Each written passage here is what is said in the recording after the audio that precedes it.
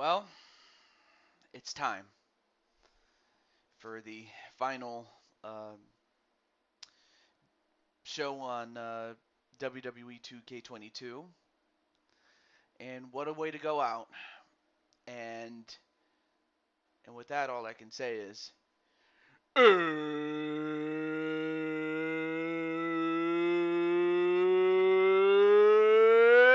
it's time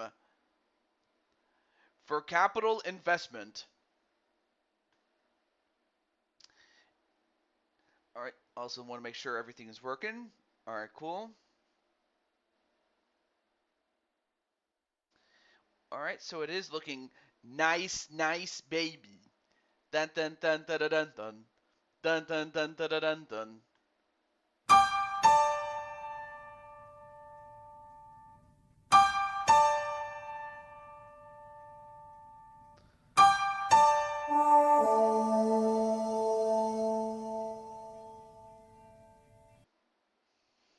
All right. Also, good to see Brandon and Joshua. It's great to see you too. And of course, we have 14 matches on the show, and there won't be any bonus matches just beyond this and the next match. But everything else is booked. So, with that said, our first match, I'll wait for a little bit for more people to come on in, but I hope everyone's doing well. Also, good to see Patty and LD. And what's with the look on your face, Joshua San and Jose? Great to see you too.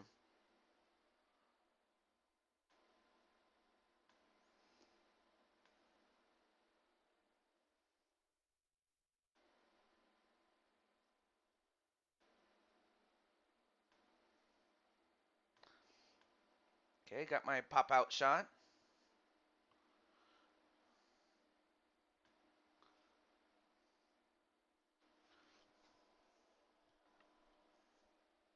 I mean, in addition to championship matches, obviously, in addition to that, we also have Mr. and Miss Money in the Bank to be crowned. There's little ones. What's up?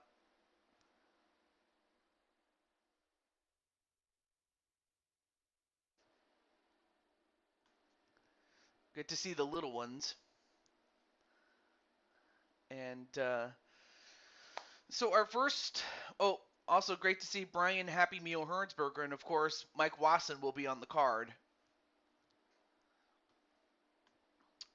on the main show, as he's going to be in that match against the two Universal Champions, Dragonheart and The Rock.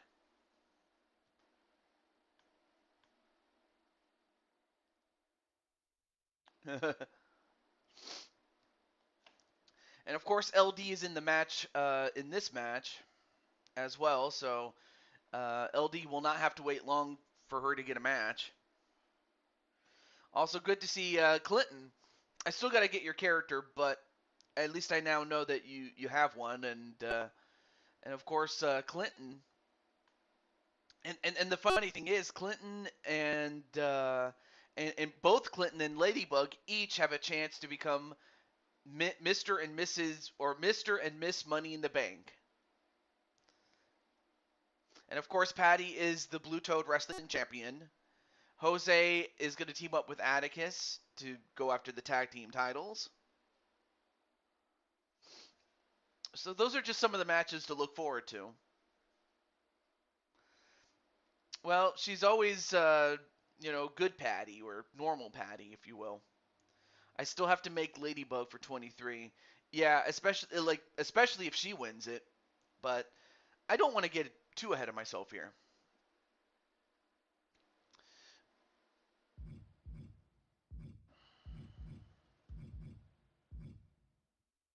And then there's Sly and Carmelita. Great to see you. And of course, Carmelita, you're already in this match, so might want to get ready.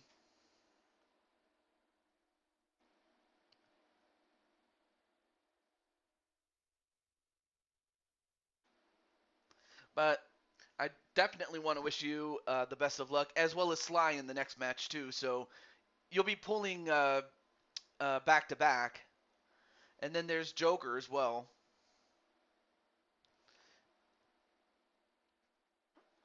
And let me just double check here really quick. And of course, the last time that we had Joker on the show, he had just recently lost the ECW championship or television championship to Jason David Frank, and also lost the rematch to him. But we'll see how he does among some of the other ones. Hey, there's Diamond Sky. And speaking of which, uh, I'm happy that you're here because I'm happy that you're here, and I'm happy that your owner is here, Diamond Sky. So Diamond Sky is the star of this Rumble in that she is the one that everyone else is going to gun for, because whoever can eliminate Diamond Sky gets to go one-on-one with Diamond Sky for the uh, United United Kingdom Championship. Of course, if Diamond Sky wins the match, well then, whoa, she's moving on up like the Jeffersons. And I'll explain more about that should that happen. Of course, the overall winner does get to move up the card, of course. But some of the other ones, like you have Lala Chan, you have Munchie, Mario Girl, Sarah Slayer, Bowsette. You even have Asuka and Bailey. And of course, and speaking of Bailey and Maurice, those are two women that entered this Rumble in the hopes to get their revenge on Diamond Sky.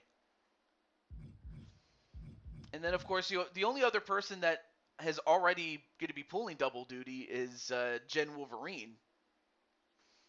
Gives Matt Jr. a bag of candy. Also, hey, what's up, Blaze? And also, thank you for having me on the show. And definitely check out Blaze Radio, and definitely check out on his own channel, LTD. You're not going to go wrong. And I wouldn't be surprised if we have several people going back and forth between this and and LTD as well. Okay, so now that I've done enough talking, I think it's time for me to invite a few people, such as Jen and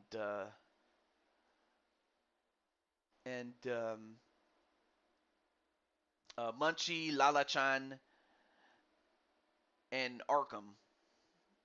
So I'm gonna do that.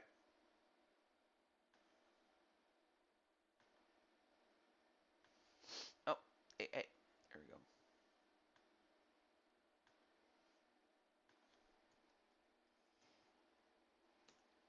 I'm only gonna reach out to a few people though.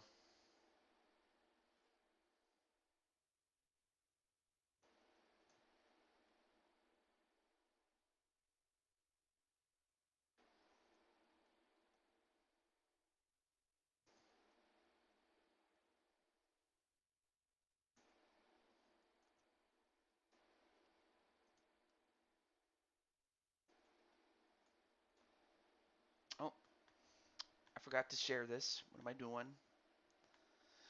right, let me catch up on the chat a little bit here. Hey, there's Crushing Kelly, and of course, Crushing Kelly, I do have you in a match. Of course, you're not in the Rumble because I found a place for you on the card. So, of course, let's not forget that Crushing Kelly is a two-time Blue Toad Wrestling Champion. Also, hey, what's up, Logan? And Logan's also going to be on the show defending his, or actually, no, he's going to go for the Intercontinental Championship. Okay, so let me just send this to Arkham and several others. And then let me get, oh yeah, Munchie. Let me get her.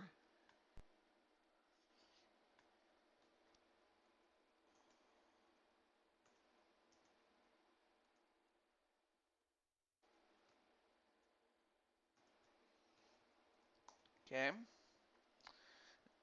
Who else am I forgetting? Oh yeah, Lala Chan.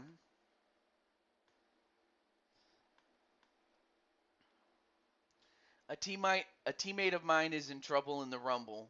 Oh, or a teammate of mine is in the Rumble. Oh, it is? Or oh, she is? And then am I booked? Yes, you are booked. You are booked. And then Shadow Knight, what's up, man? And I may as well ask Shadow Knight if he has his character or if I should make his. But it's otherwise great to see you. Yes, Bowsette is part of the DWO. And who knows, you could very well face off against Bowsette. Then again, you could face off against any of these other women.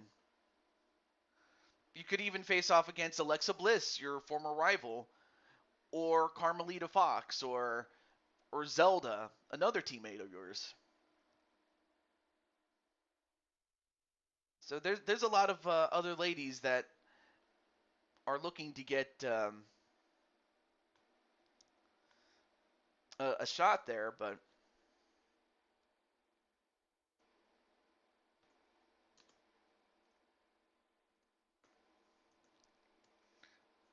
but then again, you could just as easily win this match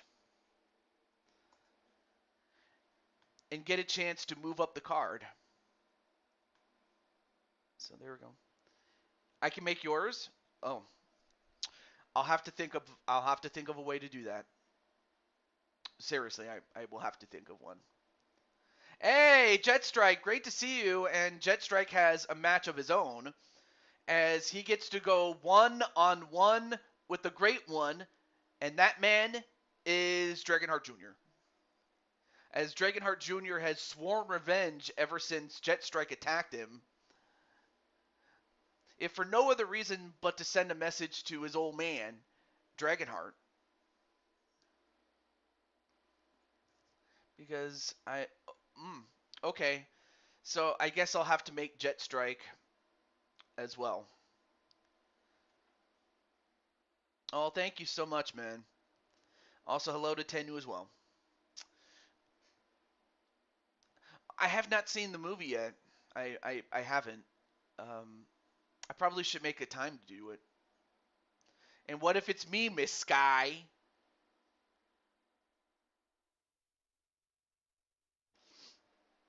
Oh, right. Another person. Who am I supposed to? Oh yeah, right. Um, Let me get Captain Danger. Or who else am I forgetting? Oh yeah, and the Ram.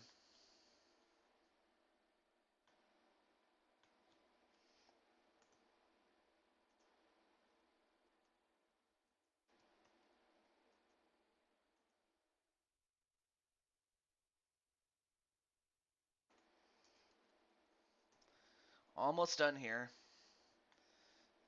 And then last but certainly not least, Mr. Captain Danger. I'm going to check to see if he's in there.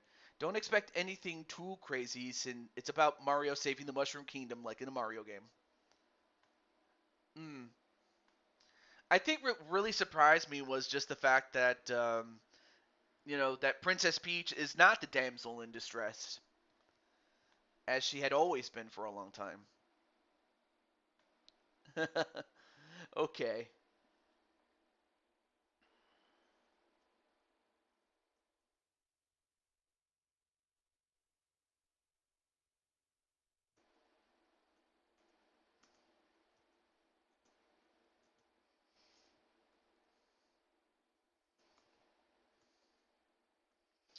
Okay.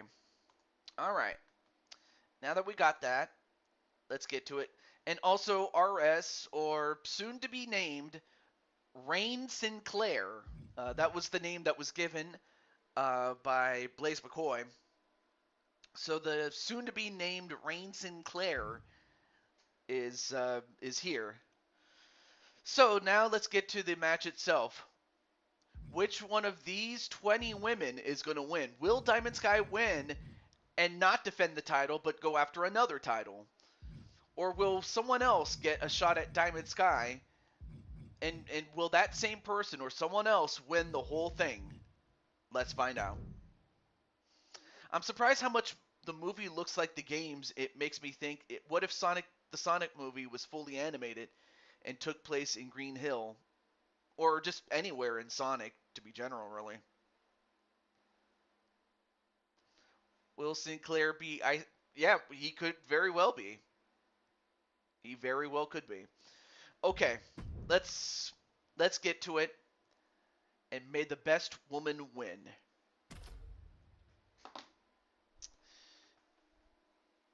I still have a little bit of ways to go to rebuild the universe mode, given the fact that in order for the not the attributes, but rather the gameplay changes to take effect, you have to start a new file, which is kind of stupid, but on the other hand, I understand why they went with that.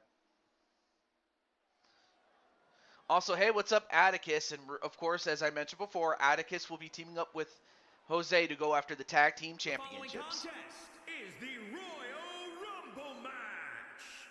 The two superstars. Patty helped train for this match. I'll make sure to give it my all and prove yourself as champion. Well, you definitely have the will to win, but it's also that toughness, strength, and, well, what can I say? This is the match where strength and toughness is king and Lady Luck is queen. But who's going to have the best of both worlds in order to win? Anyway, want the Smash Bros movie? Like, imagine if we got a Smash movie where Mario and Sonic had a full-on anime fight. Oh, that'd be cool. Although I'm not sure how Captain Danger's going to feel knowing that his woman has to start the whole shebang and has to win from the #1 position as Lady Alexia Danger starts the match.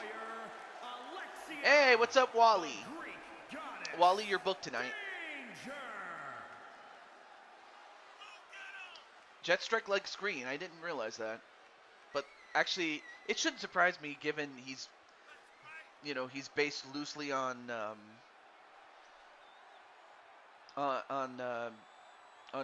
Jet the character from Sonic, but also the fact that Piccolo is green.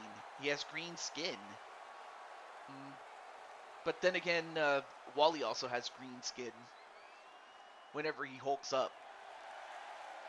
Also, hey, how's it going, Lala-chan? And Lala-chan, you are in this match, and if all things go well, you might be in another match, so definitely stay tuned. But it's great to see Lala-chan, and of course, Lala-chan, made the call to get Diamond Sky and sign her to a deal. And Diamond Sky looked really good in that match. I won't say if she won or not, if you hadn't seen it. And everybody's saying hello to Lala-chan. And then the same person that has to, another person that has to climb that same mountain is Sarah Slayer. Yes, you are in action. And as a matter of fact, you're going to be in not one but two matches. The first match will be to in your case, look to regain the Women's United States Championship. And the other is to try to get that Tag Team Championship back. So you'll be pulling double duty, but you're not in this match, though.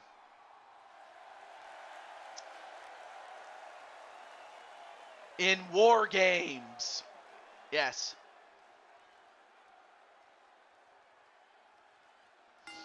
Hiya, everyone I missed.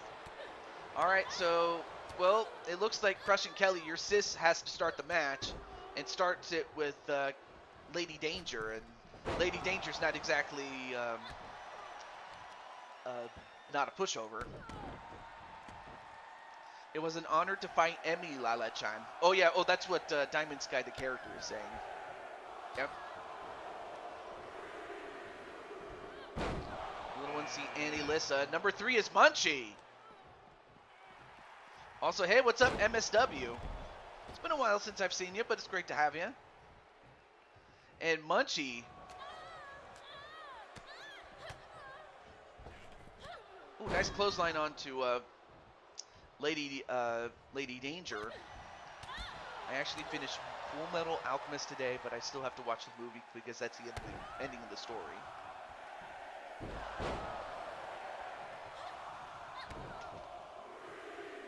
Ooh, that's something there from Lala-chan. And speaking of which, Lala-chan is up next, number 4. And let's see, she goes right after, well, it turns out that Sarah's going to go after her. And Lala-chan has won.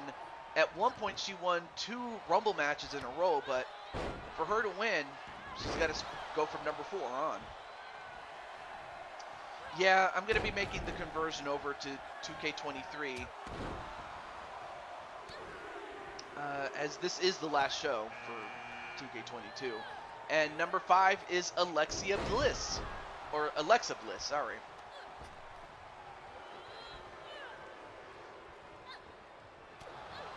Former rival and now friend of Diamond Sky.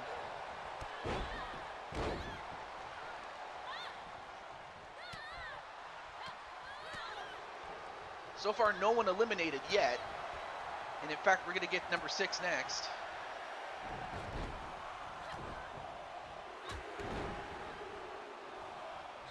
And it is Bailey, and Bailey wanted a shot at Diamond Sky, but unfortunately, a family or an emergency involving Diamond Sky kept her from having to defend the title. And Lala-chan eliminates Munchie as Munchie is the first one out. But of course, Bailey would love nothing more than to get a shot at Diamond Sky. But I have to get back helping my mom cook dinner. Well, do what you can. Do what you can, AJ. And number 7 is Jen Wolverine. Also pulling double duty, but she's in this match and the tag team title match. And in fact, she's going right after her sister, Lala-chan. But it is every woman for herself, though. Hey, what's up, Diamond Light? You're on the show, as is the fact that Bowsette's in this match. And it looked like Bailey tried to eliminate Lala-chan, but Lala-chan yeeted her over the top rope and out. And here is Thien Long Nguyen, if I'm even pronouncing her right. This is her debut, but she is making the move over to 23. I have her 2022 version here. Out goes Alexa Bliss.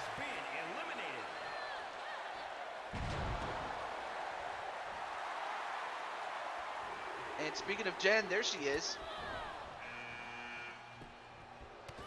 And out goes Alexia Danger. And number 9 is another person that wanted a shot at, wants another shot at Diamond Sky. Well, I mean, by the way, your guys are still the tag team champions, but yeah. I'm hoping that the transition over to 23 does wonders for you, but without question, no one will ever say you never won anything.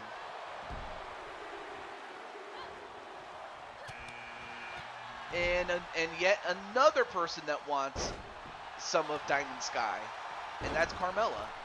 Hey, what's up, Adidra Lewis, aka Munchie?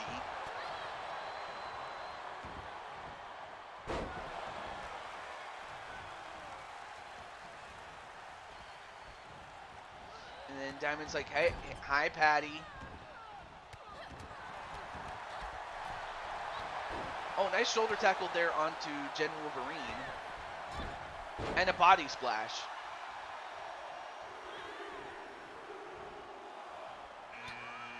And number 11, lucky number 11, is Carmelita Fox.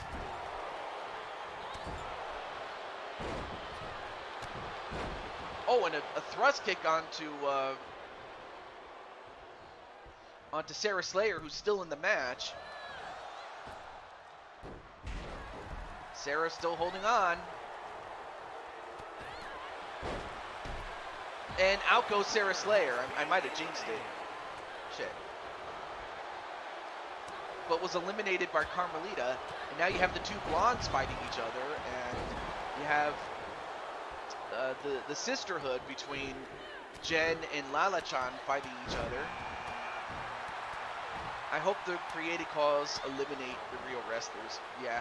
And number 20, or number 12, sorry, is Diamond Sky, and out goes Thea, and she's out. Well, now it comes down to who can eliminate Diamond Sky, if anybody can. But Thean's out.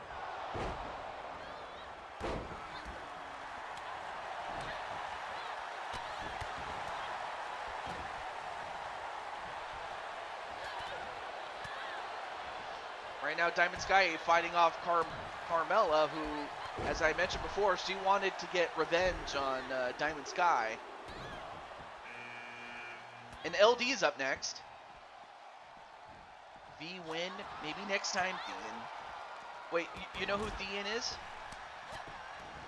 Well, anyway, there's LD. And then, oh, wait a minute, they're going after Jen. A double suplex onto Jen. Oh, but the two blondes go back at each other again. And, oh, the uppercut onto Lala Chan. The the character.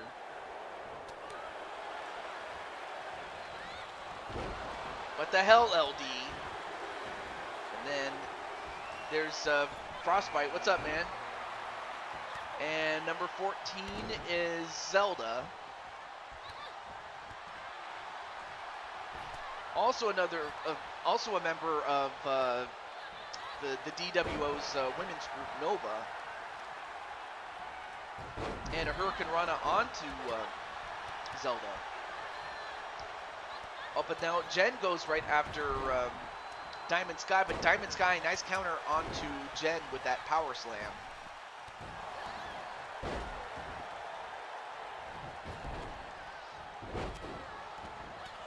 Which one is me, TJ? Well, unfortunately, you have pink hair.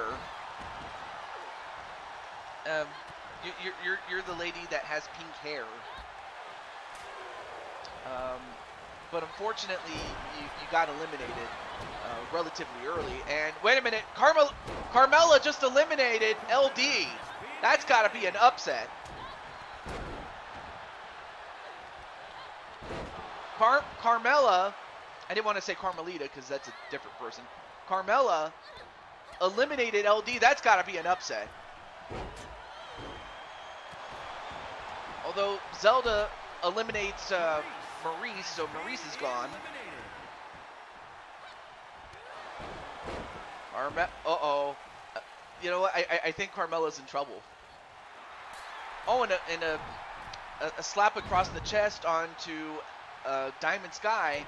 And Diamond Sky in a bit of trouble. Can she get out of this one? Well, she holds on. But Diamond Sky stays in.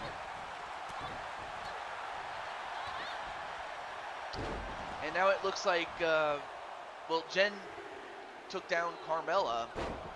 And a gorilla press slam onto Diamond Sky. And a couple of kicks to the gut. Meanwhile, number 15 is Futaba Sakura from Persona.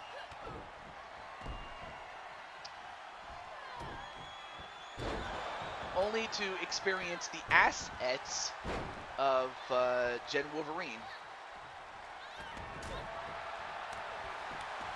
And look at this, Carmelita and Carmella are fighting each other now. And a big slam there onto Lala Chan, who's been in there for quite some time. And a clothesline onto Diamond Sky.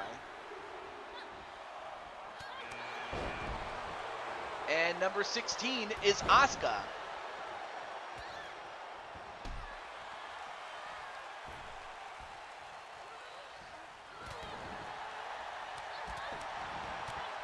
And Asuka goes right after Carmelita. And, of course, Diamond Sky now resumes her feud with Carmella.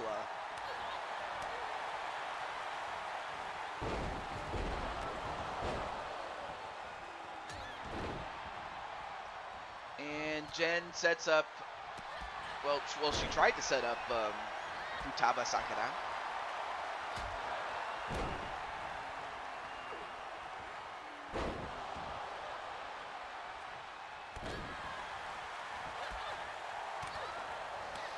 Although now Jen, on the verge of being eliminated by the United Kingdom champion, Diamond Sky.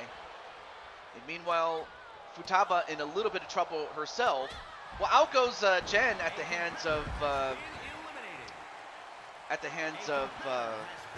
Diamond Sky. Meanwhile, Carmella eliminated Futaba. I'll watch the rest once I'm done with my birthday party tonight. My birthday is Monday. Okay. But I hope you have a fun time with the birthday or birthday party. I'm going to be going to one tomorrow, so that's why there will not be a stream tomorrow. And hence also why I decided to stream last night. Out goes Lala-chan at the hands of Zelda.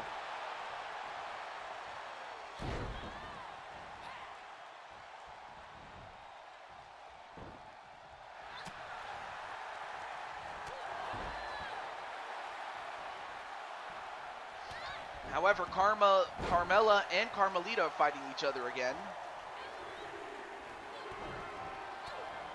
Well, it looks like the two WWE girls are going to double team her.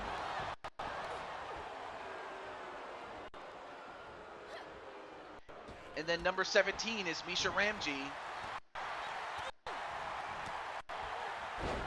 And Carmelita takes care of Carmella for the moment. And then Diamond Sky once again gets over on another former opponent in Asuka. So Asuka's gone. And Carmelita, of course, nothing personal, but wants to get a shot at the United Kingdom title. And number 18 is Diamond Light's girl, or Diamond Light's queen, so to speak, Bowsette.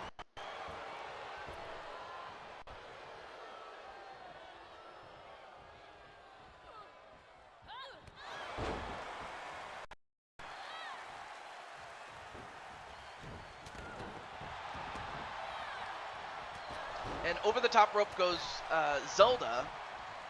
Zelda trying to hold on. And out goes Zelda. Zelda's out. And then Carmella getting held back and getting chopped onto the top of the sternum. Oh, uh-oh. Number 19, Ruby Rose. Of course, a former rival of Crushing Kelly.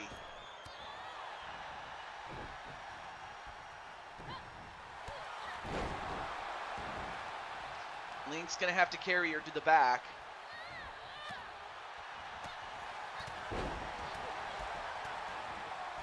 I mean, I did have Link back in the day as a wrestler. But Carmella's still in there. I'm surprised, as is the fact that Diamond Sky is still in. And number 20, the lucky number 20, is Mario Girl Melissa, an original since the 2K18 days. Ruby can take a flying leap right back to the back. Although it is Misha Ramji who eliminates Diamond Sky. Meanwhile, Ruby is the one who eliminates Carmella. And Bowsette's eliminated. Now we're down to our final four. Ruby Rose, Misha Ramji, Mario Girl Melissa, and Carmelita Fox. And the Rocks arrived at the arena. Oh, shit.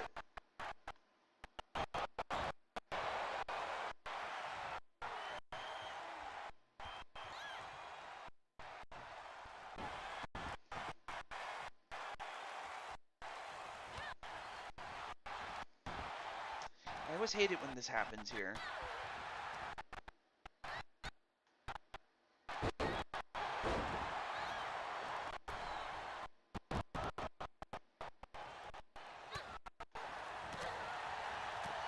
Yeah, I apologize for the...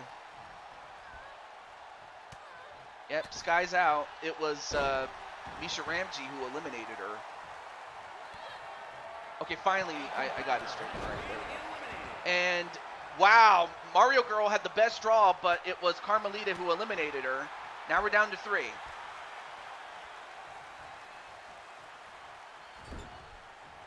And now Carmelita gonna try to eliminate Misha Ramji.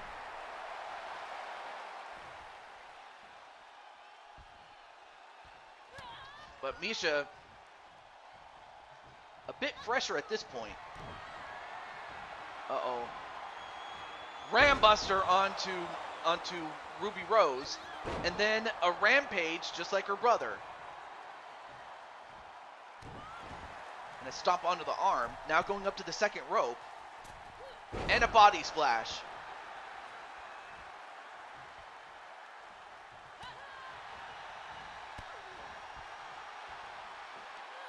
Oh, nice code breaker there. You and me. Uh-oh, LD's very upset. But Carmelita's still in there.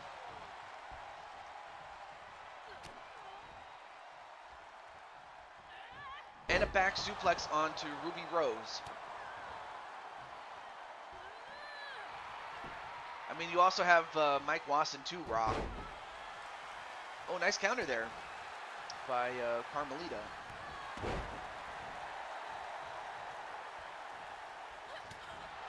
Oh, but then Ruby Rose goes over to Misha and a flatliner.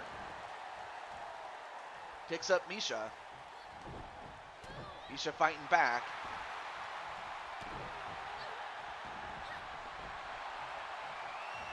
Picks her up. Oh, gives her the knee. Oh, counters onto Misha. I mean, Misha already has secured her spot on the card, as she will be the one to face off against Diamond Sky. Dragonheart is not here, Rock.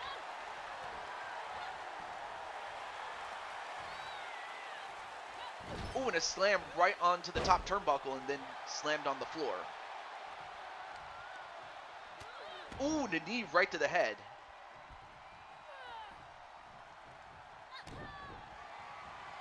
And another Rambuster onto Ruby Rose, as Ruby's now shaken. Look at her. She's having she must be having an aneurysm or something. Not that I would joke about that.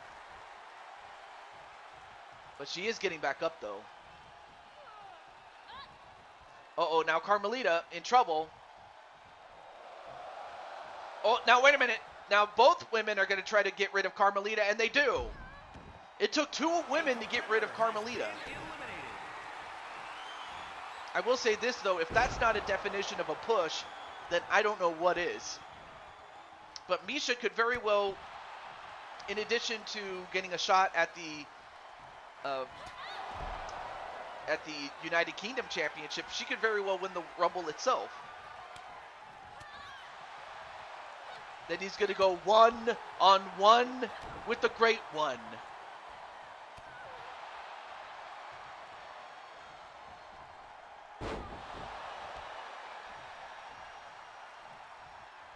Me versus you. Oh, okay. Over the top rope. And Misha not only gets a shot at the title for Diamond Sky's title, but she wins the Rumble outright. Yeah, definitely. Carmelita did so well in that match, in this match, but in the end, it was Misha Ramji. So we will see her tonight, and she could very well move up the card post capital investment going into 2K23. Calm down, LD. You're scaring the kids, even though it says scarring the kids. Anyway. Well, anyway, congratulations to Misha Ramji. as she'll be the one to face off against Diamond Sky.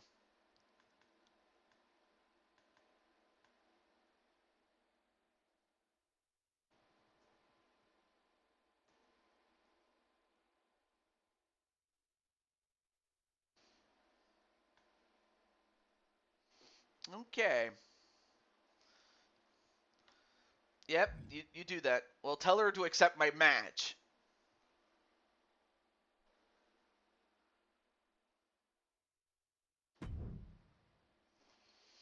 I will say that it worked out for the most part. I mean, there were some things I didn't like, but for the most part, I enjoyed it.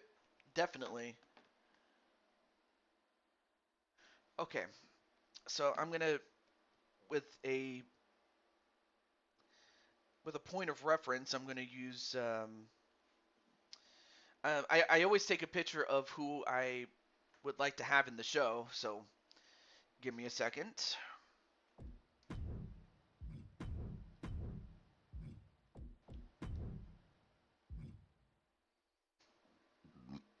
And one of them is Sly Cooper. Random.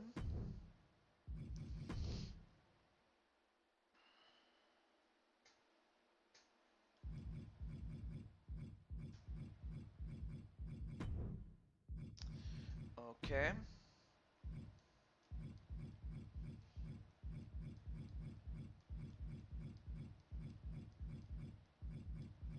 So these are the contestants, in addition to Sly Cooper himself, that are going to be in this match.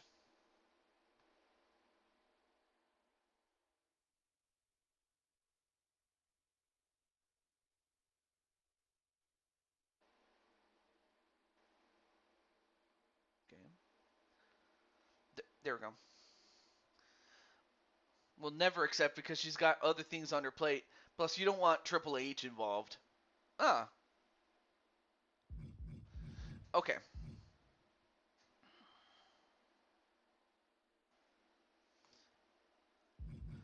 I know she's. It's basically she just talks all the time, and but at some point we will get that happening. It'll happen sooner than one thinks.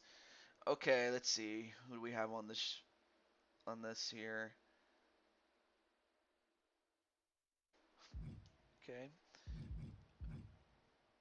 Oh, that's right. RS Warrior's in a match of his own. Okay. And then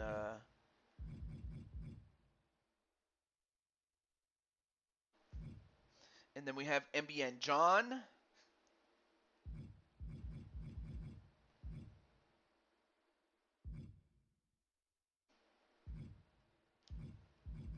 Diamond Light, James Gamer, Drum Monkey, Feck, Montman 2010, Zach Walker, and then you have your boy Toad, and then Blaze McCoy himself. I know that he's doing his own show, but he's gonna be in it. Uh, Ass Asriel Black, good fight indeed. Jay says hello to everyone in the locker room, knowing that everyone knows that he has changed. Oh, okay. So Asriel Black. Who am I forgetting?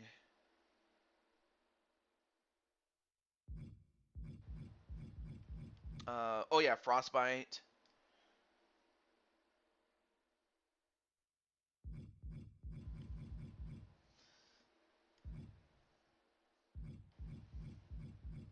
And then Jamar's on this one, bowing to Jay.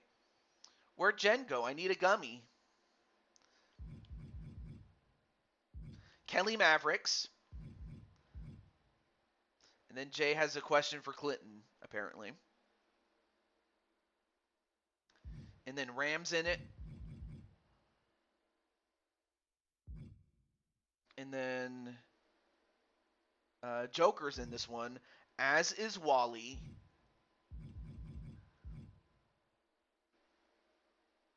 But also, who else do we have here?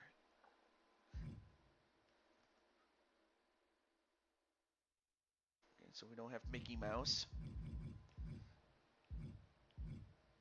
Oh yeah, Undertaker 98. We have him. Oh no, wait, we do have Mickey Mouse. What am I doing? Shit. We also have John Cena,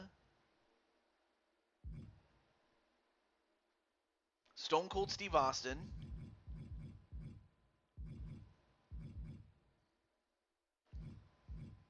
Hey, welcome back, Joker. You're going to be in this match upcoming.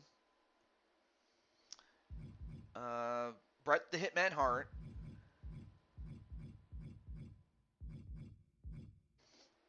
And then Latino Heat, Eddie Guerrero. And then the Messiah, Seth Rollins. And then I know I'm missing somebody. Oh, Cody Rhodes.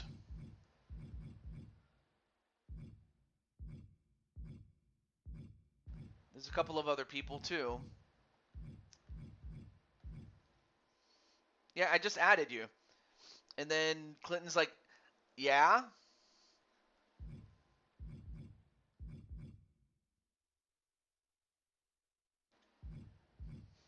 Oh, there he is, Dominic Mysterio.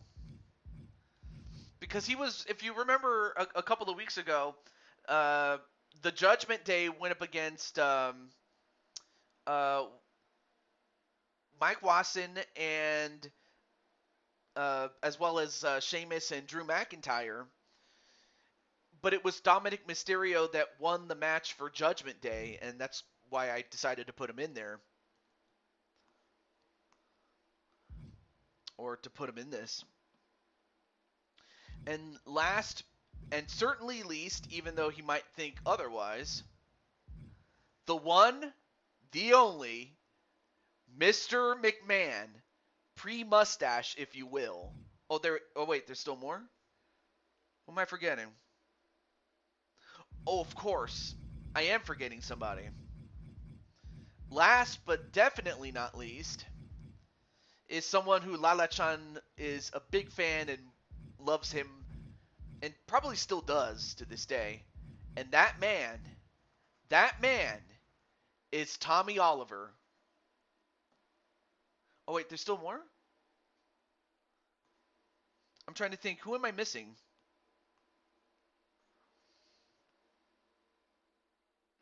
I'm missing somebody, but who is it though? Oh, wait. I am missing somebody. How stupid of me. Wait, where is he?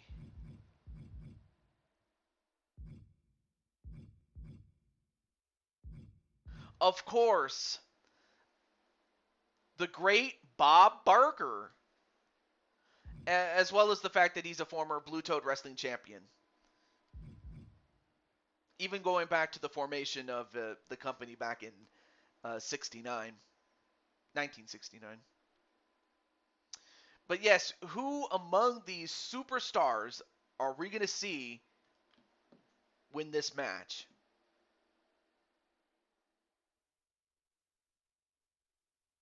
And wait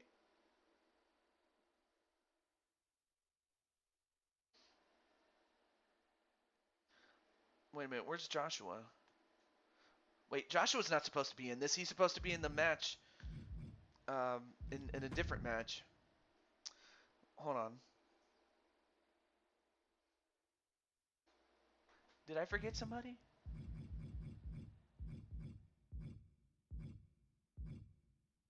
Oh, Blade Charge. It was Blade Charge. Never mind.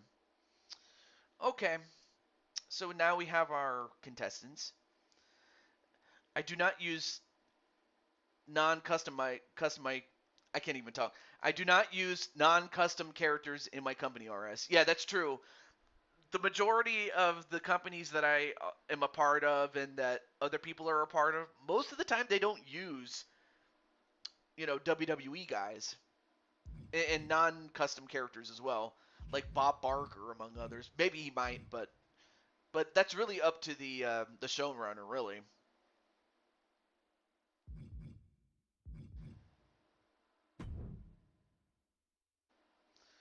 Okay. Oh yeah, let me check the rules really quick.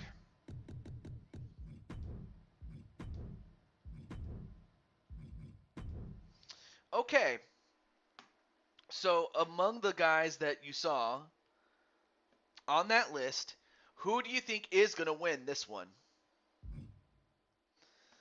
Let me see. Who do I want to invite?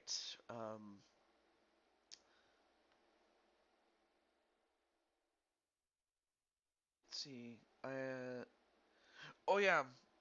Let me just invite one guy, and that's Triple Beat. You know, because his guy Kelly Mavericks is in this, but other than that, so I'm just gonna share with him, and then we'll get started. Okay, where's Triple Beat? Oh, there he is.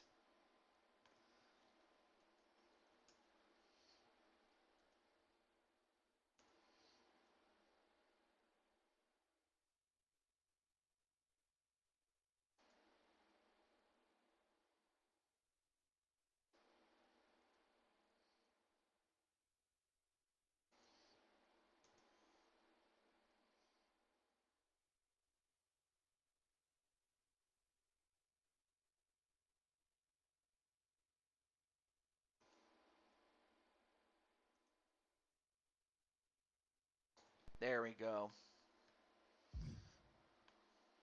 So let's see. Let me catch up here. We get enough WWE in real life. This is Digital Wrestling Syndicate. It's not about us about us, not the WWE or IRL companies. Never mind, Clinton. Indeed. But like I said, not everybody does it. I know some people do, but not everybody does. But with that said, good luck, and may the games begin. Now, unfortunately, we don't have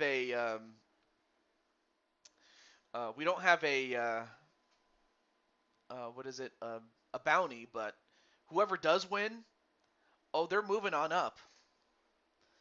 And then Carmelita's like, good luck, Ringtail.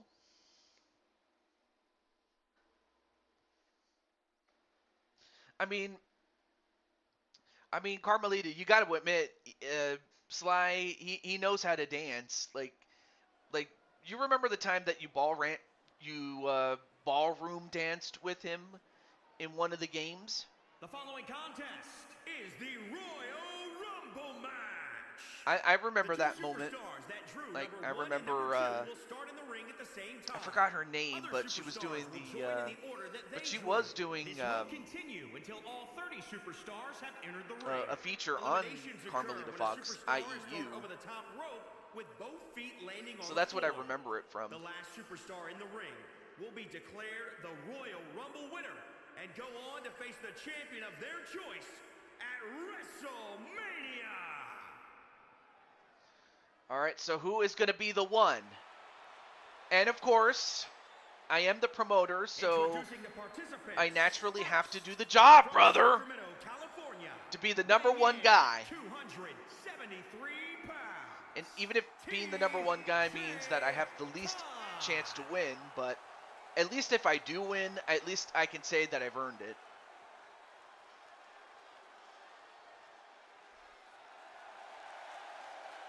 The one is Billy Gunn. Well, hey. Well, I mean, if the one is Billy Gunn, then you can imagine that I can kick some butt, if you know what I mean, or kick some ass. But I'm not Mr. Ass.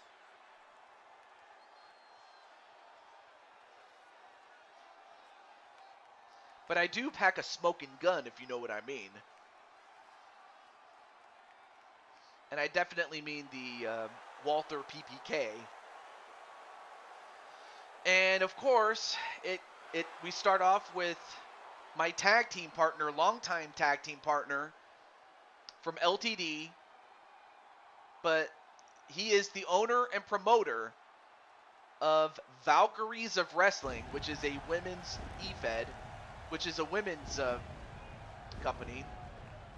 Even though it does feature men, but most of the time the men are the managers. and the women are the stars in Blade Charger's show. From Pittsburgh, Pennsylvania, weighing in I at mean, of course, this is the same show in which, you know, Speranza Danzi began to become a star. So it's only fitting that the ex-tag team champions face off each other. The Rocket Toad explodes.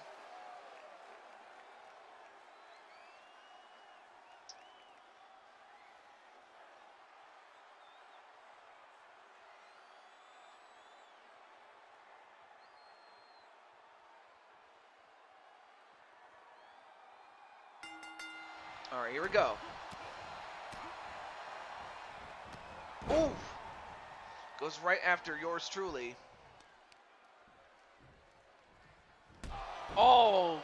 Knee right in the face. Went for the leg drop, though.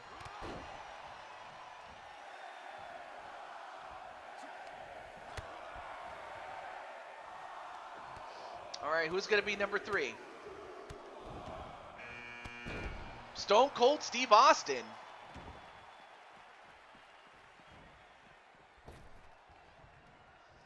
So it's only fitting that he is 3 because he is Mr. 316.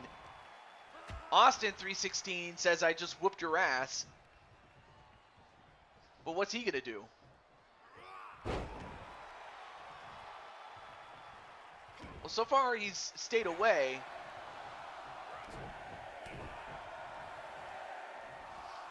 But who's going to be number 4, though? John Cena. And his name is John Cena. Dun, dun, dun, dun. Okay, now it looks like it's going to be me and John Cena fighting each other. Oh, never mind. Now John Cena goes after Blade Charge.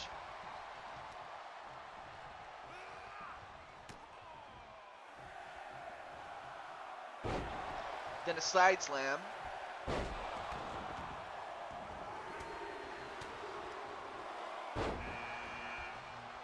And then you have John Cena, and then you have Big Match John. MBN John. A former United States champion. In fact, he's basically won everything except the world title, has MBN John. Longtime friend of mine. Ooh, big punch onto Stone Cold Steve Austin in another one. And then I get clotheslined by John Cena. Number 6 is Blaze McCoy. Oh, and John Cena just dropped Austin. And of course, Blaze McCoy goes right after me, even though we had a nice conversation with one another.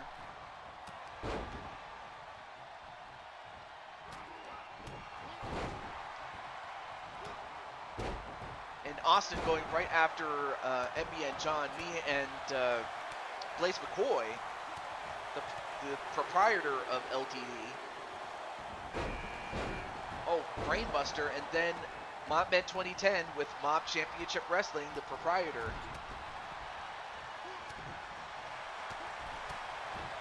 I forgot to mention that MBN John is also the proprietor of Velocity, and out I go. So I ended up doing the job, brother. I did the job, brother. But then again, it works for me, brother. And why do I keep saying brother? Brother. Anyway, I had to do it. Anyway, so I'm the first one out. And number 8 is another proprietor of Anarchy Pro Wrestling, and that's Azrael Black. In fact, he is the only member of Chaos Elite that's in this match. Oh, and MBN John almost got eliminated, but instead it's John Cena who gets eliminated by Azrael Black. And I think Jay's asking LD if she has any advice on how to beat Roman Reigns. Number 9 is Feck. I haven't heard from Feck in a bit.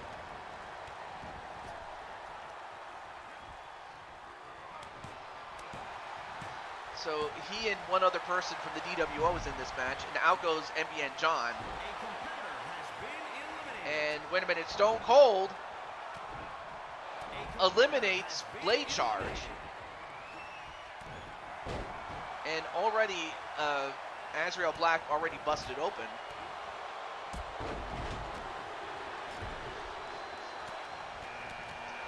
And number 10 is Brooklyn Joker. Oh, big choke slam onto Blade Charge, or Blaze McCoy, excuse me. Oh, and they rammed their, and Austin rammed their heads together. And nope, ended up on a hot shot. And Joker goes after Mobman. Then again, they're no strangers to fighting each other, despite being teammates and being Four Kings championship teammates. Number 11 is the Monday Night Messiah, and this is for the last time, if only because the next game doesn't have him. So get a good look at him, because you'll never see him again.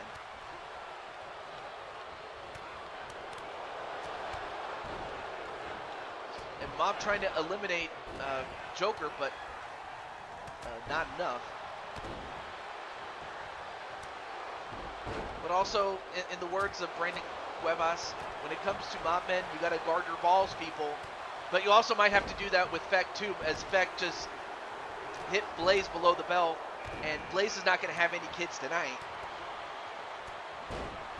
And number 12 is Bob Barker.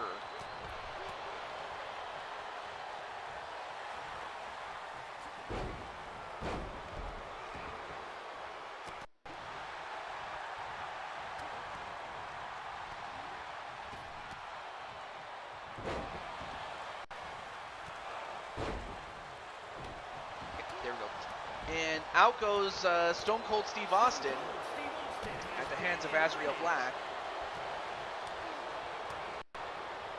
And Feck thrown over the top rope, but oh, Azrael made a mistake, but out goes Joker at the hands of Blaze McCoy.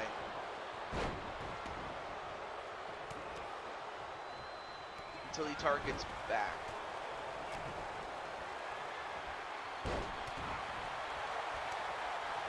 But right now, it's Bob who's going after Blaze McCoy.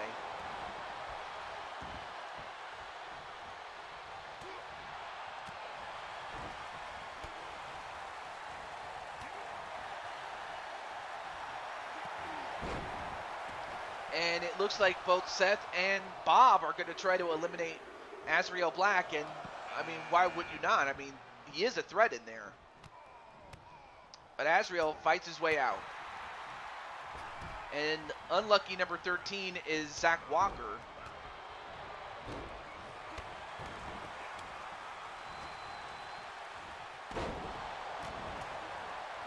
That's good advice.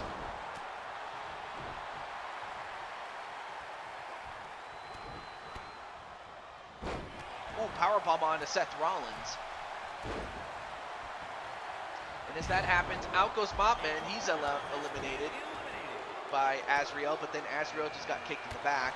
Number 14 is Cody Rhodes, and oh, Blaze almost got eliminated. And Feck, is he going to hold on? He does.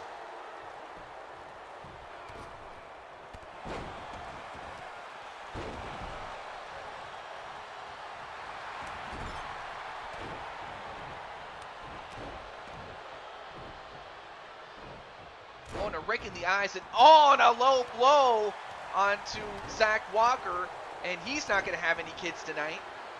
If anything, I'm watching other videos and whatnot. Okay, Joshua, could I at least let you know when your match is? Because, you know, you still got time. No worries. A taser and skewers. And number 15 is James Gamer. Oh, but Feck, I don't know how many lives this guy has, but he's got a lot.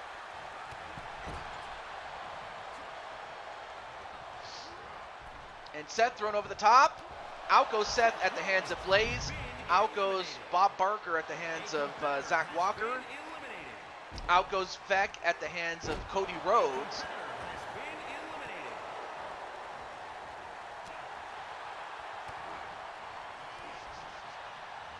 And James Gamer, I mean, despite the size difference between him and Azrael, he ain't scared.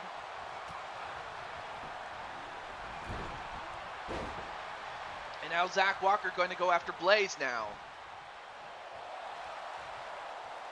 And Azrael going to go after Cody. And it looks like James Gamer is going to help Azrael eliminate Cody, and Cody's gone.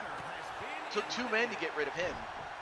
That's how you keep Cody strong, is have 2 people beat him up. But that he still keeps fighting back. Number 16 is Diamond Light. Well, at least Diamond doesn't have to start near the beginning, but more closer to the middle.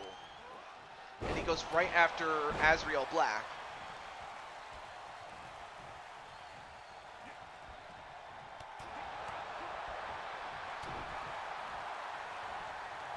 And, oh, nice gourd buster there onto Azrael Black.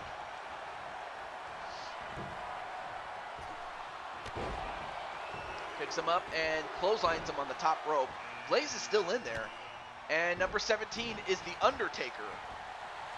But not just any Undertaker, a prime Undertaker. Or at least his prime in the 90s.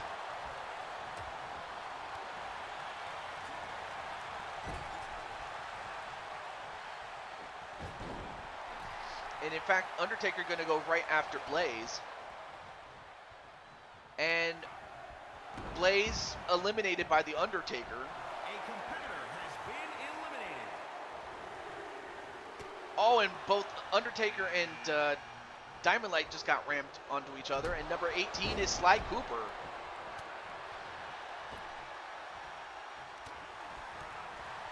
And Sly Cooper gets met by Diamond Light.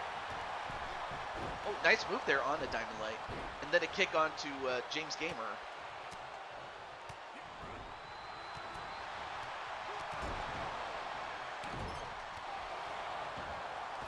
Oh, and a couple of elbow shots onto the Undertaker's face.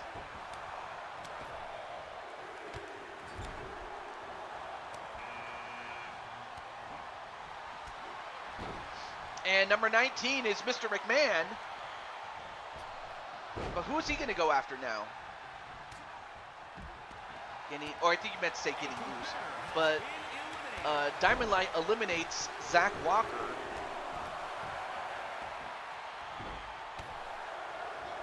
And it looks like Mr. McMahon's going after the smallest man, and that's James Gamer.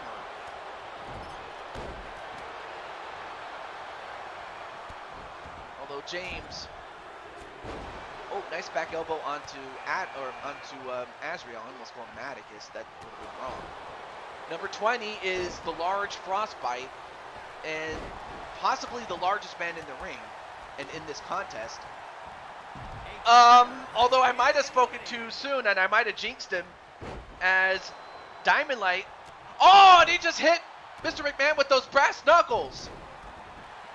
But he also eliminated Frostbite, and Frostbite, he pulled a Santino Marella. Wow. Although McMahon getting his revenge on Diamond Sky, or Diamond Light, as Diamond Light was the one who hit him with those brass knuckles, but that's incredible. The fact that he eliminated Frostbite, and Frostbite was in there for like, what, 5 seconds? Anyway, well, there's Mickey Mouse. It's me, Mickey Mouse! Hey, get off me! And of course, Azrael wants to put the mouse out of his misery.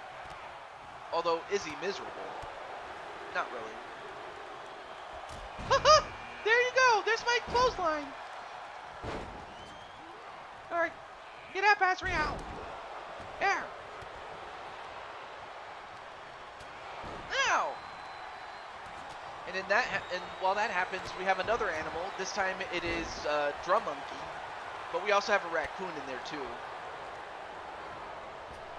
Although thrown over the top, and out goes both the Raccoon and the Mouse. Out goes Sly Cooper and Mickey Mouse, as Undertaker eliminates Sly Cooper and Azrael eliminates Mickey Mouse. But then Azrael gets eliminated himself, this time by Diamond Light. But Azrael was in there for quite a while, so he might have just ran out of gas. Undertaker thrown over the top. But can he get him out? That's the thing. Hopefully we'll get a word from Sly Cooper, though, in just a few moments, as he was eliminated by Undertaker. I mean, really, no shame in getting eliminated by The Undertaker. Number 23 is Latino Heat, Eddie Guerrero. Mr. Lie, Cheat, and Steal himself. And out goes McMahon, thanks to Diamond Light. Mr. McMahon has been eliminated. Uh-oh, James Gamer. Well, Tombstone Piledriver onto Eddie, and then the Diamond Dominator onto James Gamer.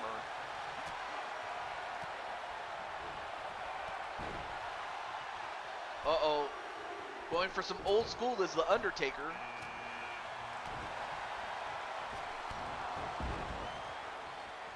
And another Diamond Dominator, this time to Drum Monkey. And then here is Ram. Oh, wait a minute. Oh, he's going to go for a trifecta, and then one for The Undertaker as well.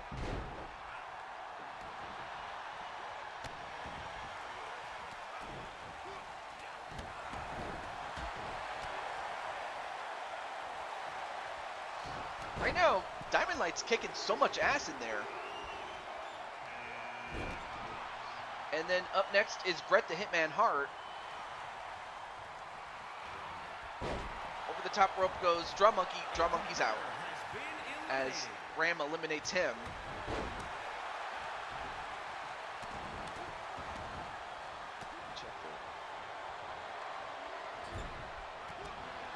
Okay, cool.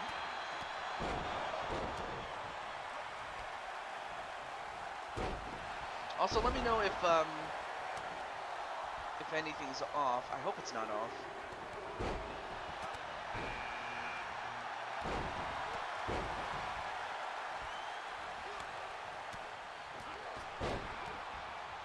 Anyway, up next is Jamar. Let me know if the video quality is not where it should be. Let me know. I hope it's good.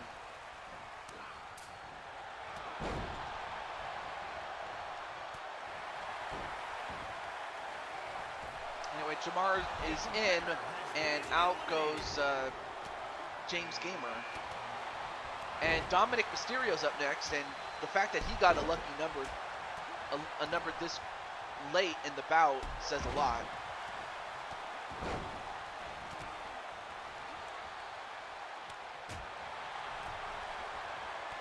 And then, uh-oh, Undertaker. Oh, he's got Jamar, and he choke slams him out. Undertaker killing him.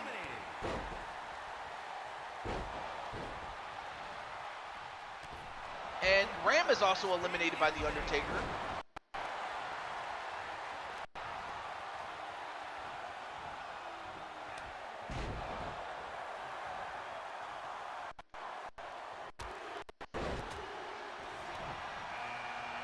And number 28 is Tommy Oliver, Lala Chan's man. But yeah, Undertaker and Diamond Light have dominated this Rumble thus far. And then wow, Dominic just got eliminated relatively quick by The Undertaker. Out goes Bret Hart at the hands of the White Ranger.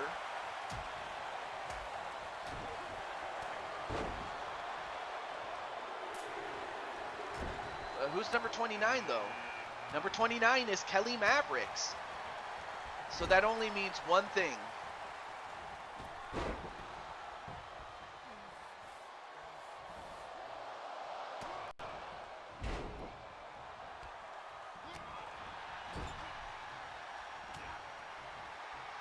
And Undertaker, wow, just slammed Kelly Mavericks by his throat. Yeah, it's Wally got the lucky number 30. But can he stop Undertaker? Can he stop Diamond Light? Especially being that those two have dominated the Rumble. All right, so now we have our final 6. Eddie Guerrero, JDF, Jason David Frank, Kelly Mavericks, Undertaker, Wally, or Diamond Light. Who's going to win among these 6? Oh, big kick onto Diamond Light. Kelly Mavericks in a bit of trouble already but at the hands of the Undertaker. And out goes Kelly Mavericks. Kelly Mavericks just ran into the Undertaker, and Undertaker just took him out.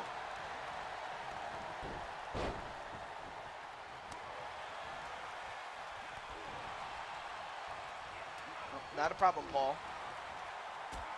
And a pile driver onto JDF.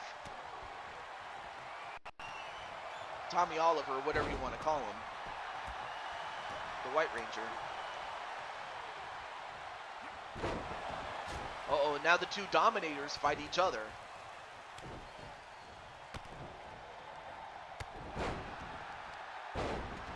I mean, really, any one of these 5 men could use a win. And a Tiger Suplex, I don't think I've ever seen him use that move before.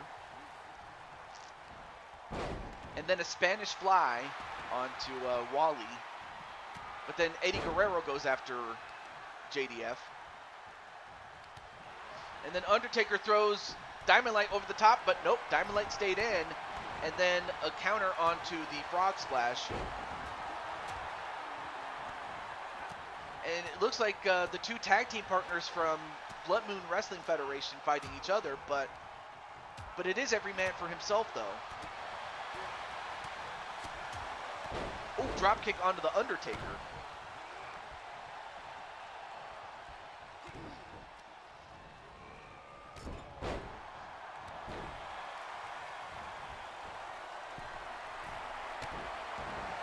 And now White Ranger trying to eliminate Diamond Light, and Diamond Light, can he stay in? No, he cannot. He has finally been eliminated, but give Diamond Light credit.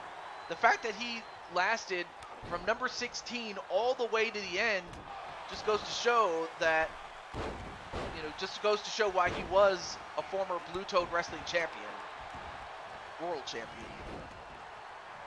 But Wally's also a former champion himself.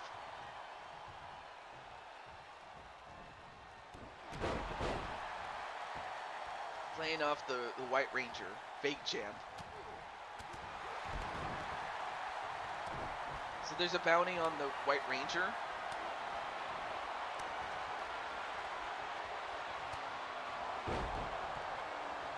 And Wally just speared him.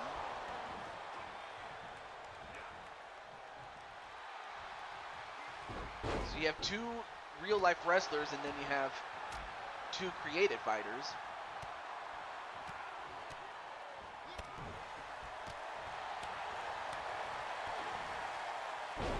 Oh, and a dropkick onto Wally.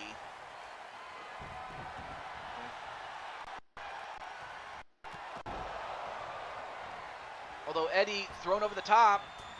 Oh, and a knee right onto Wally.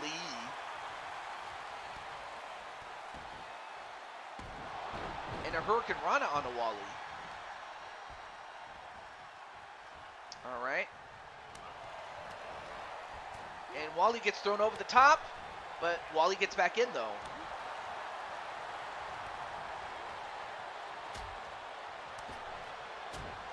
But every time Wally gets thrown over the top, he gets back in relatively quick. Well, Undertaker has also dominated, like I said, he dominated upon entry in this match. And a tombstone pile driver onto Eddie Guerrero. But then White Ranger fighting off. And a clothesline onto the White Ranger.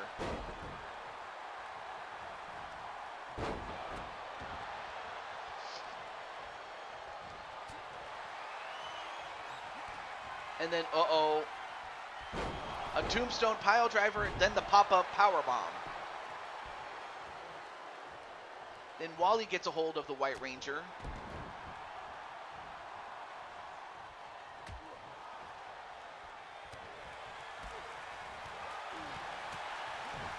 Oh, come on. Welcome back, Jen. And the frog splash onto the Undertaker.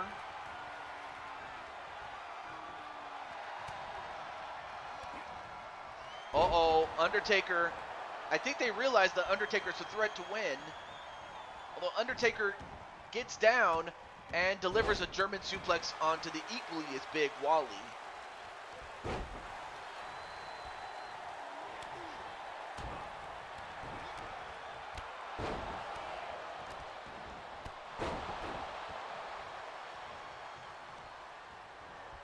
And over the top rope goes Wally, but then White Ranger eliminated him, even though it was Undertaker who threw him over.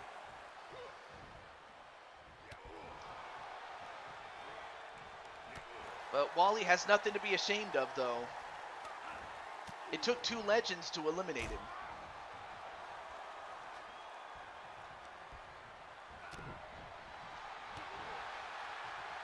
And then I think White Ranger says, "Bye, Hulk." Oh, nice Hurricane Rana onto the White Ranger, though.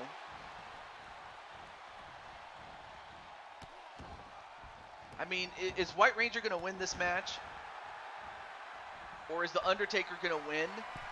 Or will Eddie Guerrero lie, cheat, and steal to win? Oh, goes after Undertaker. That might have not been a smart idea, though. But here I want him gone.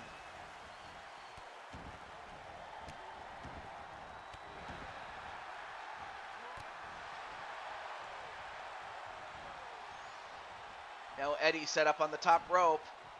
Uh-oh, Eddie. And both White Ranger and Undertaker are going to double team him to eliminate him, and they do. So now it's come down to black and white.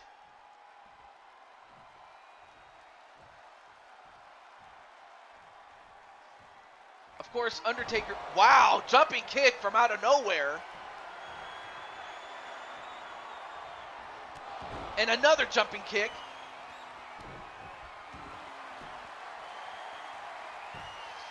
And now White Ranger can do what he has to do to weaken the Undertaker just enough so that he can throw him out. And then Brian LG's like, "Go, White Ranger."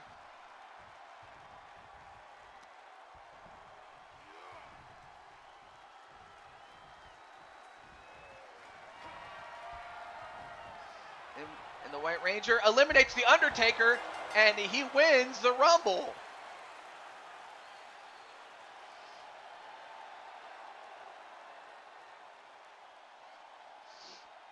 But congratulations to the ECW television champion.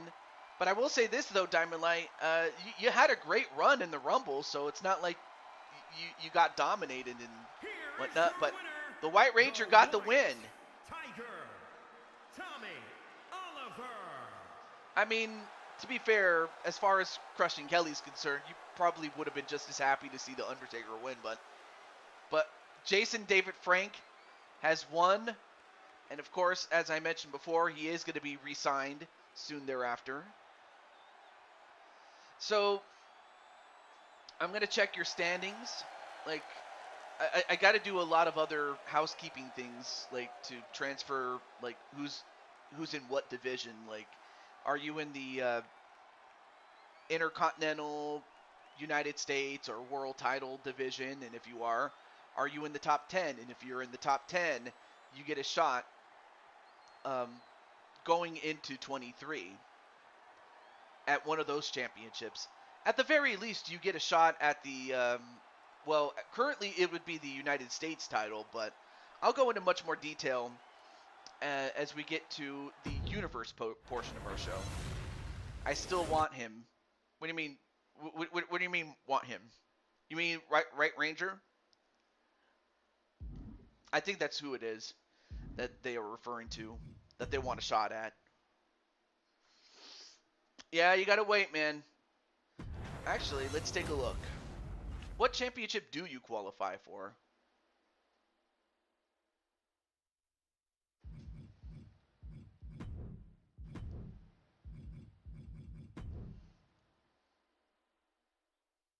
Let's see, where's the White Ranger?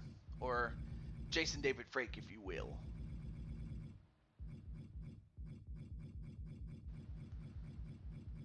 No?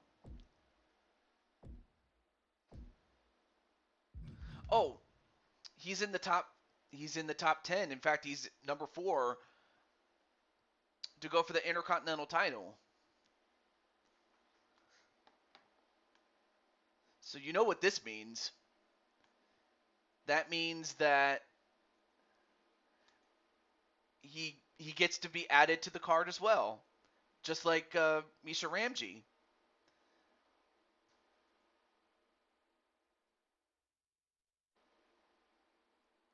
So we haven't seen the last of Tommy Oliver as it turns out. Okay, so now this is the portion of the show where I'm gonna have to edit if need be. I still want him though.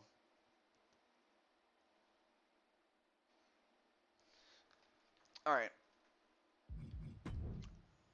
So this is where I'm gonna have to edit. So this is a good time to go get snacks and drinks. Maybe even check in with LTD. In fact, I'm gonna see what's going on LTD right now. In fact, let me take a quick peek at what's going on LTD.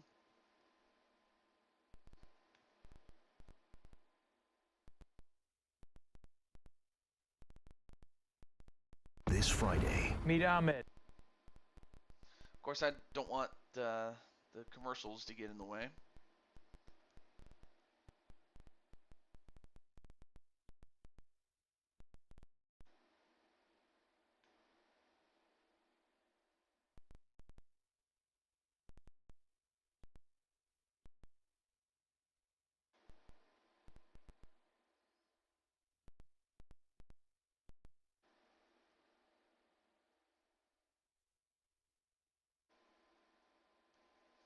Ooh, cool. I'm not gonna say what's on the show. I don't want to spoil anything. Okay. Just wanted to see what was going on.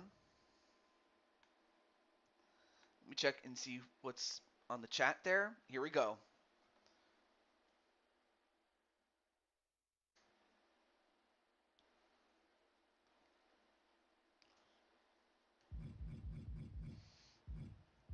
So what I had was a normal match for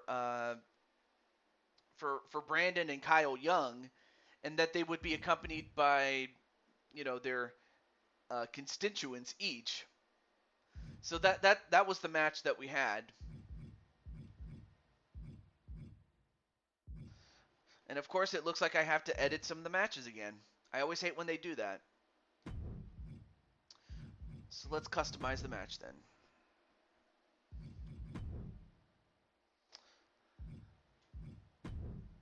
It's a Crazy 8 match. And that's what these matches are, Crazy 8. Okay, so, alright, so Joshua's in this. JT Price is in it. Okay, but everyone else is not.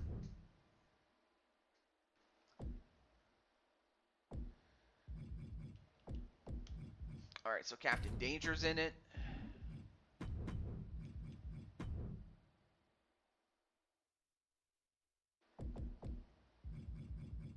Darius Holmes.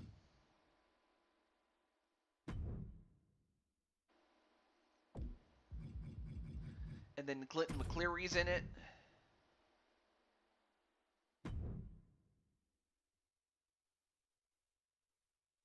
And then, oh yeah, Elock Oxford.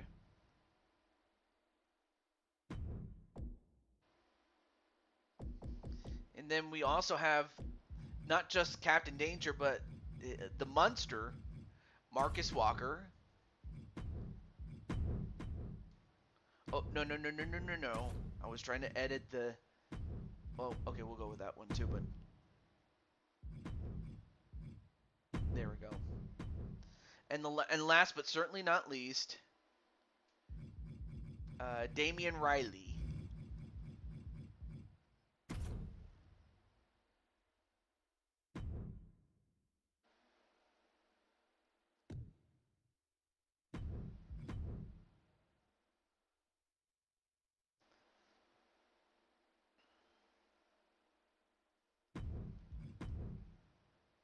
Yep. Let me take a look and see. Anyway, still here, mostly listening in.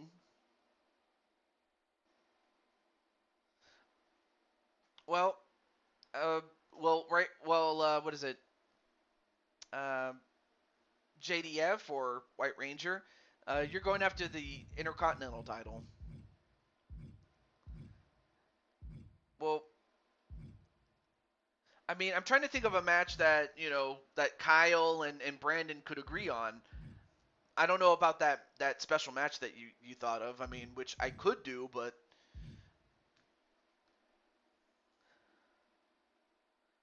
no, it's not Ciampa versus Brandon. The game made that. I didn't.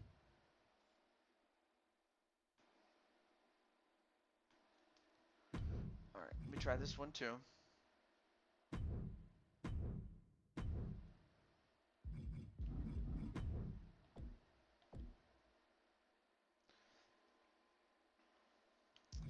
All right, so we have On Takamaki.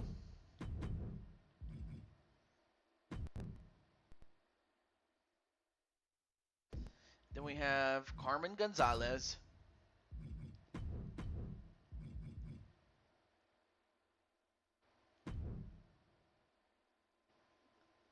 And then we have Tracer.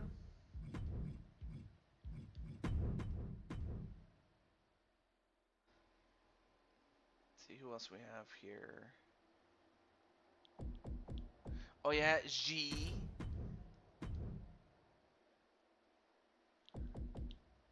And then Widowmaker.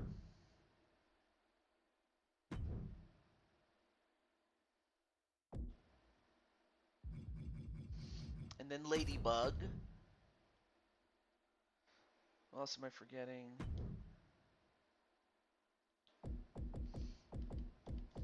Oh yeah, Midi. Midi the Imp. And last but certainly not least, TJ's Boo. Speranza Danzi.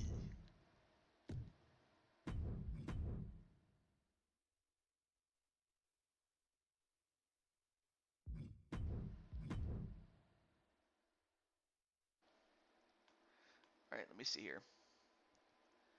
What match am I supposed to be in? Oh, you're going to be in a four-way match, a four-person match between yourself, Nero Helms, Lissa, and the champion, the United States champion, Jen Corso, and it will be for the United States title. And in fact, that's the opening match. I'm just going from back to front in this case.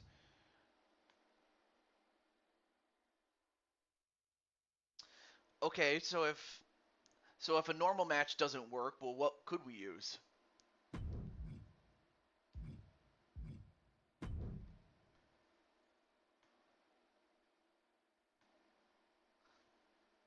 Ah, okay, cool.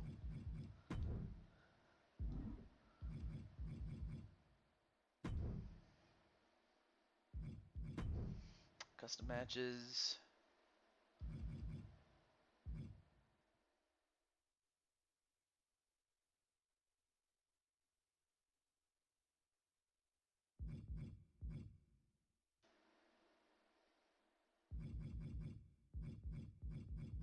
Hmm.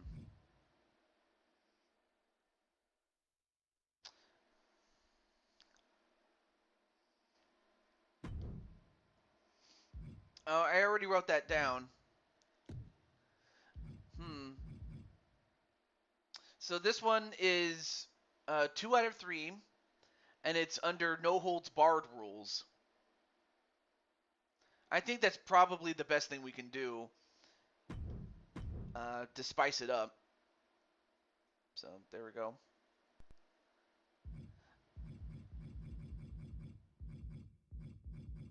It goes up here. There we go. And then Brandon's fine with that. All right, cool.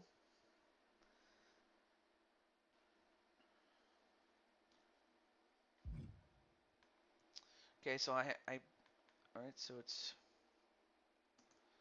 I'm just changing the match type. And of course, match types are subject to change, but we'll go from there. Well, no, Brandon's the champ. It's the fact that Kyle's trying to win it. Anyway, and then this match is perfectly fine. I just need to put the title on the line.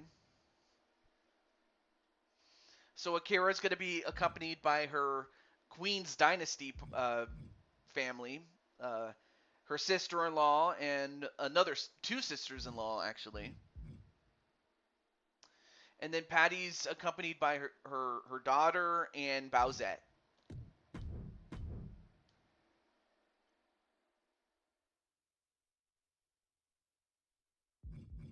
And it is for both the Intercontinental and World title. Of course, the World title's the more prestigious of the two.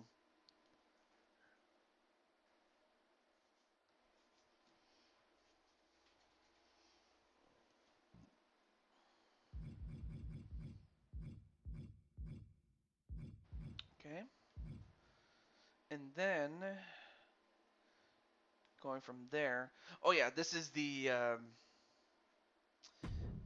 special 3-person match, and it's a table for 3 match. And this will feature the Universal Champion Dragonheart, as well as The Rock and Mike Wasson. So basically, it's a battle of champion versus champion versus champion. It's just which one of these 3 men, which one of these, which champion will be the champion of the 2 of them. I guess that's probably the better way to go. Let me see here. Okay. Oh yeah. Now this one has no titles involved. In fact, it is one of 2 grudge matches. And this is going to be a last man standing inside of a cell match. And it is between Dragonheart Jr. and Jetstrike. I'll go into more specific as to Jetstrike himself. But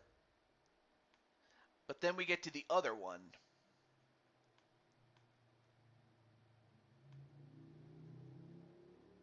Oh, there we go.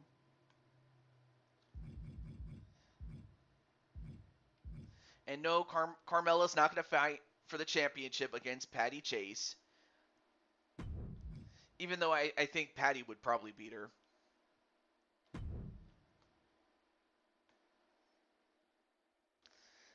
This one is the KO cell match. It's exactly what you think of it is, but it also has the 2 out of 3 falls modifier. But otherwise, that's what it is. You can only win by knockout in that match.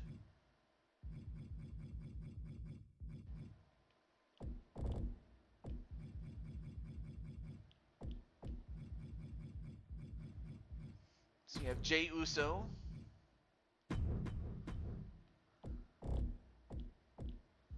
and Roman Reigns. A very personal feud, and it's coming to a head tonight. It's little Penelope.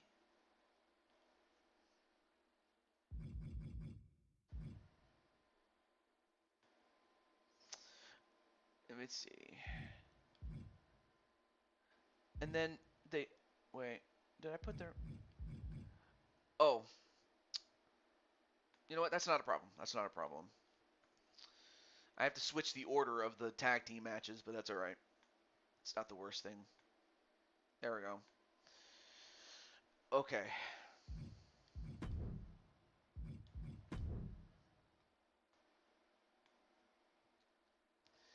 So you have a tag team match.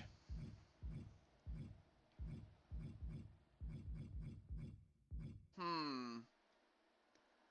I wonder. I know that You know what?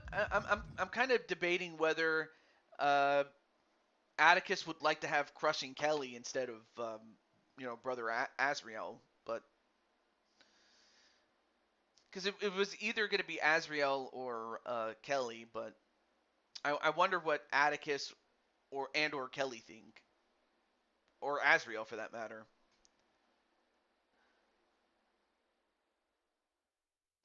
on who to accompany for this match.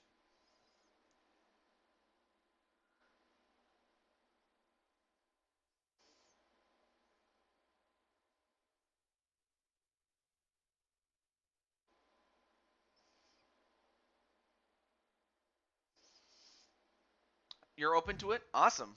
All right. Oh, no. We'll go with that one. Oh, I have to pick Jose to do it. There we go. If Kelly yeah, all right.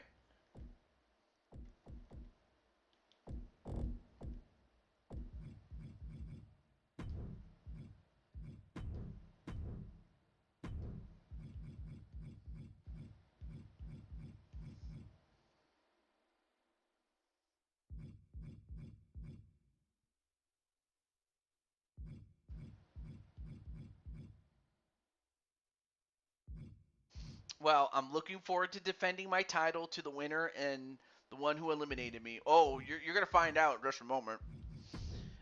Actually, no, not Najee. I'm talking to. I'll put Diamond Sky to, just to keep it even. But otherwise,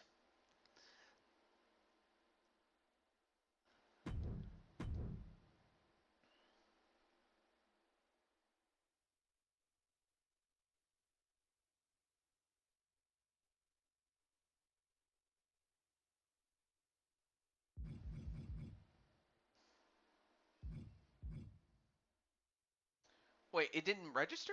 What the hell? I always hate when that happens. Like, okay.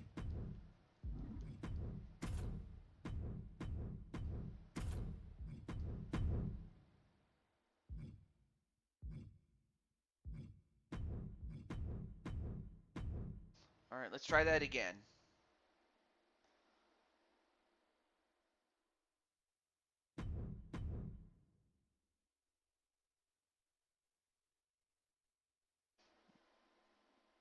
He did me a favor, now I gotta pay him that favor. Okay, yes, Tribal Chief. Okay, that worked better. All right, there we go. All right, and then the next one is the women's tag team titles. Let me do that.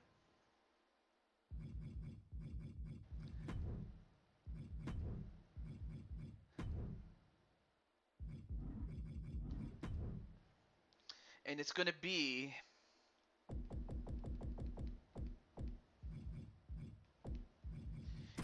Lissa and Jen against the now champions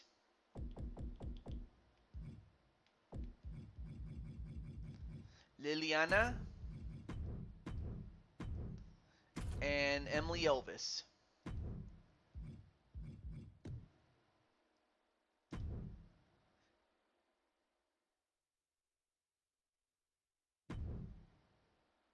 There we go. All right, now is Diamond Sky's match. It's now time for Diamond Sky.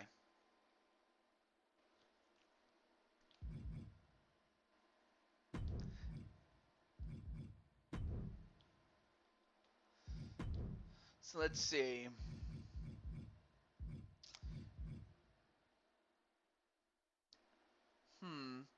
Well, given I don't have enough actually, let's make this a normal match. Let's do that. If only because I didn't plan ahead on what match type to put. So let's put it as a normal match. So let's do that.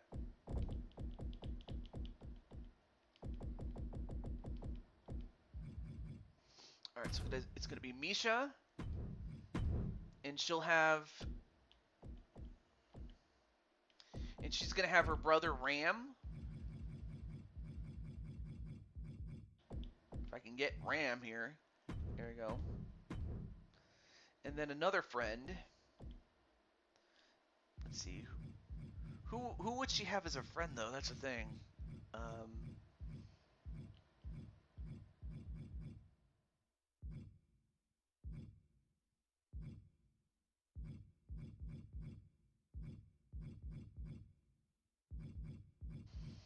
Let's see. She probably would have a friend, and let's see.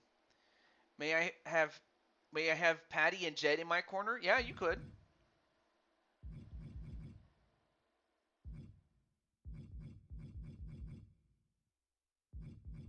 Oh yeah, Kasumi, because they were teammates not that long ago. All right, Diamond Sky. Let's see. We already had attire 1. Let's get attire 2, and let's get Patty Cakes and Jet Strike. Good fight. Oh, you mean the last one? Yeah.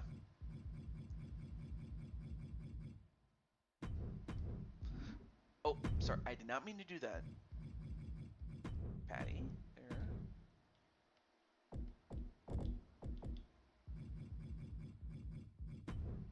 And then we'll use his manager attire. Just to clarify, no holds bar is brought up. It's one fall, falls count anywhere, or something completely different. It is, it's 2 out of 3 falls, but it's not falls count anywhere. But otherwise, anything else goes. And oddly enough, she's the ECW Women's Champion. I forgot about that. Well, again, we can't do double title matches, but it is what it is. Diamond Sky for the win. All right, 2 more matches, and then we'll get started officially.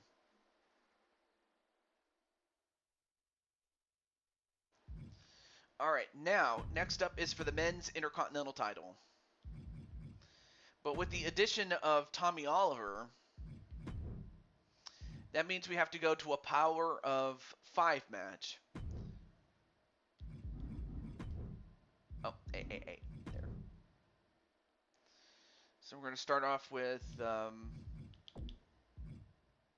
good friend Adrian Chambly. What else do we have here? Oh, yeah. And then former United States champion Logan. And then we have, in his last appearance, the soon-to-be named Rain Sinclair, RS Warrior. And then just added is Tommy Oliver, White Ranger, who just entered this match. And finally, the champion,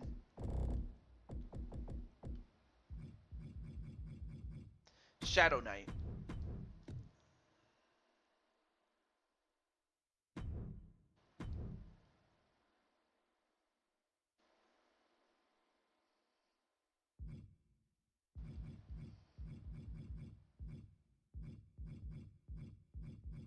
There it is. All right, one more match. One more match to make. Welcome back. Welcome back, Frostbite. And Frostbite, you actually had an appearance in the previous match that we just had.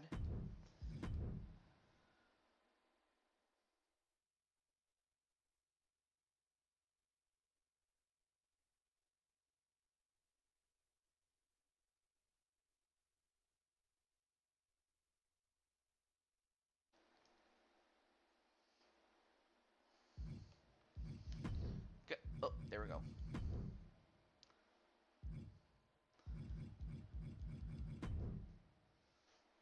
All right, so let's get our challengers here. So as mentioned before, we have Lissa, who's pulling double duty.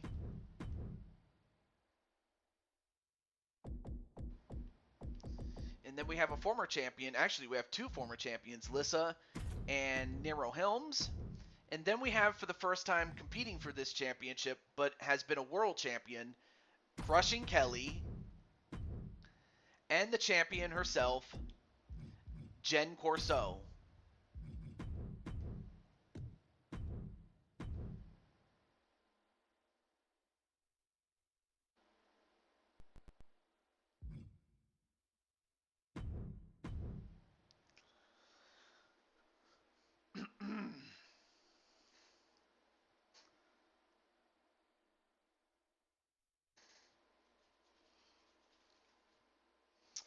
All right, we got it.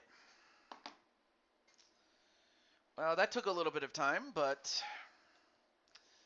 get a good look, because this is the last time that you'll see a show intro. For some reason, they took it out in the next game, which sucks, but two of my aunties are in there. Yeah, and one of them could win. Or it could be Nero Helms or Jen Corso. So let me get some music out.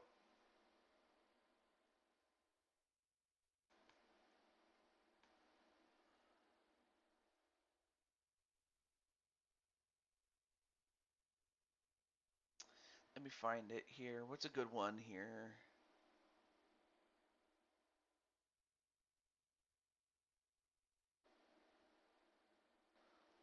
Hmm.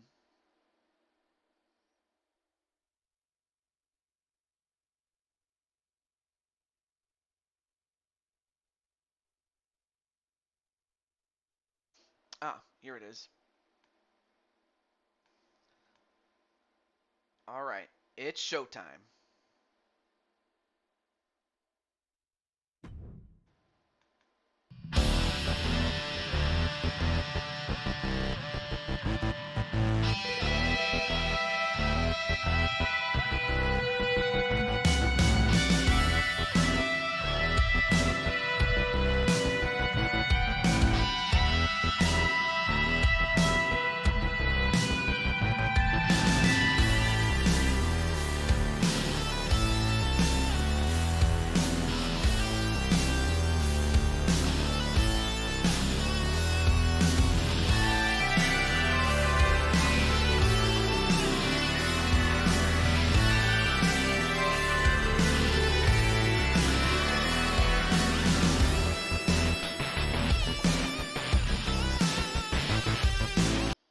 Wait a second.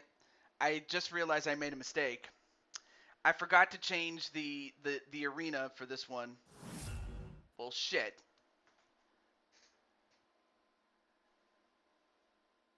I forgot to change the arena.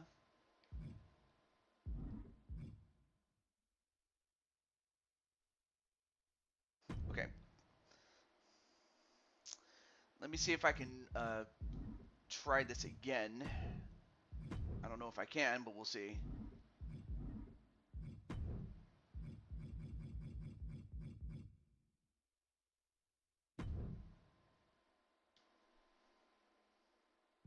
Oh, okay. Okay. Let's see if this works. And hopefully it doesn't undo what I tried to do. This is what I meant to do. I can't believe I forgot to change the look of the arena, but hopefully that doesn't undo everything, though. I hope. Okay.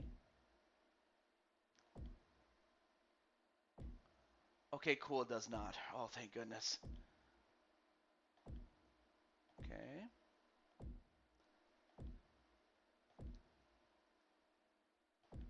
All right, cool. Whoo! That scared me a little bit. Okay, but at least I was able to change the arena. Thank goodness. That scared me a little bit.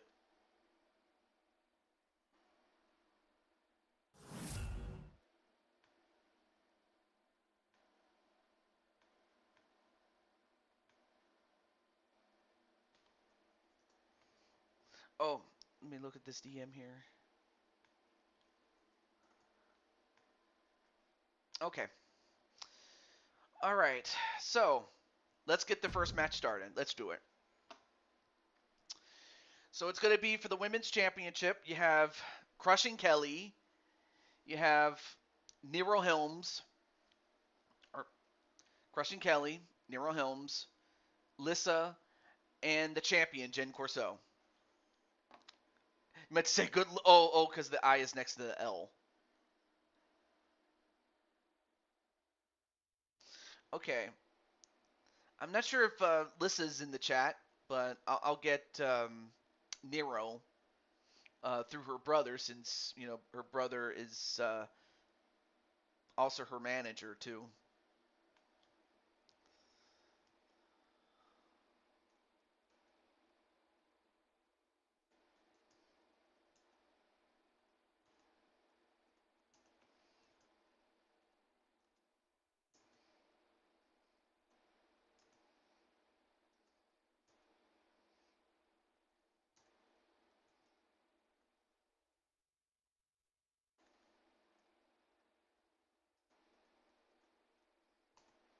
Okay. And then I already let Triple Beat know that he's also up next, though. Technically, yes.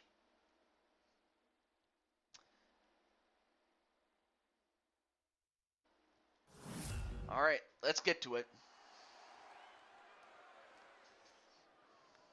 I will say this, though. Jose did a great job with making this arena. And up first is Lissa, who is going to be in the first of two matches, one of which is to reclaim the United States Championship. The Women's United States Championship. Introducing the challenger, representing the Road Warriors from the edge of reality, the Dragon.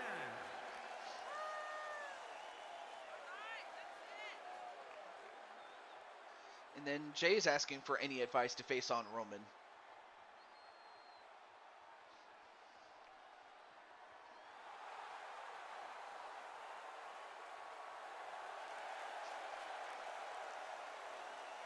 Strike hard, or strike fast, strike hard. Jay. Dodge.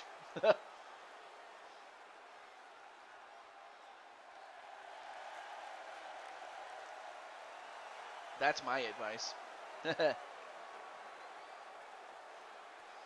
Well, as mentioned before, Lissa is a former champion, and it would be something to add to her title. I forget if she's a one or a two-time champion. I think she's a two-time champion, looking to become a three-time champion. But here's another former champion who would love to get another crack at the championship and go on a second run herself, and that is Nero Helms. The challenger from New Zealand, the unpredictable NH.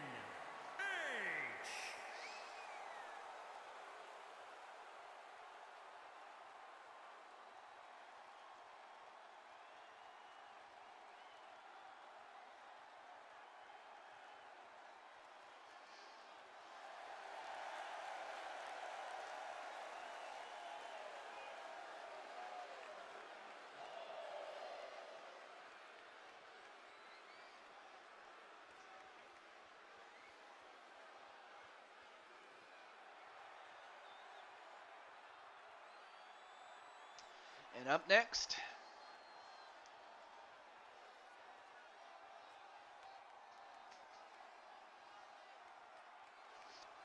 there she is. And introducing the challenger. Well, the UFC champion, although, of course, that championship is not on the line tonight. Crusher, Kelly Black. But nonetheless, she is the owner and proprietor of Blood Moon Wrestling Federation, a former Battle Queen, and a former two-time Blue Toad Wrestling Champion. She is crushing Kelly Black.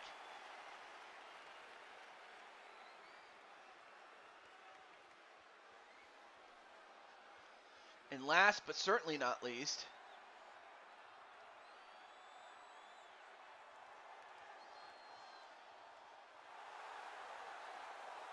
And introducing the champion, from the Montreal, women's Quebec, champion, Canada.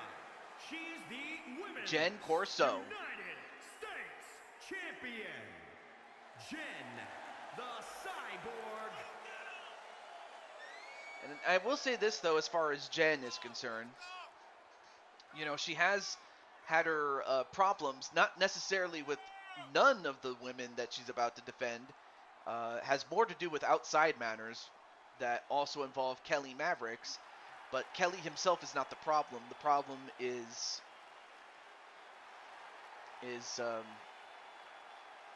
Eddie Ward. And of course, Triple Beat can go into much more detail about, you know, Eddie Ward. But right now, but for Eddie, I mean, for Jen, I mean, Eddie will have to be the last thing that she has to worry about, as she has to defend the Women's United States Championship. It's in an Oh My match, which is a TLC match that has pinfall and submission as the way to win, and you have to be the first to get a pinfall or submission over anybody to be the champion. So Jen Corso does not have to be the one to get pinned to lose the title. Match underway. Here we go. As the two aunts of Matt and Penelope, I mean, of course, they're no strangers to fighting each other. But for Jen, if I'm not mistaken, I think this is the first time that Jen has fought all three of them. Not all at once, but in any kind of match whatsoever. Just don't cause a problem, become the problem.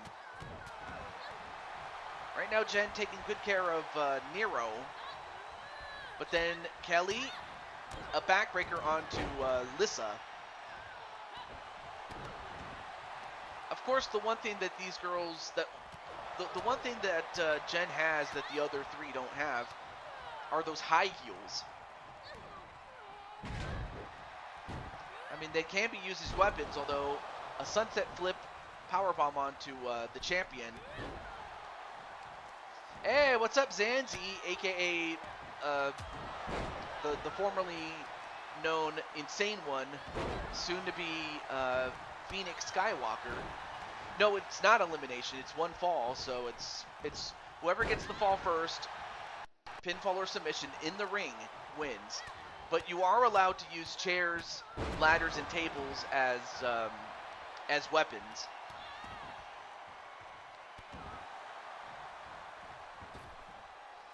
Oh, went for a diving knee, but missed it onto the head of Kelly. Uh-oh, Kelly with the Kelly's. You know what? I'll just call it the Blood Moon Slam. That's what I'll call it. 1, 2, no. And both women that got pinned kicked out.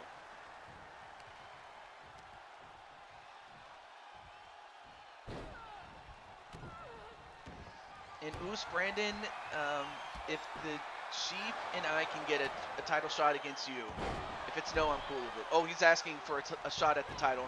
And broken up that submission does Nero Helms. And then, wait. Crushing Kelly. A back suplex onto the apron of Lissa. Meanwhile, inside the ring, set up in a tree of woe is Jen Corso, but Jen Corso gets out of it. And then the Rasa kick onto Nero Helms. 1, 2. No, oh, that was her best chance to get the win, while the other two were still fighting each other.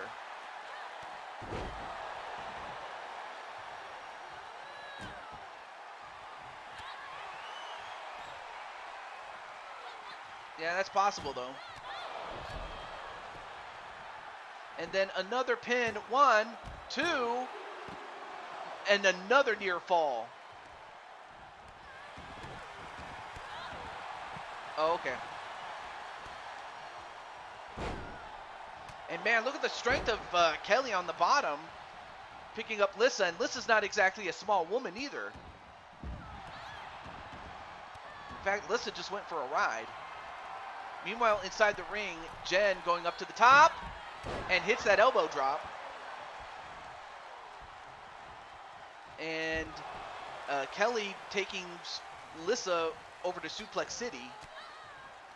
But then I believe Kelly realizes that the match could end in the ring, so she gets back in the ring. Wait, 1, 2, no, kick out by Lissa, or by Jen this time. And then a body splash onto Lissa, excuse me. And a submission, but nope. Broken off a little bit. Oh, wait a minute. The silver bullet. And then 1, nope, broken up immediately by Jen Corso. And Jen was well aware that if Kelly had gotten the win, she would have won the title. Then a kick to the leg of Jen. Don't break Lissa, babe.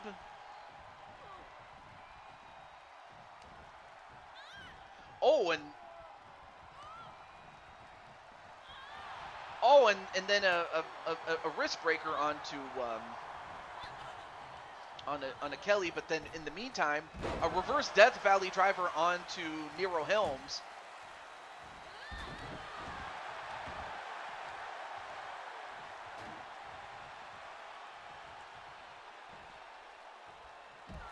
And a back body drop onto Kelly outside the ring by the champ, but the other two challengers are fighting each other in the ring. And for, wait a minute, a sunset flip powerbomb onto Lissa inside the ring. Uh-oh, wait a minute. Lissa in a bit of trouble here.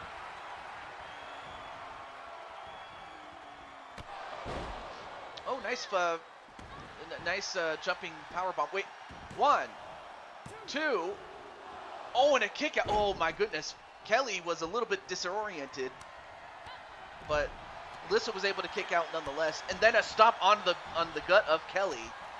Kelly trying to fight off everybody.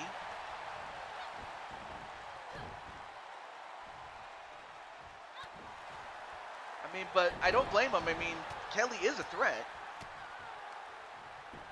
Now, Jen using her elbow, a couple of shots onto the face of crushing Kelly, and then a kick to the back of Nero.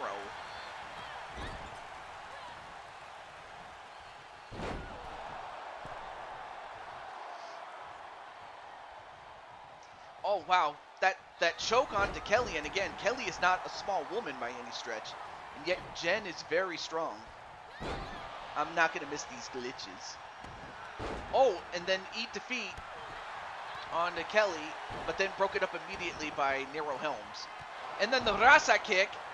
Everybody else is down. 1, 2, and Jen Corso, against all odds, pun intended, gets the win. And it was Nero Helms that ended up doing the job, brother. Or I'm sorry, ended up doing the job, sister.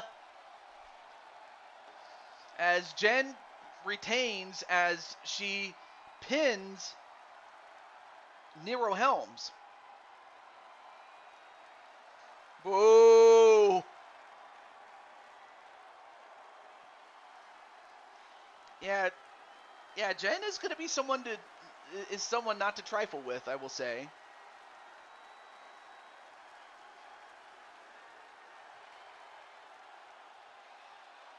And right there, I thought Nero Helms had gotten it at that point. And now celebrating on the ladder is Jen Corso, and as she remains the Women's United States Champion. Rather it be elimination, but whatever, not my show.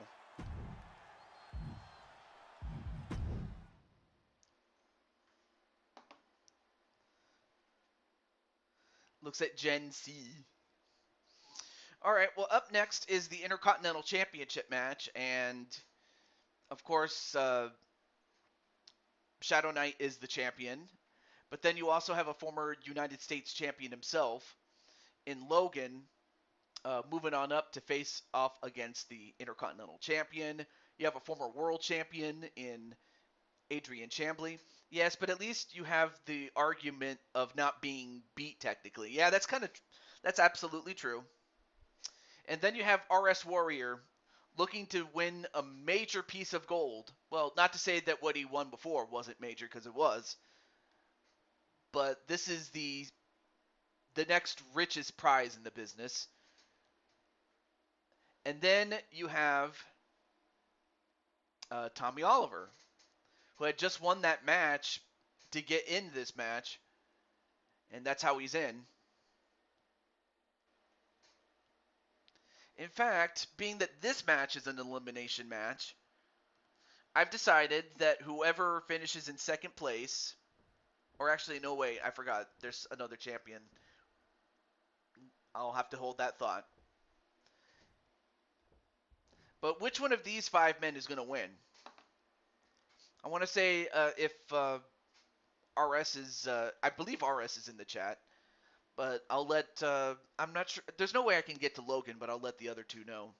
Shadow Knight included.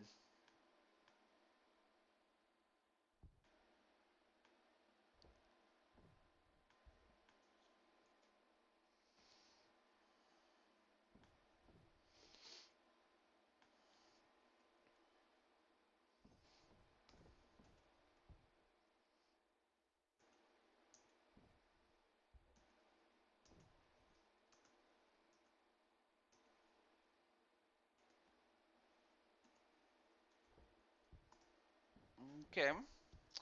And then, oh yeah, and Adrian too.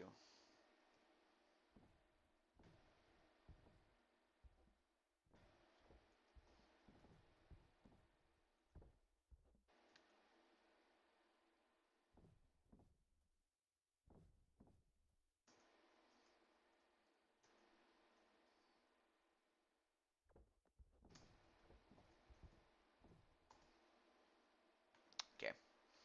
All right, let's get to it. Just saying, baby. Well, definitely feel free to. Actually, let me do this for you guys.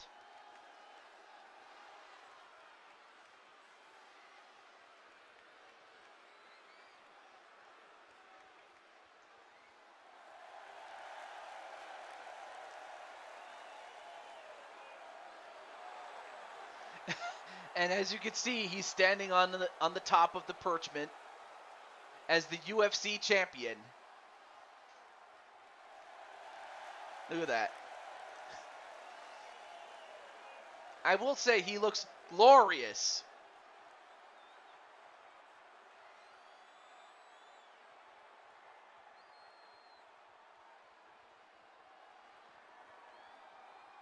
All right, so here, this is my little gift. I'm going to give Kelly and Atticus a key to one of the suites.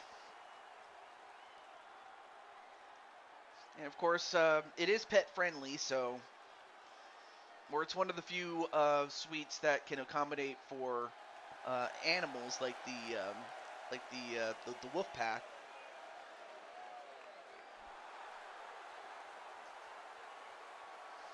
But definitely enjoy the suite. Compliments of yours truly. But there you see the UFC champion, and he could become, you know, Adrian Two Belts if he manages to get the job done. The following contest is a fatal 5-way Extreme Rules match and is for the WWE Intercontinental Championship. Introducing the challenger from Redondo Beach, California, weighing in at Well, one thing I will say is that this young man does not lack confidence. Adrian Champ Lee.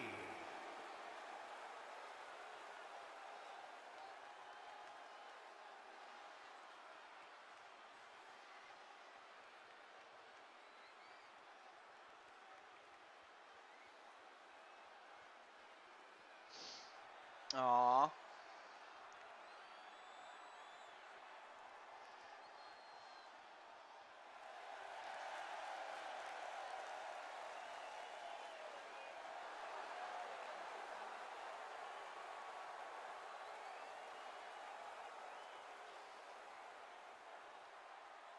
But nonetheless, though, while Adrian is showing off how glorious he is, I may as well ask, how's everything going with, you and Atticus, or rather the woman behind Crushing Kelly, and the man behind Atticus Black, like how you guys are doing, and hope everything's going well between the two of you. And then LD says, sis, Penelope is saying hi to you. Oh, that's right, because Penelope was looking up at Auntie KK.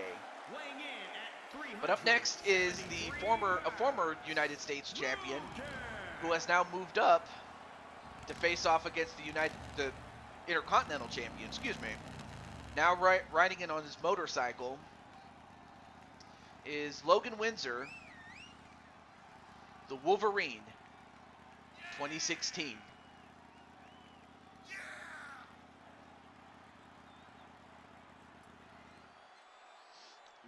And this guy is really big. I mean, this guy is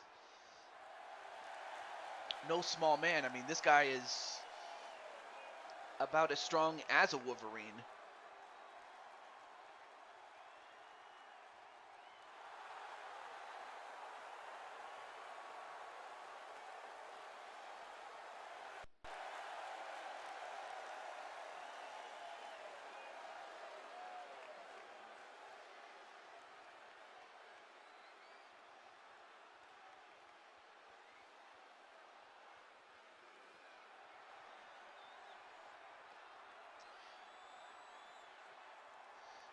And then you have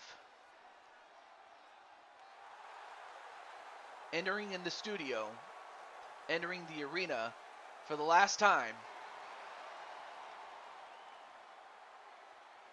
the man soon to be named Rain Sinclair,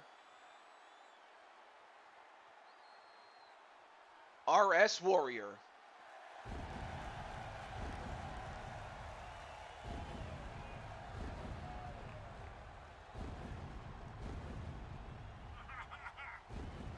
From New York, weighing in at 274 pounds, RS. Hiya, Penelope.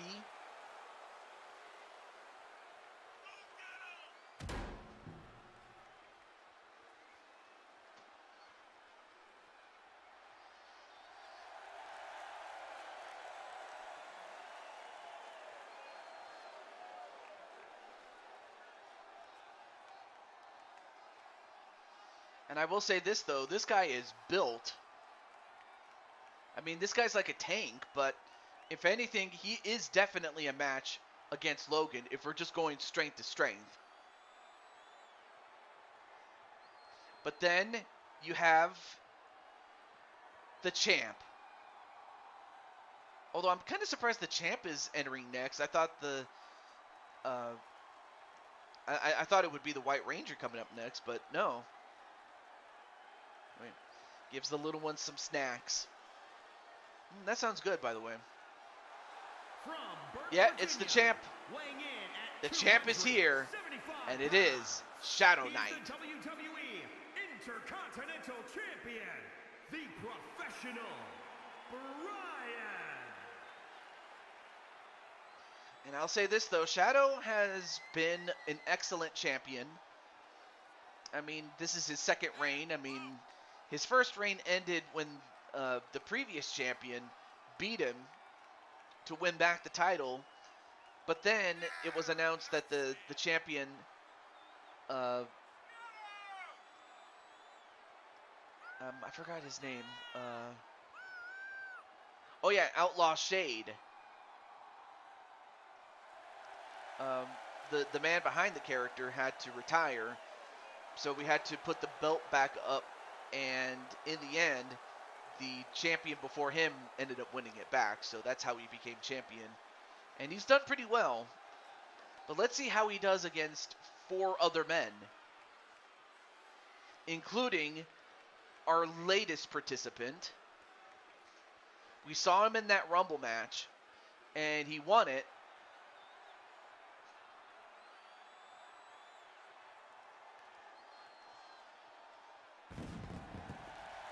There he is. Jason David From Frank. Houston, Texas, weighing in at 182 The White Ranger, Tommy Oliver, whatever you want to call him. But there he is.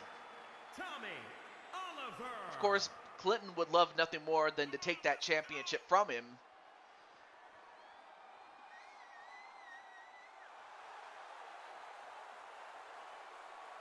Look at that smirk look, but he has every reason to be confident, though. I mean, he is a Power Ranger, and sure, like his Power Ranger powers, or his Ranger powers, excuse me, can more than match up against the the likes of RS Warrior and Logan, but he also has that, but he has those martial arts skills that sets him apart from everyone else. So that's what the others have got to be aware of. And of course, Clinton is still very, very upset to this time. But no worries, Clinton. You're in the main event tonight. And you could become Mr. Money in the Bank when all is said and done.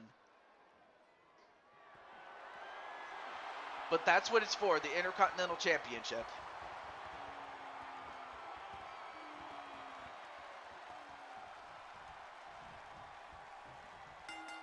And this match is elimination rules here.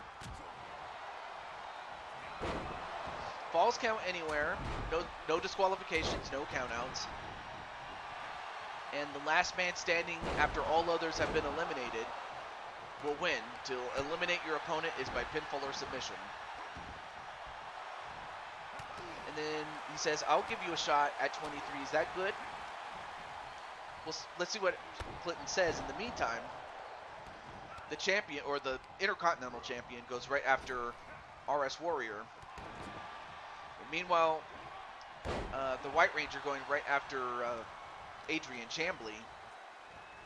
Fine, but I picked the stiff and no damn ref payoffs. Oh, and the knees right onto the White Ranger. Honestly, Clinton, if you thought that the White Ranger was that crooked ref, I really highly doubt it, because would the crooked ref would have lasted as long as he did, much less win the Rumble. But nonetheless, though, I give White Ranger a lot of credit, though. Oh yeah, I got Loop Hero on sale. And speaking of the main event, Joshua, you're also in the main event, believe it or not. But like I said, I'll let you know when it comes out, or when it's up next.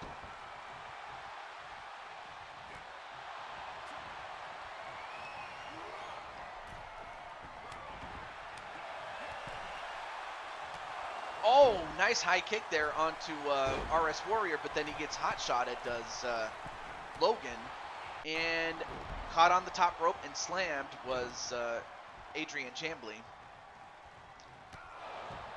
4 counts. The ref took 2,000 years to count. So he accuses the ref of being way too slow for his own good. And, uh-oh, wait a minute. RS Warrior going to be taken to Suplex City? No. But then a pinfall outside the ring against Chambly. 1, 2. No, kick out by Chambly. Hey, Mitty, how are you? And Mitty, you're also going to be in a main event match too. And then the Future Shock DDT onto the champ, or the Intercontinental champ, but kicked out of it. Now we have a submission on Chambly. Meanwhile, Logan brings in that kendo stick. And Logan, hits him in the head with it.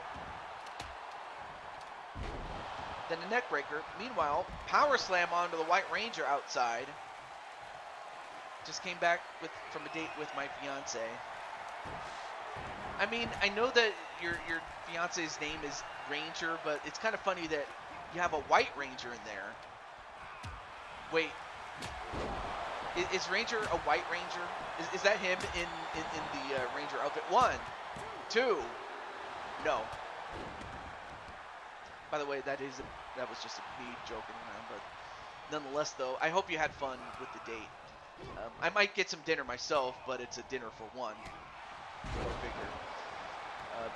German suplex onto Chambly, though. It was a great match. Time for me to go to work. I'll catch the rest on the replay. Okay. Well, definitely enjoy the replay when you do get back. And like I said, it is in the main event, so you won't have to look very far. So far, nobody eliminated yet.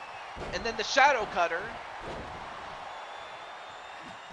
Oh, and then broken up for some reason by Logan. I think he wants to do some damage onto RS Warrior. We had a lot of fun. Awesome. Oh, and then the X spike onto RS Warrior, and then a pin by the champ. 1, 2. No, kick out by RS Warrior. Then the jumping kick onto Chambly. Ref. 1, 2. And Chambly is the first one eliminated.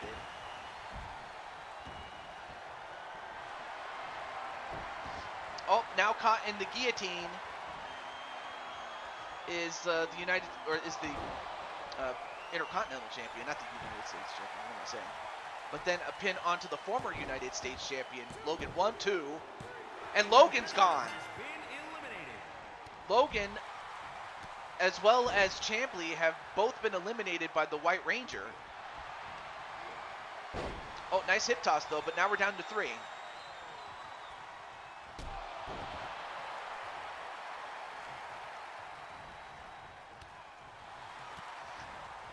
I'll be watching other YouTube videos though, so aw.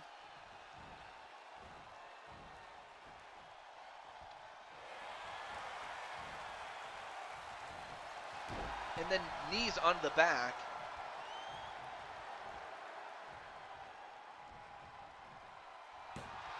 Well, Shadow Knight's done the smart thing by slowing down the action for the White Ranger as he gets thrown over the top rope and out. Italian Ices. Oh, you mean the, you mean the shaved ice and then you put flavor on top of it? I like that. I enjoy it. Oh, and then the Claymore onto the champ. 1, 2, and broken up for some reason. And then hits him in the head. Does the White Ranger.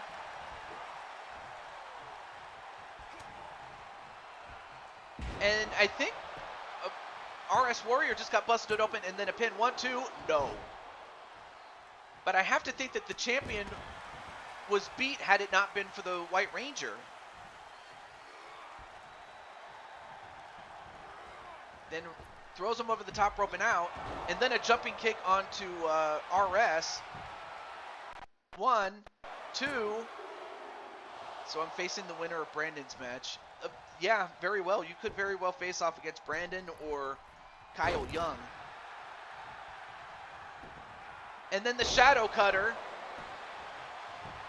from out of nowhere. 1, 2. No, kick out by the White Ranger.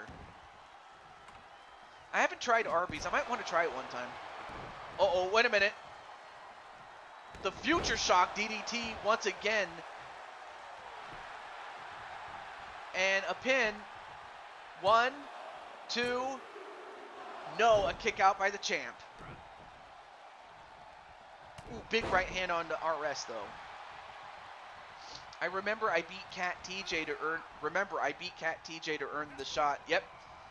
And that's after capital investment. 1, 2. And how did he kick out again?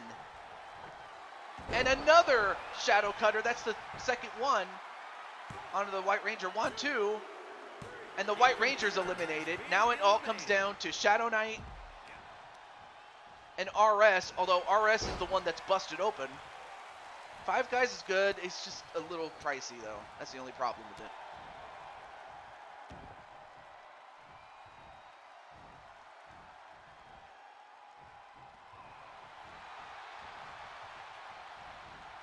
Ooh, knees right to the back.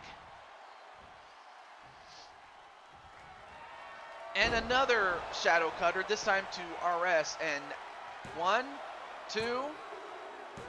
And Shadow Knight against all odds again. Just like with Jen Corso before him, wins the match.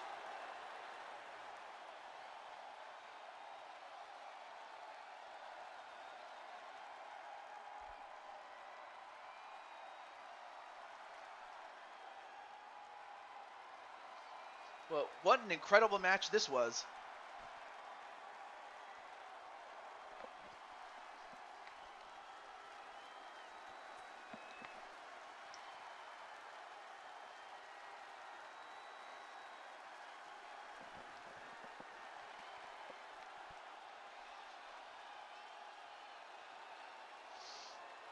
Yeah, you got a big win, but in the end, the champ just he showed off why he is the champ.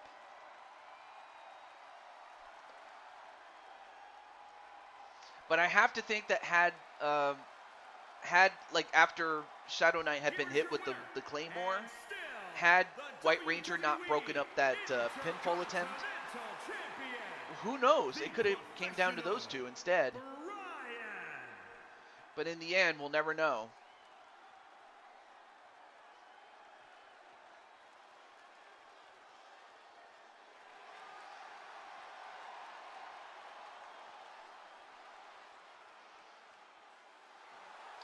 Yep, definitely say farewell to RS Warrior because that's the last time you're going to see him. But Rain Sinclair will be back. He'll be here.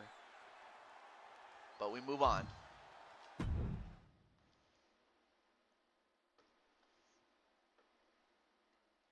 And up next, it is for the UK Women's Championship.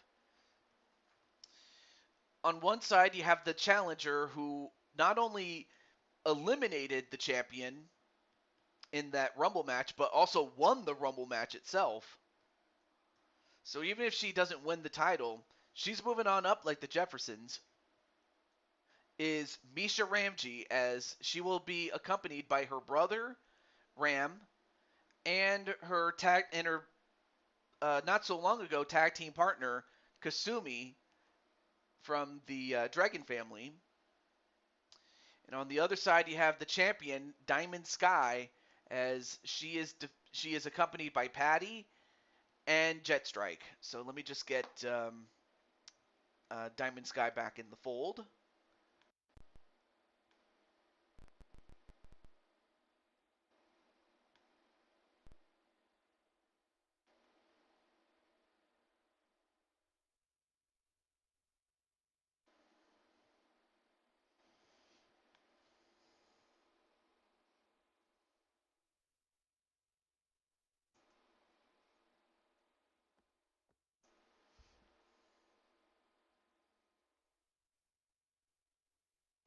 Wait, let me see if let me check the.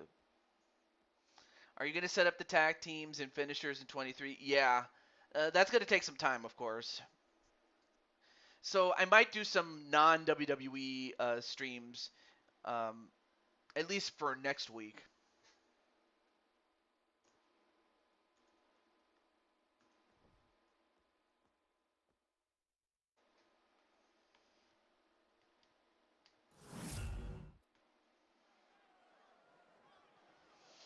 All right.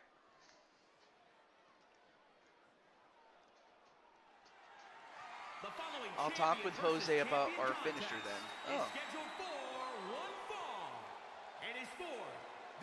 Yeah, definitely send me some ideas, though.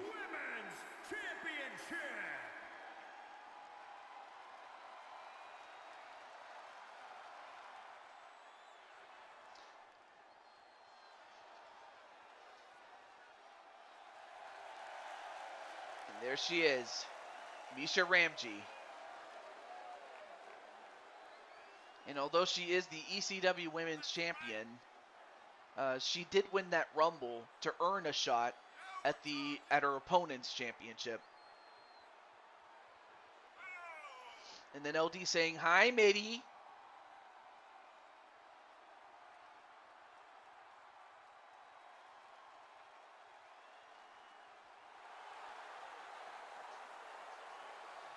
And for Misha, I mean, the fact that she won a big match and eliminated the champ in that match, yeah, she's moving on up indeed.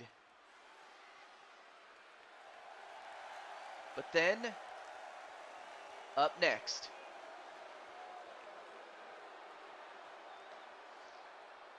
representing DWO Nova, accompanied by Jet Strike and Patty Chase, She is the United Kingdom Women's Champion. Or the Women's United Kingdom Champion, excuse me. She is Diamond Sky.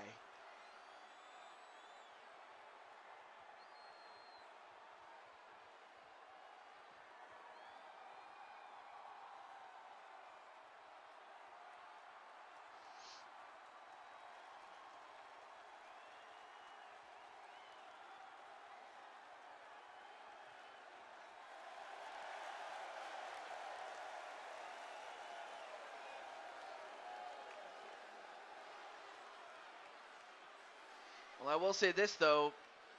For Diamond Sky, I mean, she's definitely been on a roll. Not just here, but also in her first appearance in Win Ninja Academy Wrestling.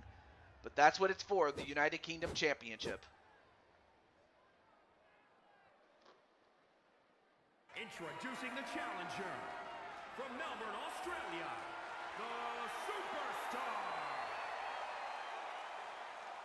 And introducing the champion from Scottsdale, Arizona, she is the NXT UK Women's Champion. Yellow Peppers? Well, I never was a fan of them. I don't hate them, but I don't like them either, so there you go. But Diamond Sky is going to do everything she can. And may the best woman win here.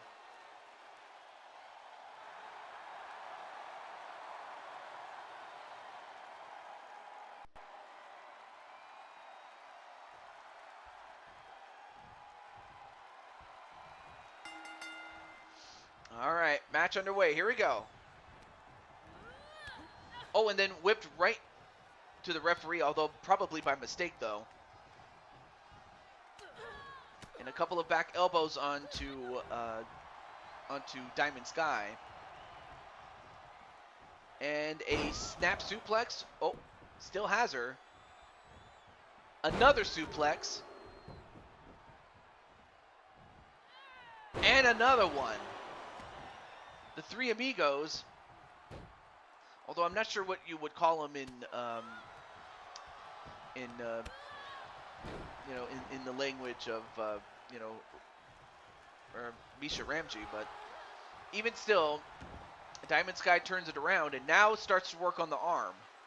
Yep, not once but twice with that knee stomp. We'll make it 3 times. But it also makes sense because that also sets up for the crossface, yeah, or the yes lock, whatever you want to call it, the label lock. That red belt looks so awesome. The red belt? Oh, you mean the NXT Championship match or Championship belt? I can't even talk. And a wheelbarrow facebuster. And now Misha starts going on the arm too. And then a snap suplex into a pin. Nope, too close to the ropes. Hey, what's up, Jamar? How you doing?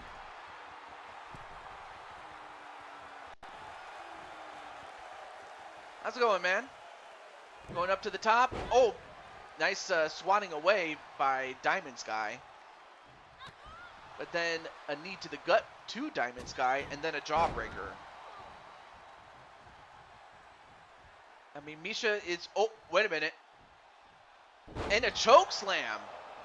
Doing well. And then a pin. 1, 2. Oh, that would have been something if she had gotten her with that choke slam, but instead it's a kick out.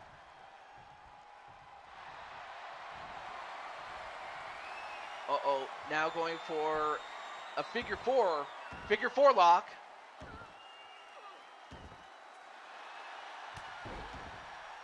But instead, Diamond Sky manages to escape that one.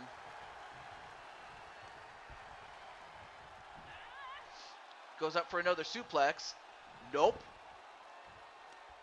Goes behind and a tiger suplex into a pin. 1, no. Not even a 1 count. But just as I say that, she now goes back to the arm only to get kicked in the head.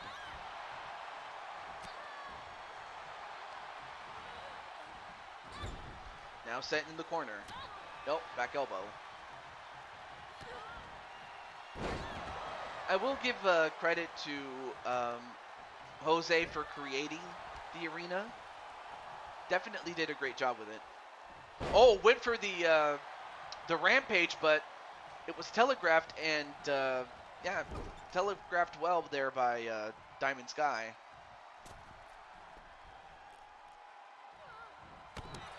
Now stomping away on Diamond Sky, but then a kick to the head and escaping the Tree of Woe. And then a float over DDT onto Misha Ramji. But then the Diamond Destroyer. And is that it? 1, 2. No. And Misha might have taken a lot out of Misha, but it had to hurt. Now picks up Misha again. And then, off the ropes. Gonna try again. This time, nope. Well, twice she was able to stop her, and then a tiger suplex. But once again, goes right back onto the left arm. Again, as a setup for the yes lock. Now going up to the top rope. And then missed. Oh, but she didn't miss that. A couple of kicks to the sternum, a couple of kicks to the bosom, and then one right to the head.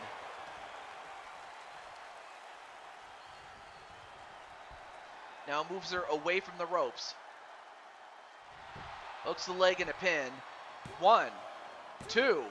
No! Give Misha credit. She ain't giving up. And instead she turns it around.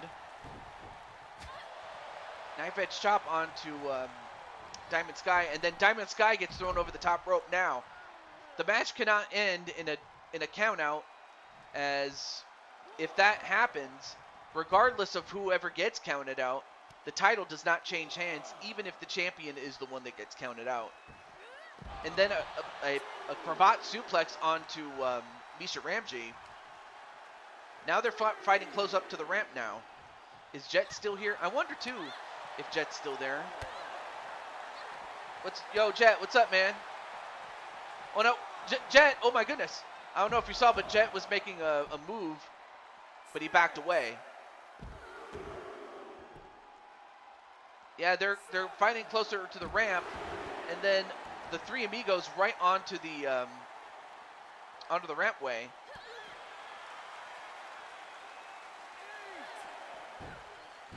And then slammed onto the apron. Then Diamond Sky gets back in.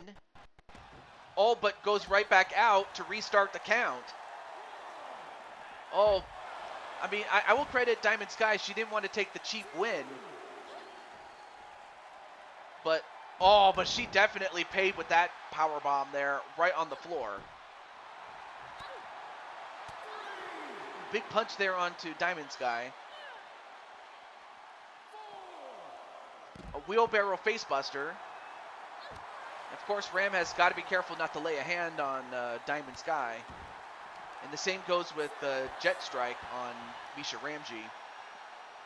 Now the count is up to 6. And a running bulldog. But if you're Misha, you got to get her back in the ring. You do. All right, now the match can continue. But it's Diamond Sky who's in trouble. Uh-oh. The Ram Buster, and that could do it. 1, 2. No! How did she kick out of that one? I thought that was it for sure. How did she kick out of that, did Diamond Sky? But instead, now dropped headfirst onto the top turnbuckle and then knee right to the face. Oh, misses the drop kick. That's a big miss. Wait. Oh, was going to go for the Diamond Destroyer for the second time. And Misha, knowing full well that if she gets hit with that move again, it's over, but she counters instead. And I'm not sure what Misha was going to do, but Diamond Sky knew. Wait. Diamond Destroyer again. That's her second one. And 1, 2. No! How did she kick out a second time? Oh, but Diamond Sky going to the sky.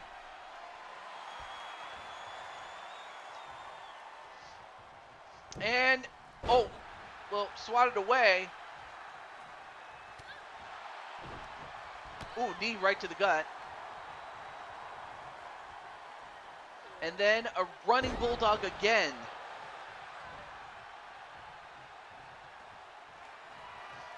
Yeah, that was something there, man.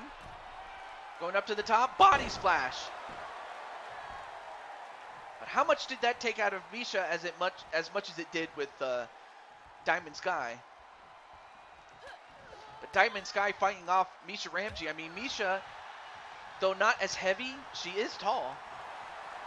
Oh, now going for the yes lock, but oh, too close to the ropes, thanks to the long legs of Misha Ramji. Now pulls Misha away from the ropes. And 1, 2. And apparently Misha must have ran out of gas because she couldn't get back up again.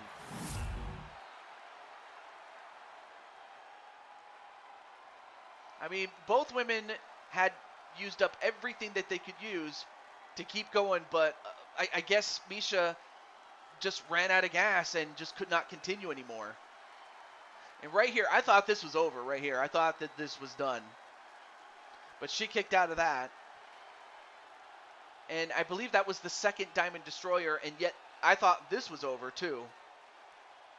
Diamond Sky versus Patty is bound to happen in the future. It could very well happen. Here is your winner, and still But the winner and still the United Kingdom champion, Diamond Sky. And of course, Ram very upset, not so much at Diamond Sky, but for the fact that his sis had a golden opportunity. His sister had a golden opportunity to win, but it just wasn't to be.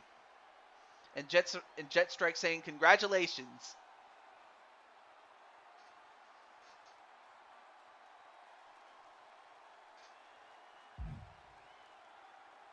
Tribal Princess? Well, unfortunately, out of character, RS, I haven't renewed Tribal Princess's contract, so she might not come back. But if she does come back, or if she wants to come back, she's more than welcome to. But currently, I don't have her signed yet, so I don't want to make any plans until then. But up next is for the Tag Team Championships.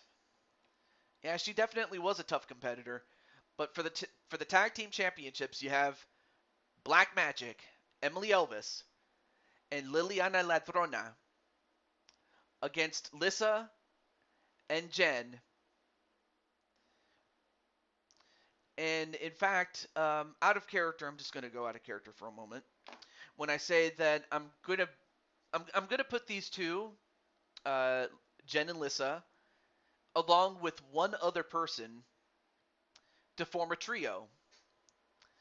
And at this point, and by the time we get to 2K22 or 2K23, excuse me, the name of this trio will be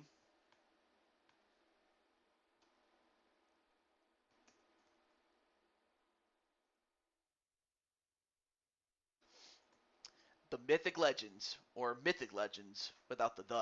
But who is going to win? Black Magic or the soon-to-be named Mythic Legends, Lissa and Jen? Speaking of which, let me let I'm not sure if Atticus is still or Lissa's in there, but let me just let Jen know, as well as Arkham, since those are his girls. So let me do that again, really quick.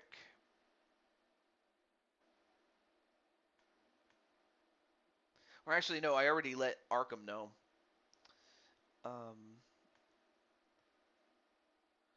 Oh, actually, I'll let Jen know. Hold on a moment.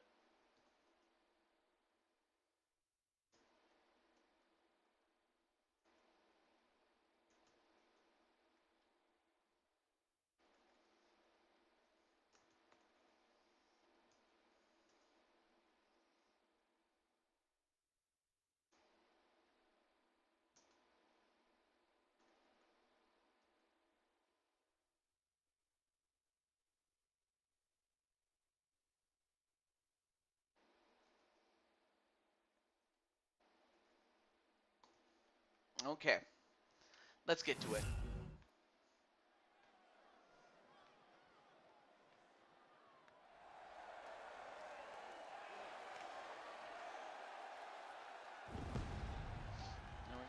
Is my match next? Um, you're well. Actually, let me see. I have one, two. All right, so I have 2 matches after this upcoming match, and then your match will be up next, Mr. Jetstrike.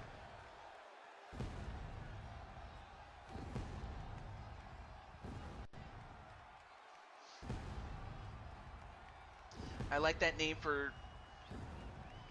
Yeah, I gave him the name since like I mentioned before in 23. You're gonna join Jen and Lissa for that trio. Anyway, Jay warms up. But thank you, Wally, for coming in. And then Atticus is lurking. I think Atticus is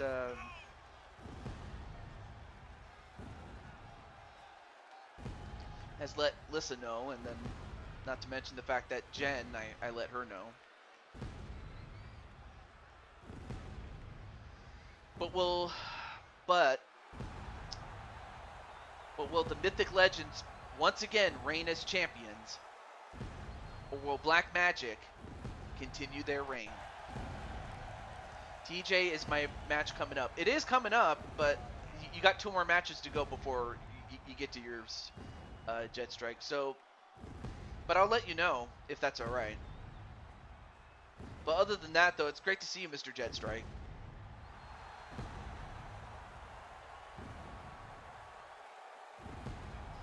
As Lissa summons the flames, or at least summon the flames over in on the stage area, though.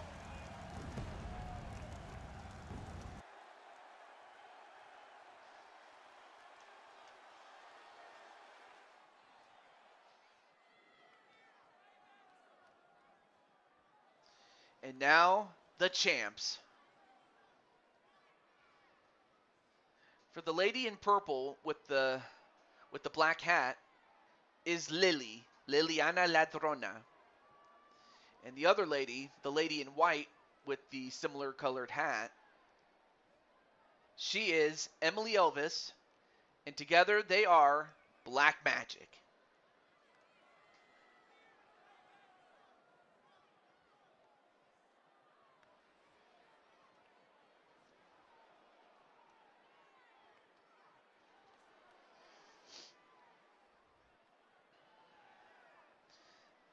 And of course, Jay, knowing full well that, after the next match, which will be Atticus and Jose going after DWO and their tag team titles,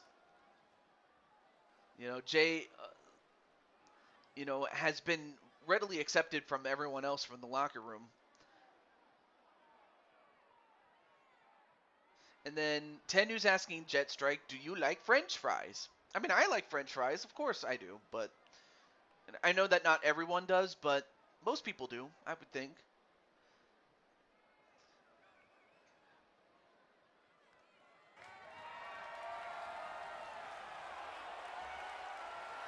And I forgot to mention, one thing I should mention as well as that this match is contested under Oh My Match rules, which is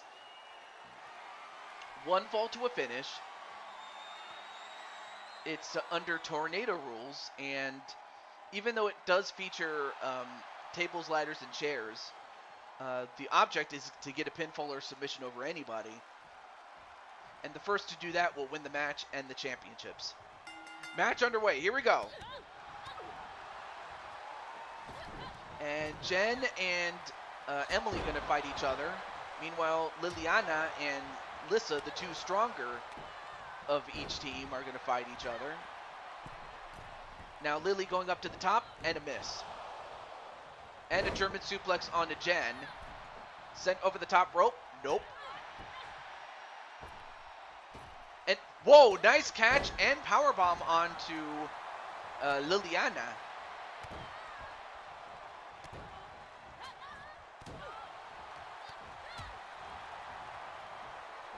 Popeye sounds good. I might get some. And thrown over the top rope is Emily. However, falls don't count anywhere, so it's in the ring.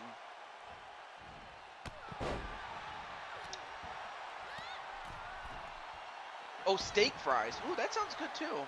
I might get some too as well. And then a Hurricane Rana onto Lissa. Meanwhile, Emily doing some work on Jen. But Jen fighting back. And then a pin. 1, 2. No. Although Emily going to take down a table.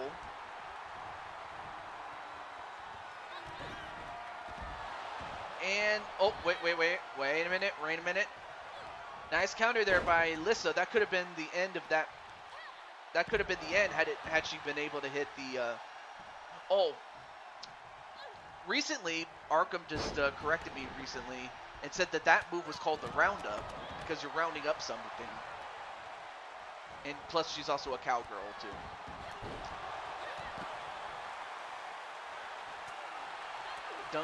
I have not. I've only had Dunkin' Donuts a few times. They're good. I just don't get it very often. Sometimes, more often than not, I get the more local donuts. Not every day and not every weekend, but every now and then I'll have some. So yeah, thank you guys for giving me some good options for dinner after this match or after the show. Uh-oh. She's got her up. The Witch Doctor's curse onto Jen, and this could do it. 1, 2. No, kick out by Jen. And in the meantime, Lissa just got whipped into that ladder. And how Jen was able to kick out is amazing, but a Northern Lights suplex onto Emily. And in the meantime, Lily gets thrown back in the ring.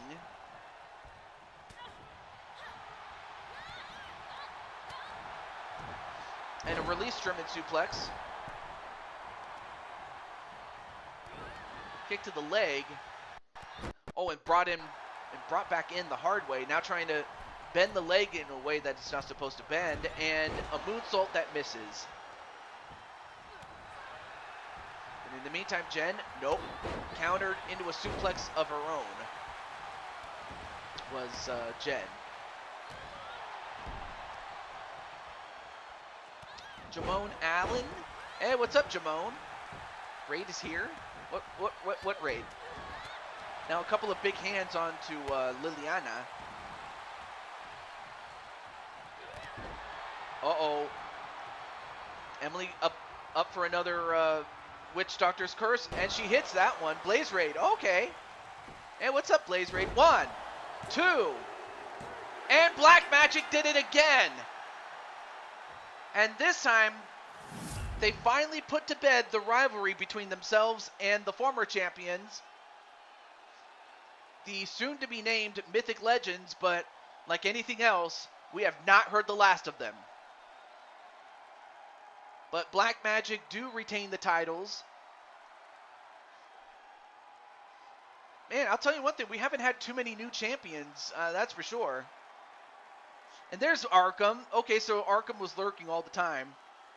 But yeah, let's see, who do we have here? We have Turmoil, Patty, Odds, Triple Beat. By the way, Triple Beat, you missed both. You missed both Kelly having a match and then Jen having a match, and then Odds, your girl, Carmen's in the main event. Drum Monkey, great to see you as well. What else? Who else do we have here? It's me. It's R.O.B.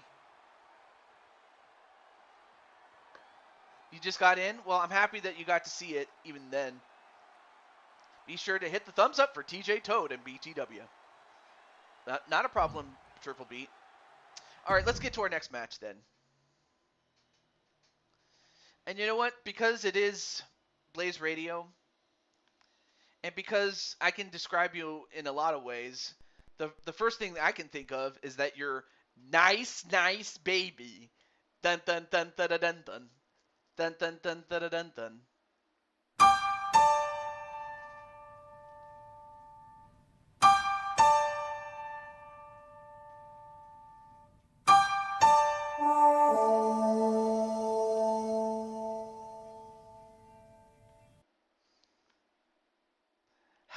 It never gets old.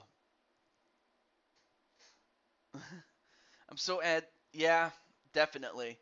Let's see. Sup, TJ? How you doing today? I'm doing pretty well. Anyway, now it's up to Atticus and Jose to go up against the tag team champions of the DWO, the Diamond World Order. The Diamond World Order. And as they go up against the champions, you have Najee and Jay Virtus, and they will be accompanied by Diamond Sky. And for Atticus and Jose, they will be accompanied by Crushing Kelly. So Crushing Kelly, you might want to get off that chair and help Atticus. So the only thing I need to do... Oh, shit. I don't think I did do that. Damn it. Well, actually, you're not going to need the brass knuckles because this is a normal rules match. So if you use the brass knuckles, you probably would get in trouble. So, but this is a normal tag team match, by the way. All right, let me just let the other two know. But yeah, I'm very sorry about that.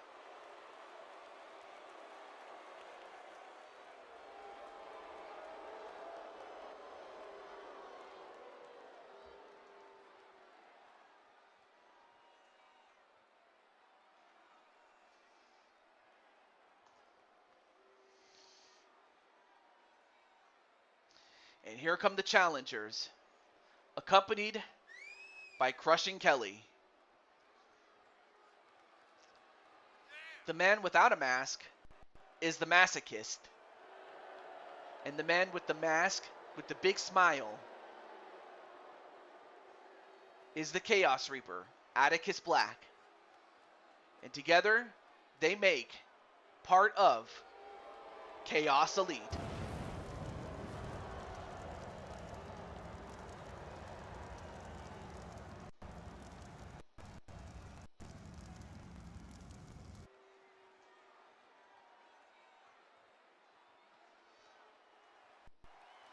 And now their opponents. All right, let me see. I'm torn between these teams because one is family and the other are teammates. And accompanied by Diamond Sky, running down to the ring, Jay Virtus. And the other guy is Najee, and they are part of the Diamond World Order.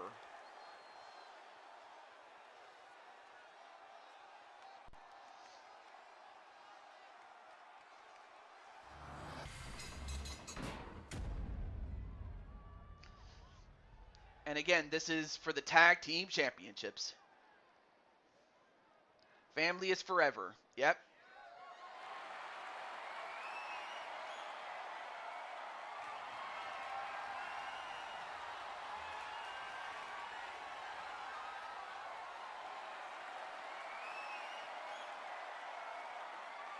Well, so far, we've had 4 championship matches. Actually, we've only had 1 new champion.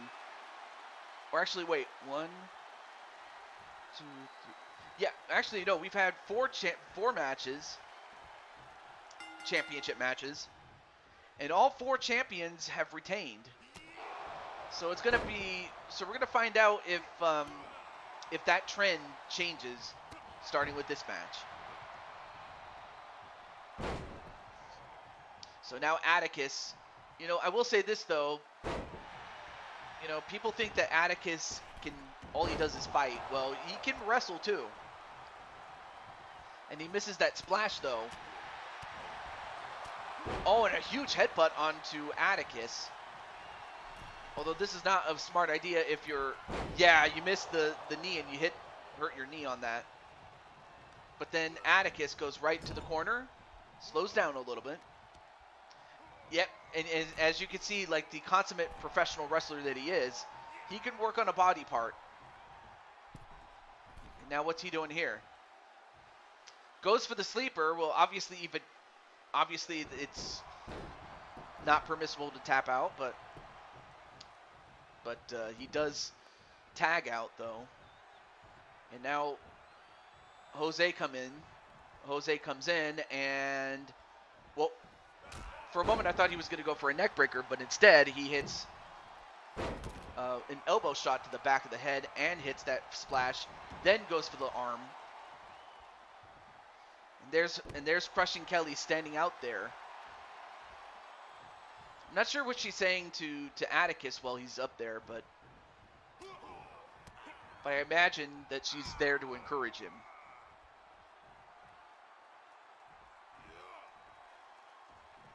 But then Jose dropped headfirst onto the top turnbuckle.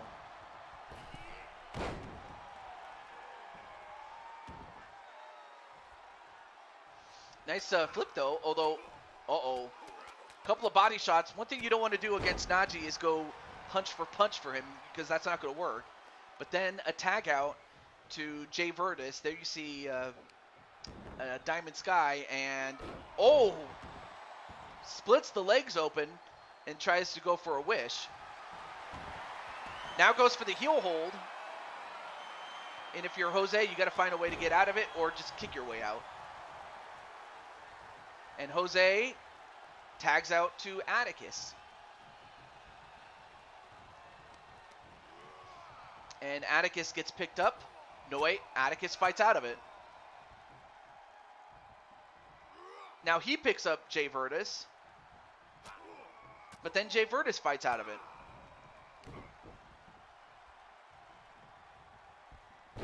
And now he starts to work on his arm.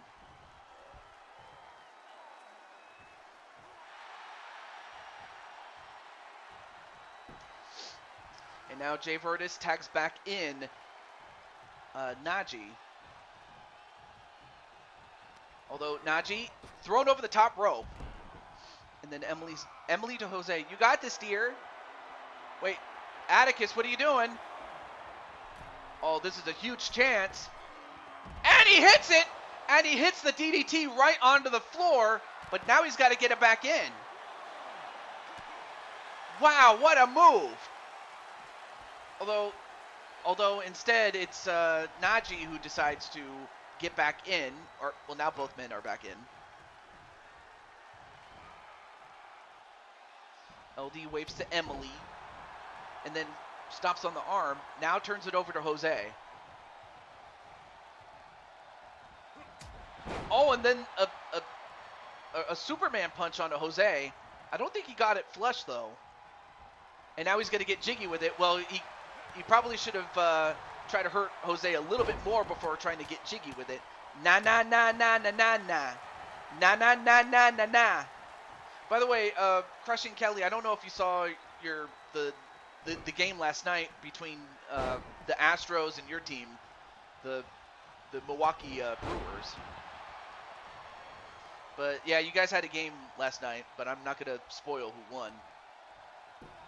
Unless you want me to spoil it. Anyway, a tag right to Jay Virtus. Of course, the J does have a meaning. It's just the fact that his name is Jack. But you prefer to call him Jay Virtus. And a submission attempt, but broken up immediately by Atticus. And now goes for the pin. 1, 2... No, kick out by Jose. You're going to have to do more than that to beat him.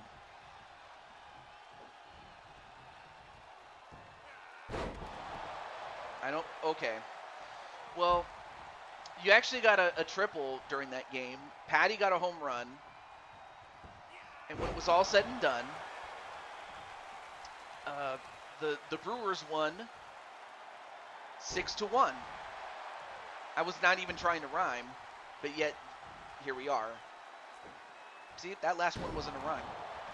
And then a brainbuster on a Jose. Now, DWO in a bit of control right now, as you know, as expected, being that these guys are longtime tag team champions, as he misses the moonsault and a pin. One, no, only gets broken up though.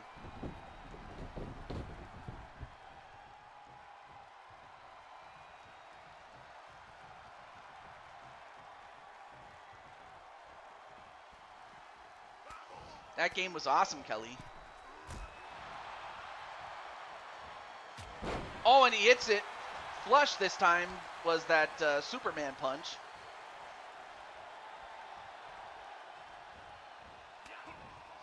But Jose, being the masochist that he is, ain't going to give it up like that. Oh, what a shot right to the face. Now turns it over to Atticus. And a quick tag to Jay Virtus. Oh, now goes back to work on the... Whoa, just broke the hand of... or not the hand, but the wrist of Jay Virtus. Only for Jay Virtus to connect with a cravat suplex.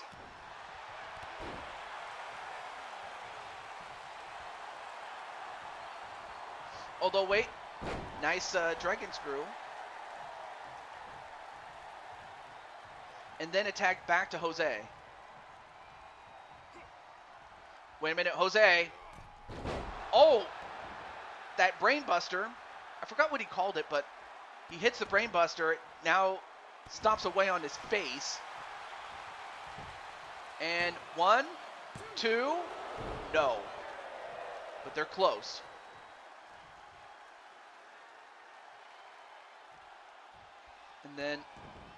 And then continues to stomp away on the face.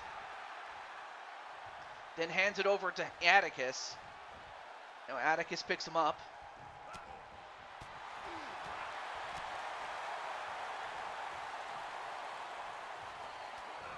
But, you know, to Jay Virtus' credit, he's not giving up. Now sends him in the corner. Wait, what's he doing? Oh, now goes after the leg.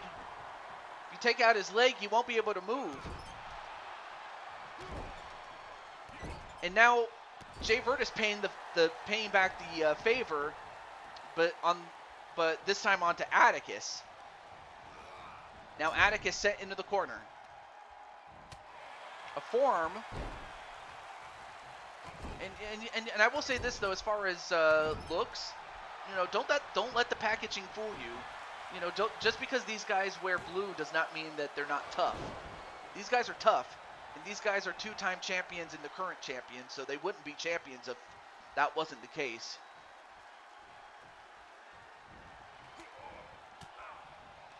But nonetheless, though, Atticus not going to give it up, though.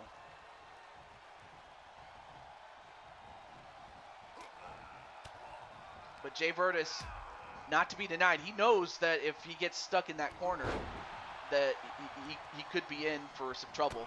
Then a knee right to the face of Atticus. Then a back, or an elbow to the back, I should say, excuse me. Hey, what's up, Najee? There's Najee. And speaking of Najee, he tags in. And wait, where's he going now? Goes up to the top. This could be a huge risk huge risk reward whether he hits this or not. Nope, decides better against it.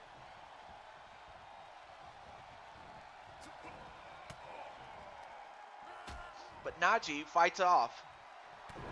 Oh, and a huge punch onto Atticus. And Kelly's like, you gotta use your fist, buddy. Uh-oh. I think Atticus could be out. Wait, Jose, what are you doing? 1, 2? No, kick out. He probably knew that he would kick out anyway, but definitely got to be there, man. Well, now Atticus returns the favor.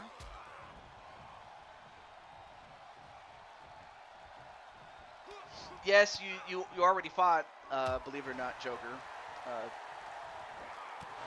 Oh, and another Superman punch, although I don't think he got it flush.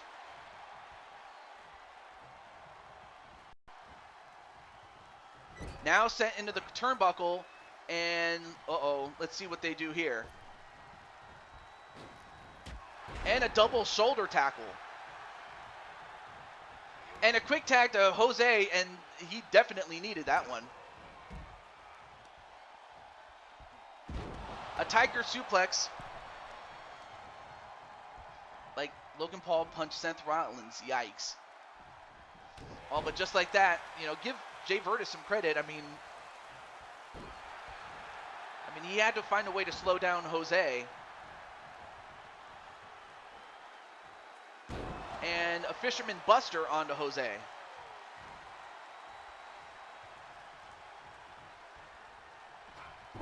And another German suplex. Jose's got to find a way to turn this around because the champs, I'm not so much worried about the champs because they've been there, they've done that, they know what they need to do. Although, wait a minute. Fin de Mundo, and could this do it? 1, 2, no, broken up by Najee. That could have done it. But then Najee gets a flatliner for his trouble.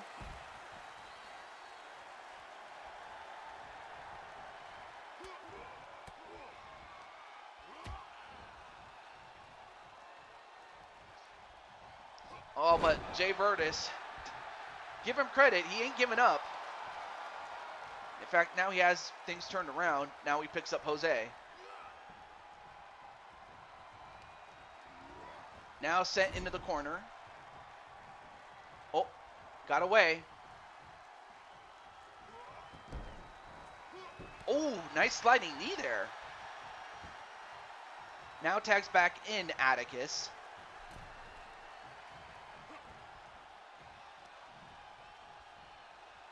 Nope, nice counter.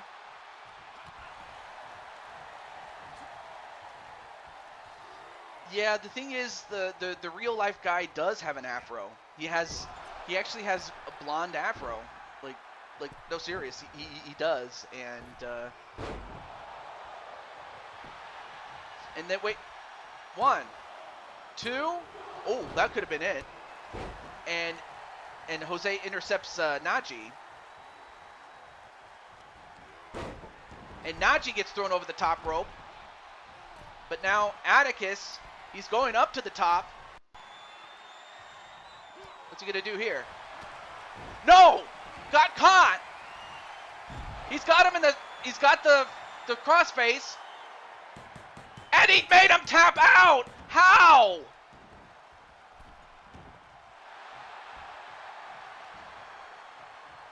Just from out of nowhere, he reversed it into a crossface, and he got him. I can't believe it.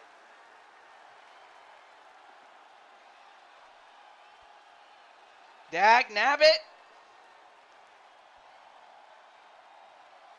And that's five consecutive matches where, you know what, I don't blame you. I really don't. But that's 5 consecutive matches where the champion retained, and in some cases they retained against all odds. And then Jose was like, what was my character doing? I don't know. What was he doing? And then, of course, naturally, Najee is happy about it, given that Jay Virtus did most of the work, though. What in the blue-toed hell was that?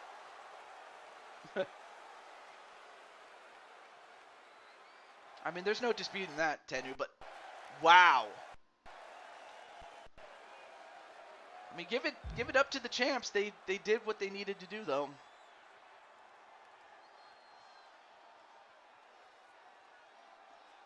Wow. I mean, but I will say this, though. The match was amazing.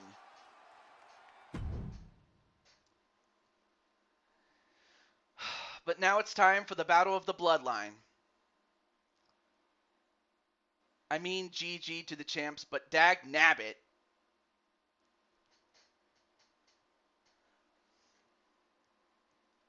Can't win them all, unfortunately. Like, heck, I didn't even win the Rumble. But to be fair, I was number 1. But that's another story for another time. But who is going to win? Is the tribal chief, the head of the table, the big dog? Will he be the one to win? Or is Jey Uso going to stand up to him and finally dethrone the chief once and for all? 14 matches? You've kept count?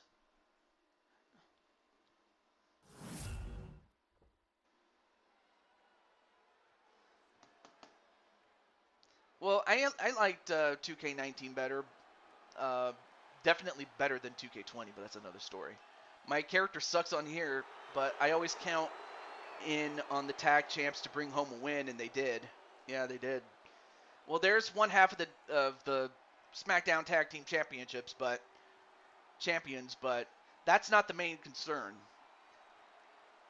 For Jay, it's a matter of, can he finally beat Roman Reigns? Can he finally beat his cousin?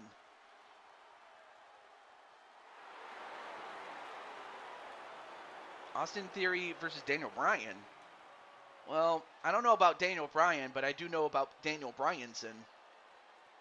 Or Bryan Danielson, sorry. But I'm hoping that by 23, or 2K23, that things change for, the likes of Atticus and some of the others who have had, a tough spell.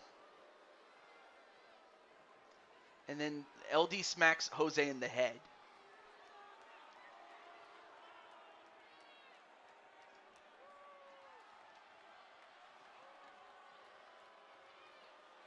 Stop blaming Jose. My call just sucks here.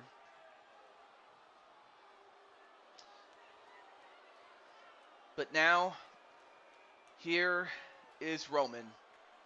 The last time that we saw him was, oddly enough, in the Hell in a Cell match that he had against The Rock, in which, had he won that match, he would have been facing off against Mike Wasson and Dragonheart in that battle between the champions, but instead, he wants to take out his frustrations on Jay after what The Rock had done to him. Rock bottoming. What happened was The Rock bottomed Roman through the top of the roof of the cell into the ring from that high, and then finished him off with a people's elbow. And up until now, we hadn't seen Roman Reigns. But Roman Reigns is back, and oddly enough, in the same match type that he got injured in. Vince McMahon is back. And of course, Roman is still seething with anger. But I have to think that if Roman is perma pissed off, I would have to think that it might play in the favor of Jay, in that all it takes is a mistake, a big one, and Jay could capitalize on it. Consider me Dr. Frankenstein, and he's my experiment. Thank goodness I still have a championship around here.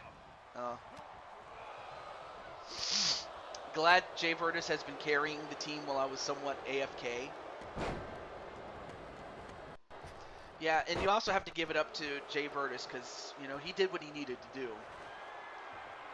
And wait, Roman, he's got a table. But before he could even use it, Jay meets him and throws him back in the ring.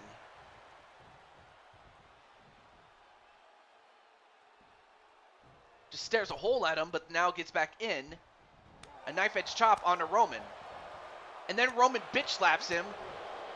Supposedly in the mind of Roman Reigns, he just slapped him like the little bitch that he is. I mean, heck, Randy Orton was quoted as saying, okay, so finally the big dog let his bitches off the leash. Although this little bitch is doing some damage onto the big dog himself. And in fact, he just drew first blood.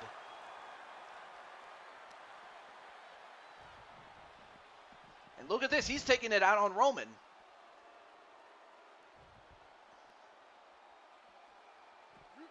And a missed dropkick, though. Now Roman turns it around. In fact, out of all the matches, this is the only match that involves exclusively WWE guys. Now grabs that chair, and he hits him in the head with it.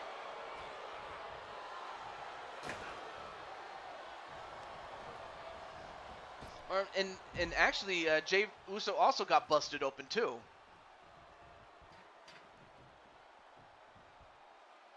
Now goes around the ring, and then it gets headbutted.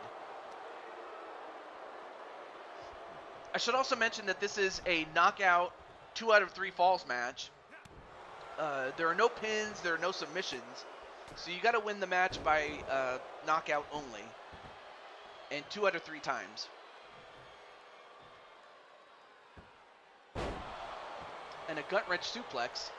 No, wait, nice counter onto Roman.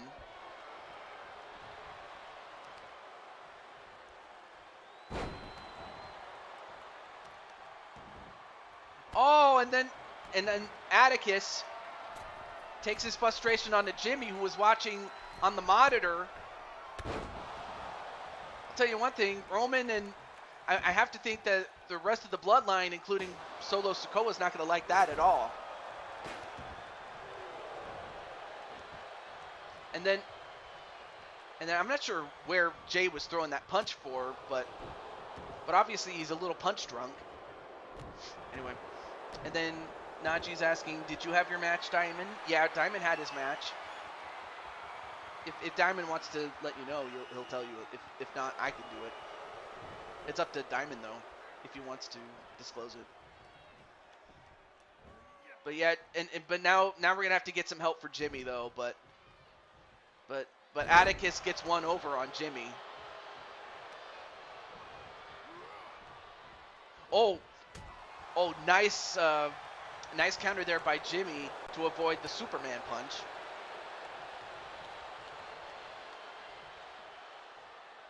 But instead, he picks him up, and a jackhammer? I've never seen Roman use a jackhammer before, outside against maybe, Goldberg, but then the spear, and that's good enough to get the knockout. That's one knockout. So right now, Roman leads 1-0. Atticus, must you? Also, hey, what's up, Gregory? By the way, in addition to yourself, Dragonheart, or rather Dragonheart Jr. is going to be up next, and then later on, Dragonheart himself. Would you rather take his place? Uh-oh, wait a minute. Jey Uso, whatever he's going to do, he better do it. Well, and unfortunately, that hesitation might have cost him. Oh, he got him right on the stomach.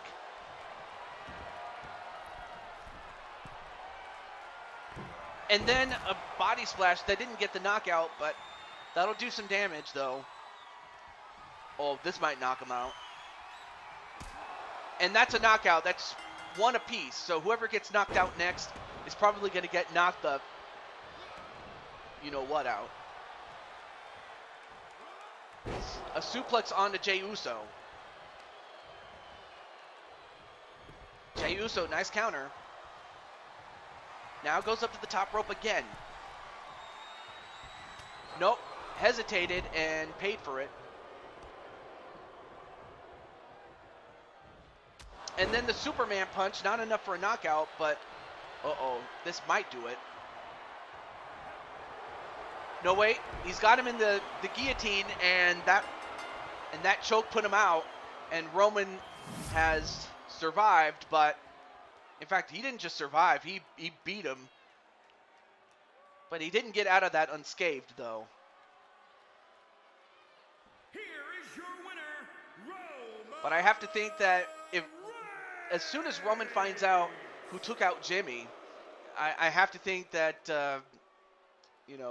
Roman's probably going to go after him. He was just at the right place at the wrong time.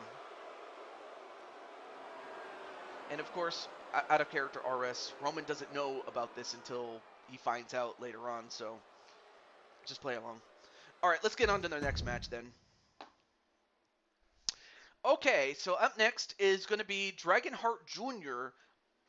going one-on-one with the Great One, known as Jetstrike. So let me get Jetstrike himself.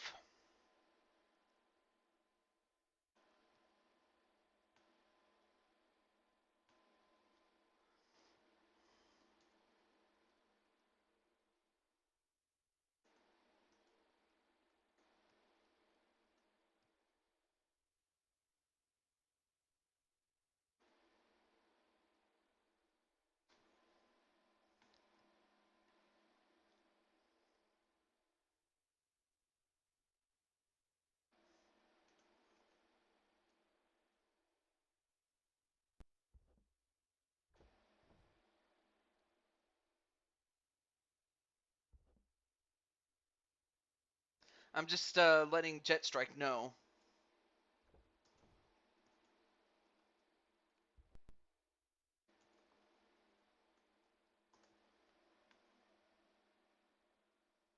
All right, here we go. Let me catch up on the phone. Tenu, focus on the show at hand, please. TJ, if I have not have anything to say about it, sees Junior. Son, are you insane? Acknowledge me, Jay. Jay, I never want to see you on my bloodline, never again. Puts him through the table and leaves. So now, as they clean that up, we have another Hell in a Cell match, but let's get to this one here. But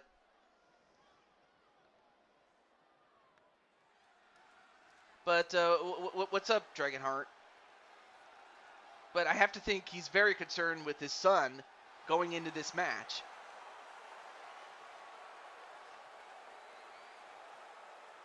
I mean, of course, this all started when Jetstrike attacked Dragonheart Jr. after a match that he had against Shane McMahon after he had beaten Shane McMahon.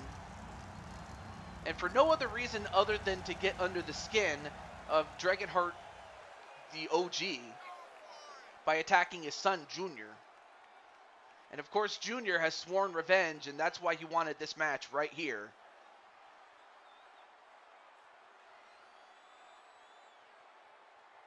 I do not agree with what he did. Walks out to Jay. And Roman walks out to Jay, and Roman and drags Jimmy along with him and throws him down the ramp to Roman and walks out laughing.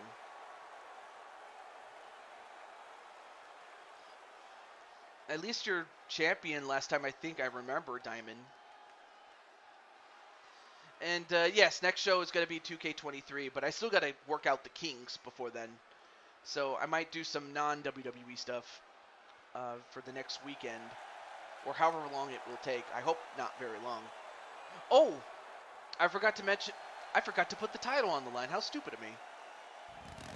Okay, well, let's just pretend that this is a championship match. But really, the championship is not the big story. The big story is going to be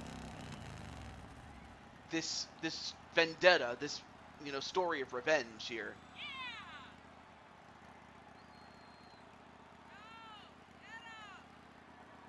Doesn't bother, looks at Jimmy and leaves. Doesn't bother helping Jimmy.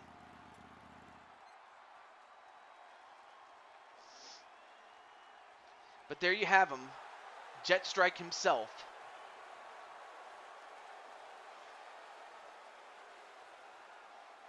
And mind you, the fact that Jetstrike attacked, Dragonheart Jr., he wasn't under orders to do it.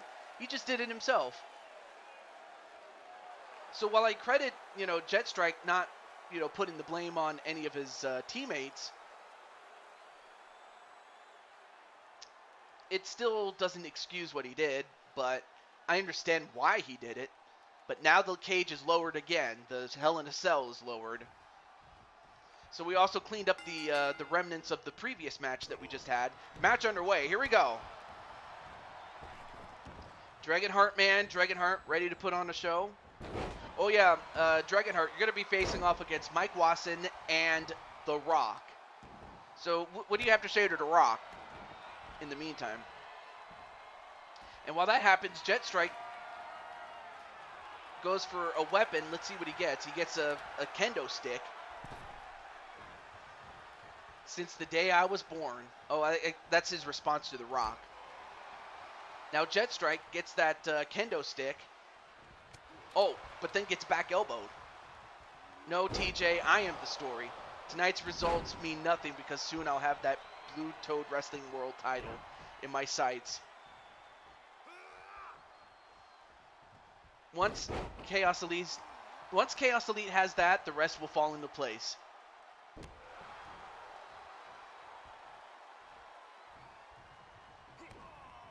Oh no, wait a minute. Airtime! He hits him with the airtime. Now, this is also, this isn't just a normal Hell in a Cell match. This is last man standing inside Hell in a Cell. So you gotta beat him by knocking out your opponent for the count of 4. Or a count of 10, excuse me. Well, I don't hate CM Punk, but I just didn't like what he did. And it could have been handled a lot better, I will say. But, you know, time heals wounds, I will say.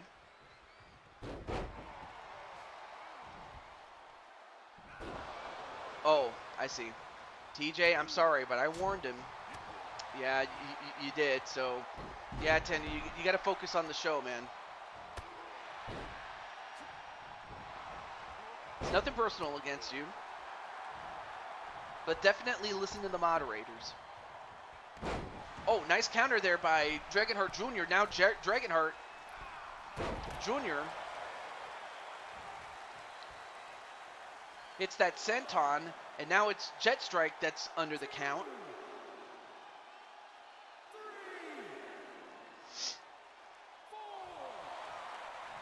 And then Against All Odds says, thank you, Reaper. And a couple of elbows to get out of the grasp of Jet. Now, Jet Strike is, sets up on the ropes, and, Jet Strike, he knew what was coming if he didn't get away. Nice head scissors takedown. And of course, Jet Strike is usually the one with the size disadvantage, but this time around, they're more or less the same size or height, but he definitely has more muscle than Junior. Yep, you're back just in time, baby. I always say baby a lot. And then thrown onto the ground is Jet Strike. Now, I may as well let Jet Strike know that this is a last man standing inside Hell in a Cell. Just so you know what it is. A drop kick that sends him back first into the mesh. Hey, little ones. Hey, Jet. And now it's Dragonheart Jr. that gets sent into the wall, and he gets thrown into the mesh again.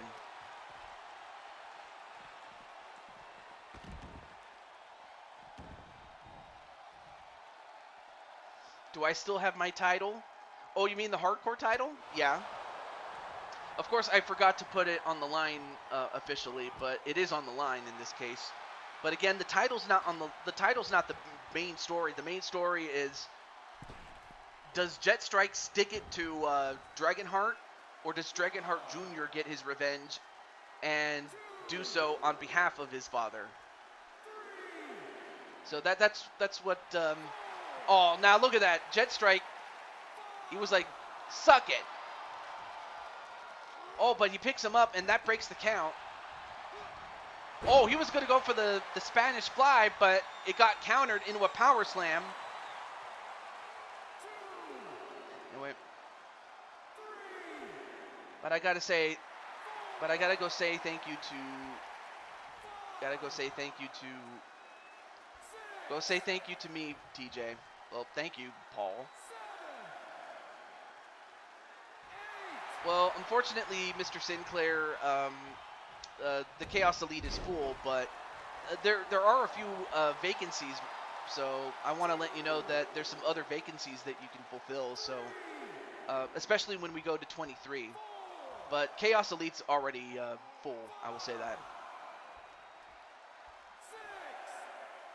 I'm going to embarrass the Dragonheart family. Although right now, Jet Strike, you're down, and you got to get up by the count of 10, and you do.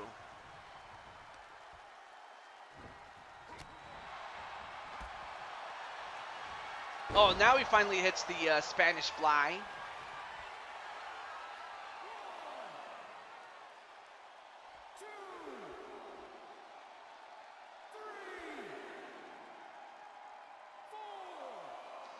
I am in Chaos Elite by marriage to Atticus, but not officially.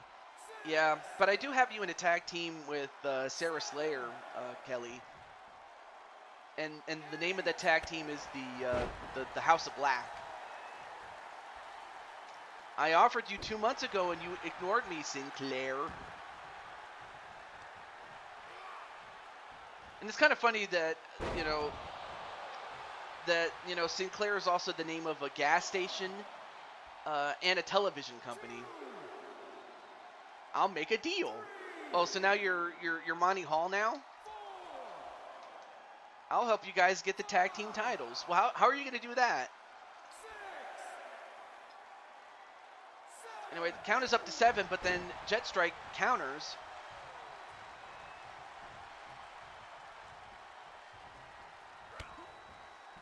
Oh, Jet Strike.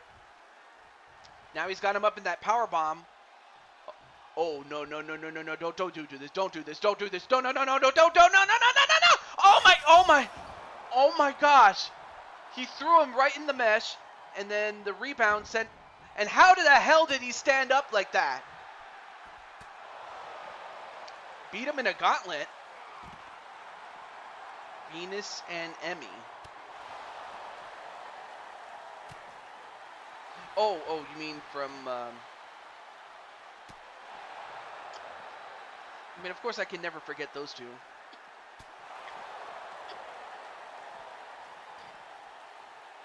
You have to beat the elite. Beat elite. Beat elite.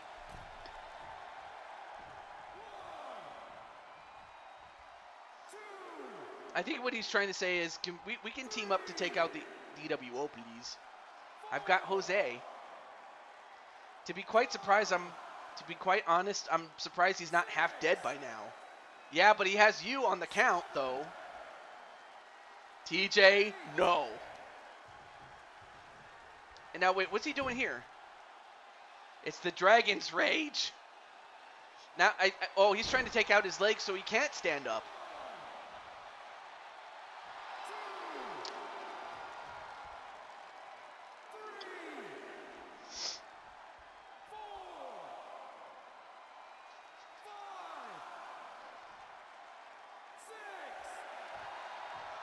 Okay, I tried. Well, as Atticus said, he was willing to put you in the elite if you can beat. Correct me if I'm wrong. You're saying that he has to go undefeated against all the elite members, if that's true. Correct me if I'm wrong, Atticus. But in the meantime, Dragonheart targeting the legs. Oh. And then Jose's like, Dragonheart, come see me after your match.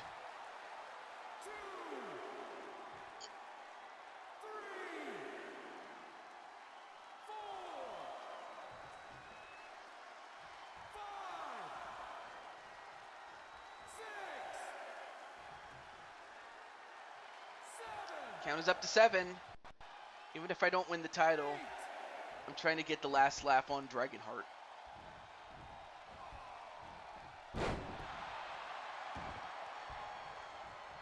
Oh, okay, so all of the Chaos Elite, he just has to end with a winning record, meaning he has to win at least 3 out of 5 to win. So it's kind of like a best of 3 in a sense. Something like that.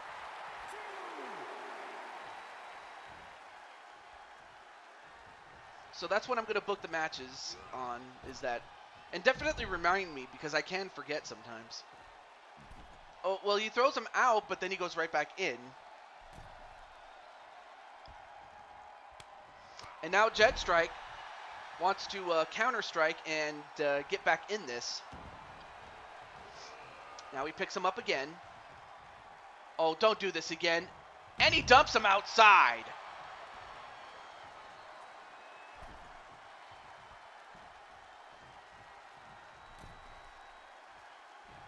Too bad Dragon Rage only does 40 damage, so the opponent isn't even close to being fainted. Sorry, Pokemon joke. Law odds. And a running Bulldog. I do get the joke, though, at some point. Or, you know, I'm not the biggest Pokemon fan, but now trying to kick him in the back. Now Jet Strike goes up to the top, and he could be going for the Jet Stunner. If he hits this, this could do it. And he hits the Jet Stunner. And again, he just continues to tell him to, you know what.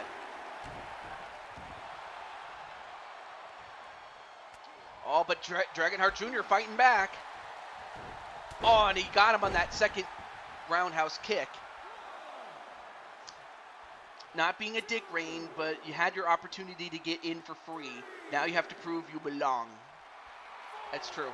Also, hey, what's up, Captain? You missed your women's match, but you still got your match, and Marcus's match coming up.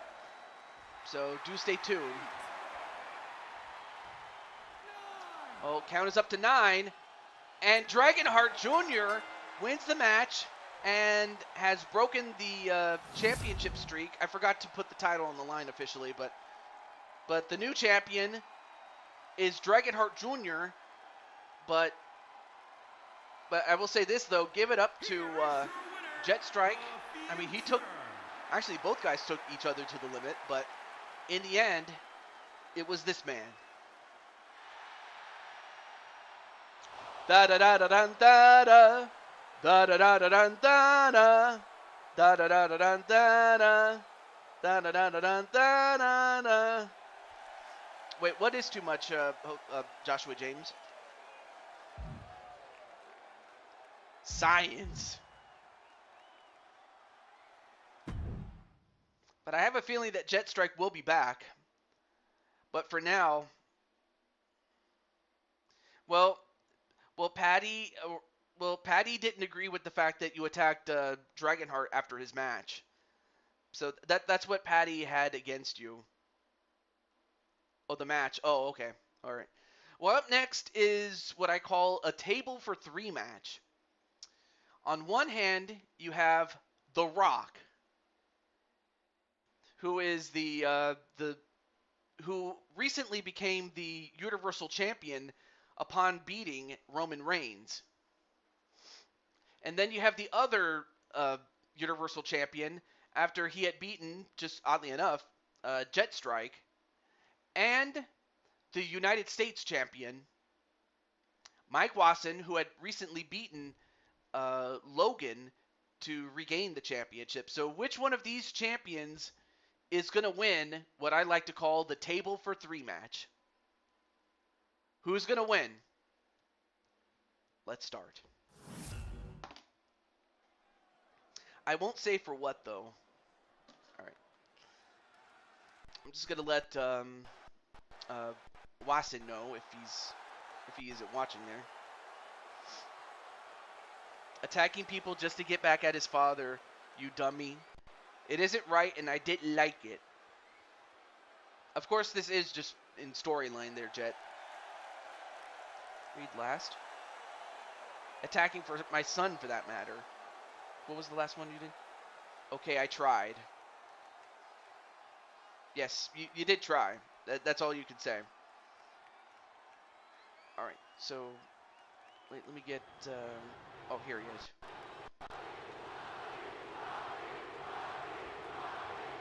And there he is. The most electrifying man in all of entertainment. The Rock.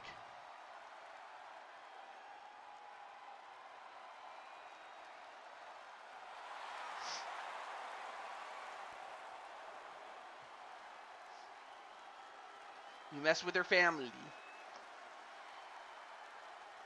The annoying part is that I had this set in Washington, D.C., and it doesn't say. Read your comment.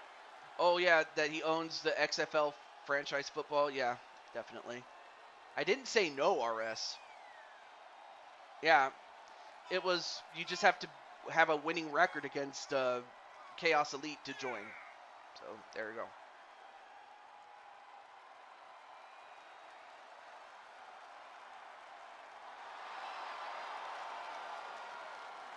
So you have the Universal Blue, Universal Red, and the United States Championship holders.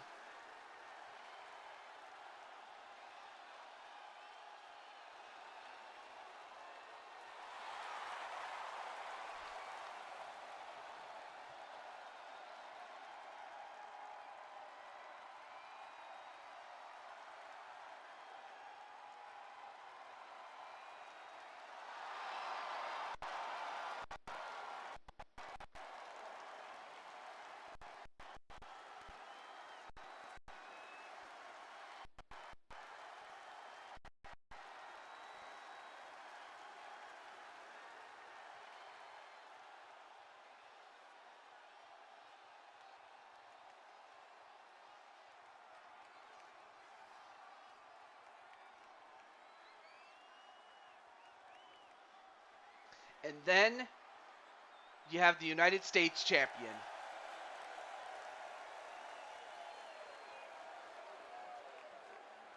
Another man and another sword.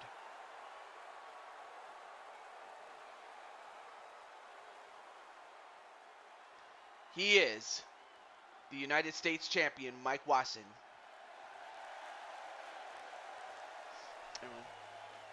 It's between me and his father. I didn't have anything to do with his brat, but since he got involved on his own account, I had every right to knock some sense into him.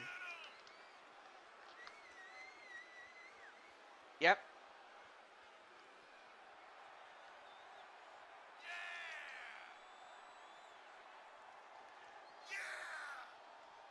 Between me and his stupid kid. I'm related by marriage to the Dragonheart family. You mess with my family, and I don't like what you did. Yeah. And just so you know, of course, this is just all in character for those who are watching this, thinking that this is a legit beef, just so, you know. But, moving on. Hey, what's up, Brian? Just in time to see Mike Wasson in a battle of champions.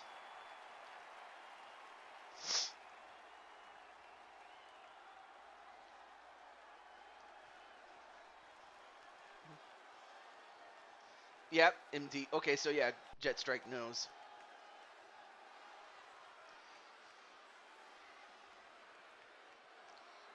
So, earlier today, Mike Wasson introduced himself, but when The Rock responded, this is what happened.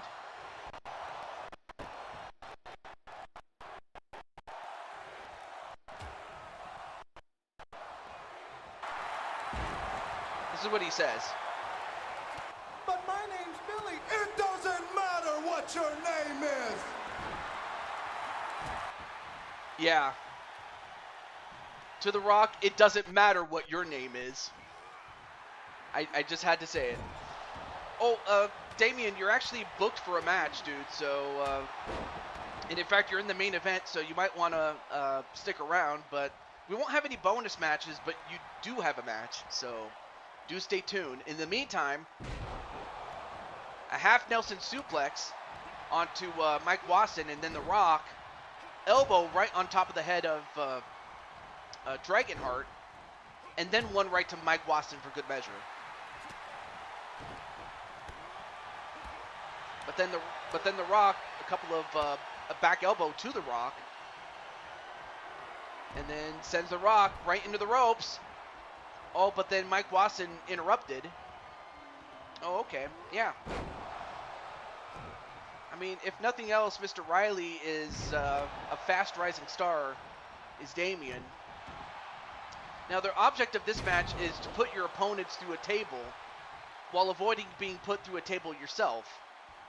And then a rock bottom, but even if he pins him, you can't win by pin. You got to put your opponent through a table, though. Grabs Little Matt. Ah, yes, Little Matt.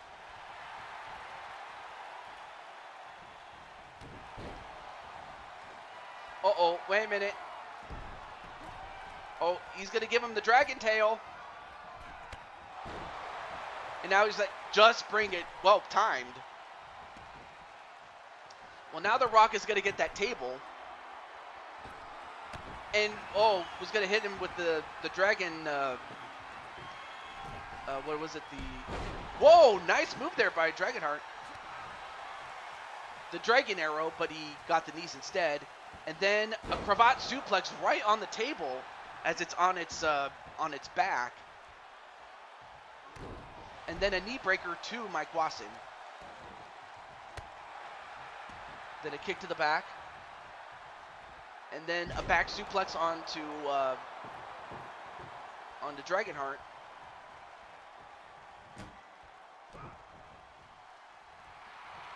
And then a DDT onto Dragonheart, and I believe that busted him open a little bit. And then The Rock gets thrown over the top rope and out.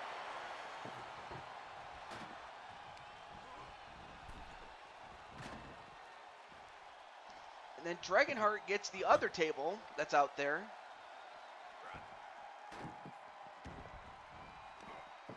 What's the main event? It's a Crazy 8 match. And it's to crown Mr. Money in the Bank. And then, whoa, what a dive, but then a power slam onto The Rock.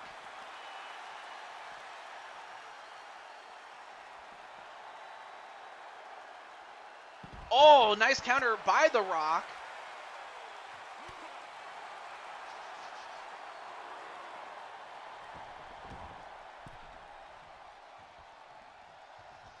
Although The Rock picks him up. Oh, and of course Mike Wasson knew what was going to happen if he didn't do anything. In fact, Dragonheart doing an excellent job of staying out of sight. Oh, wait a minute. He just got spotted, and uh-oh. Nice counter there by Dragonheart.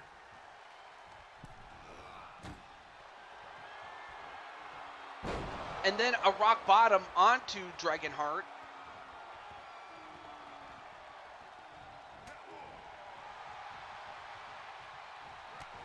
Ooh, nice knee strike onto Dragonheart, though.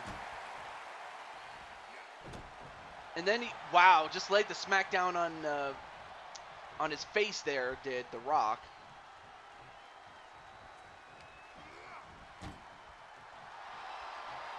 And then Rock is like, put him through the table. It's a smart idea to go after the legs of Mike Wasson. Yeah, it definitely is. And then modified back suplex, though.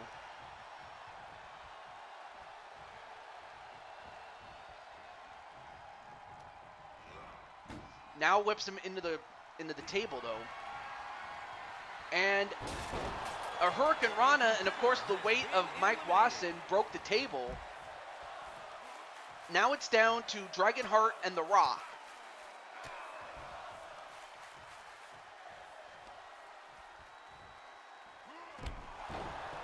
Well, I will say this, though. Whoever wins this between The Rock and Dragonheart is going to make their championship, one of the more sought-after championships going into 23. But congratulations nonetheless, though, to all three men involved. But only one is going to win. A modified reverse DDT. It just didn't have the... oh, wait. And a back suplex onto The Rock, and the force was enough to break that table, and the winner is Dragonheart.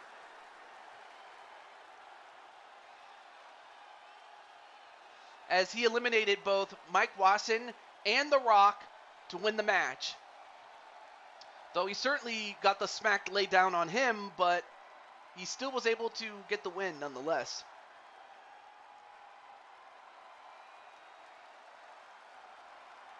And The Rock is like, I put Dragonheart over. Yeah, that's true. Amazing, the Dragonheart.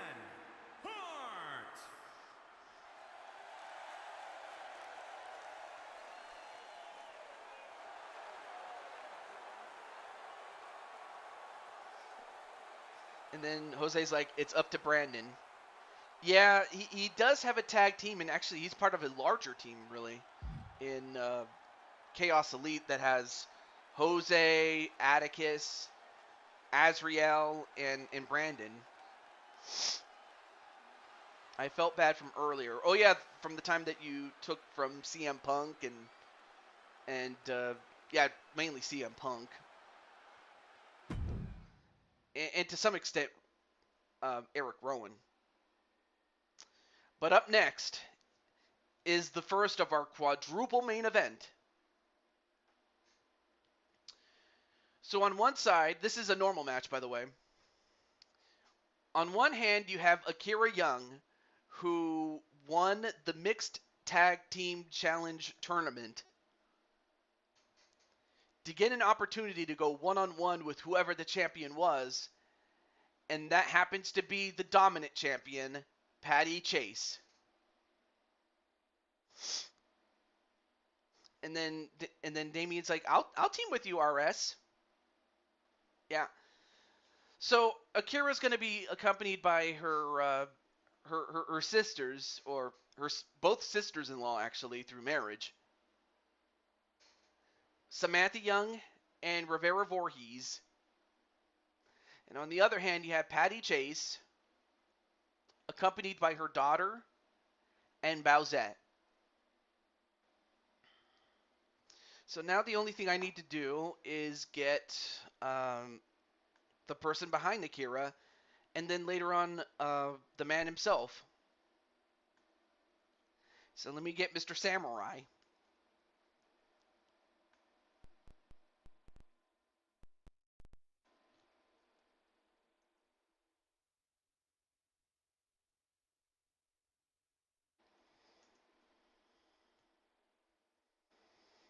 And I should also mention one other thing, is that in addition to the Blue Toad Women's Championship, the Intercontinental Championship is also at stake in the sense that the winner becomes the Blue Toad Wrestling Women's Champion, World Champion, and the other person gets to walk away as the Intercontinental Champion. So it's possible that Akira can win and Patty takes over as the IC Champion. I wanted to at least mention that little part before we start.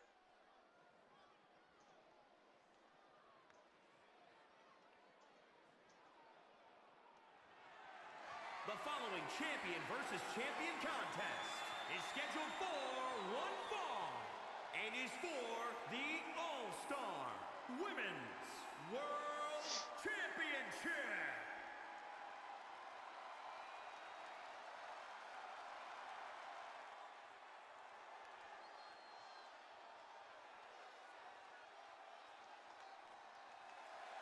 And here they are.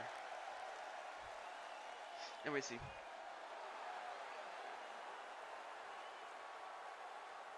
Everyone saying hello to, let's see.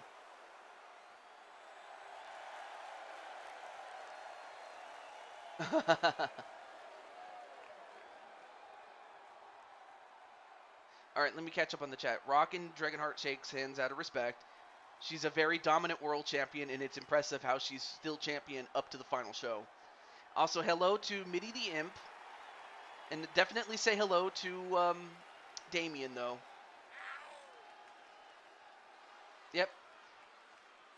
Also, Mitty, do me a favor. Give Mr. Damian Riley a hug, too. As everybody says hello to Mitty and whatnot.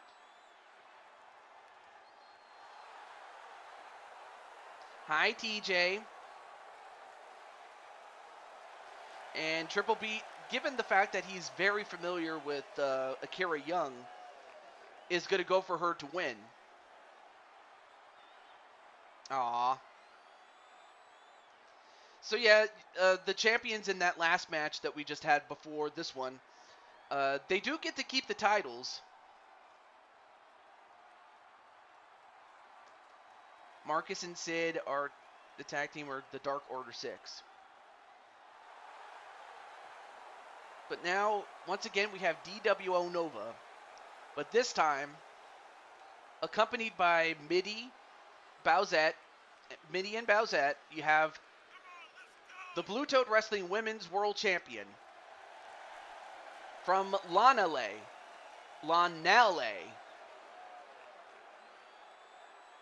the old queen,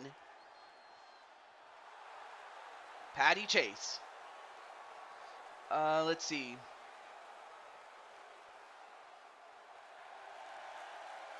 I could go with Damian Sinclair or Rain Riley or something like that. Because one time, the team of Cody Rhodes and Kofi Kingston, they got named Kofi Rhodes. Of course, it is a bit of a joke, but I'm like, what else could I name them? Vicious and Delicious, in the sense that, you know, Damian is vicious, and then the women find Rain Sinclair delicious, you know, because they think of him as a playboy or something. I don't know. Lanale.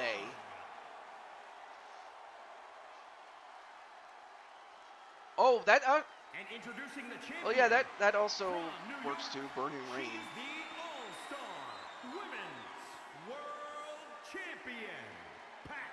Although cheesecake looks good. But there you see Patty Chase. And we saw, just a few moments ago, we saw Akira Young. Triple B, you are on my list. Wait, what list?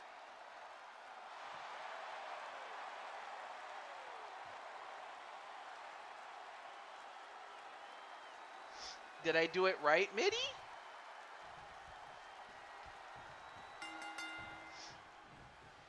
All right, match underway. Here we go. And a suplex slam onto Akira. Lanale.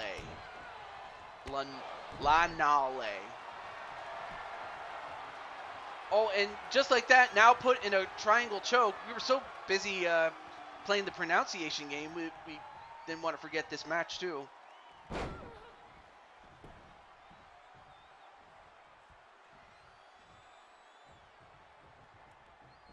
Oh.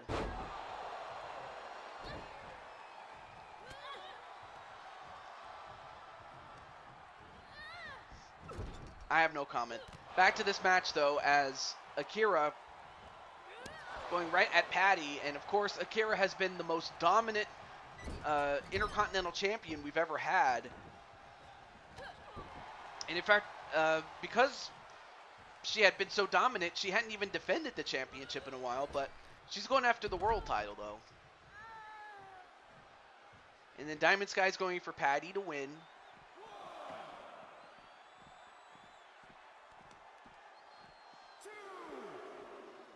And wow, just slammed onto the ape or onto the floor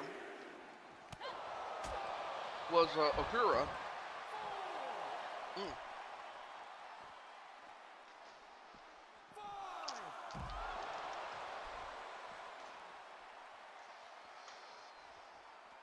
As long as the match is good, I agree. I will give you that one. Although right now Akira fighting back. Ooh, a hammerlock spine buster. Although, wait a minute. Guys, get back in the ring. What are you doing? Well, she gets back in the ring, but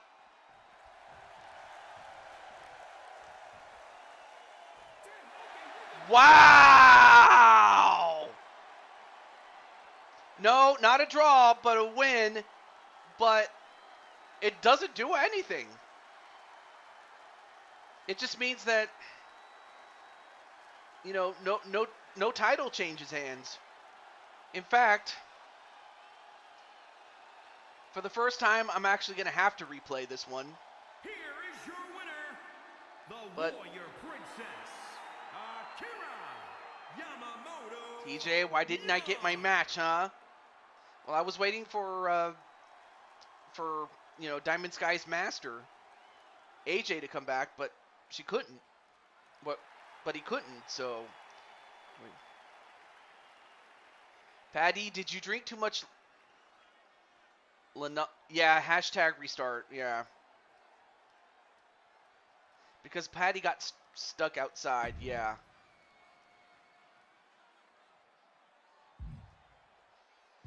You know what? And of course, as you can see, she's by she I mean Akira's not very amused. But I'm gonna do it. I'm gonna do it. So we're gonna get we want a definitive winner here. I mean, it'd be one thing if it was a blatant disqualification, then okay, fine, but we definitely want a winner here.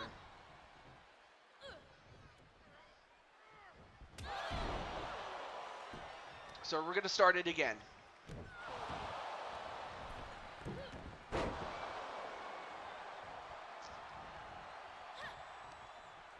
Beat your fellow damage control member Dakota Kai.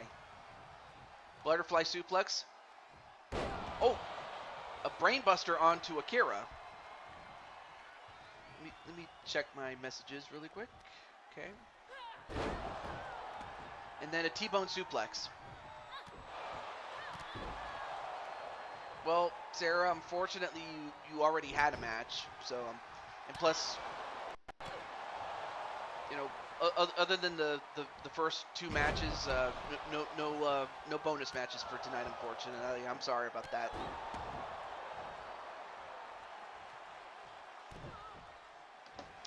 So Sarah wants to fight off Bailey.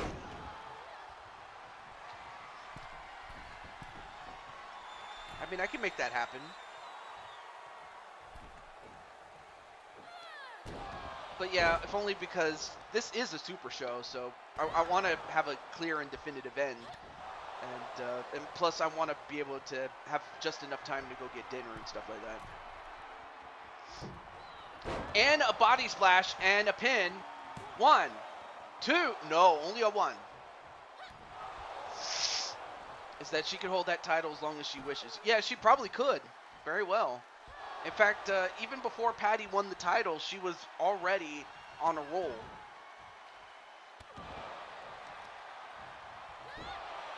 Sure, Sarah, kick her butt for us. Wait, now picks up. No. Nice counter. And a kick to the gut. And then a Superwoman punch, and then a pin. 1, 2. Ooh, that would have been something if Patty manages to get a decisive win. So far, Akira got a win via a countout, but we'll see what happens if it ends in a countout again. So you have up until the next Money in the Bank Super Show to cash that bad boy in. Oh, almost got another close win there. Are you happy that you put your boy over?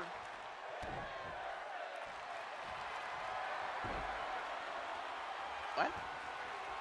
Anyway, a submission onto Patty, and it would be something for Akira to get not 1 but 2 wins over Patty. The second victory, of course, would be a more legitimate one. Oh, wait a minute. Wait. Oh, and now clotheslined on the top rope. And new potatoes with cheese and bacon.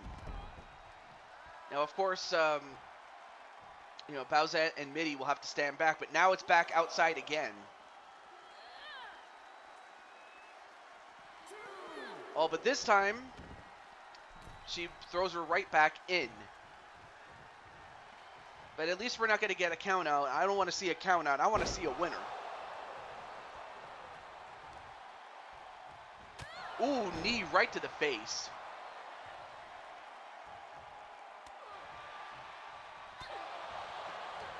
But, oh, wait a minute. Akira.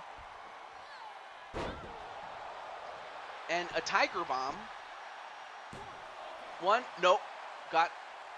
She was able to get the rope break, was Patty. Now where's Roman? Oh, wait a minute. The young slam. She calls that the young slam. 1, 2. Ooh, that was close. That was close for Akira to get a legitimate victory over Patty Chase. That was close.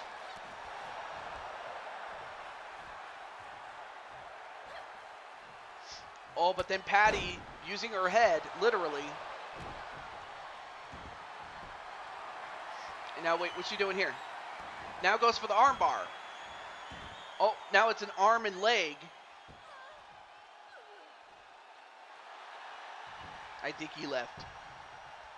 Oh, but Akira was able to escape nonetheless.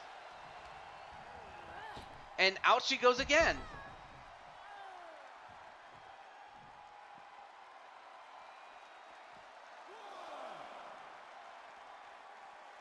But Akira fighting back.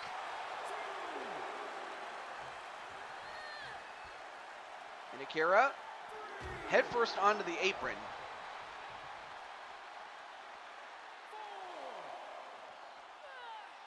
Now thrown back in. And of course, Mitty and Bowsette back away. They don't want to cost Patty the match. Oh, they both went for strikes, but they both missed. But this time, Patty got it. Is that it? 1, 2. No!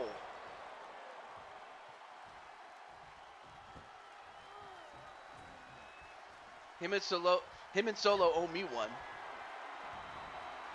Better not be a count out for a cheap win. But instead, nope. And Patty, whoa, nice athleticism. Even at her age. But now Patty going up to the top.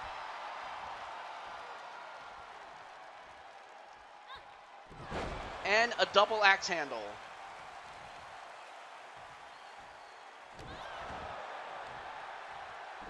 Oh, but now picks up Akira and tosses her like she's nothing, and by no means is Akira a small woman.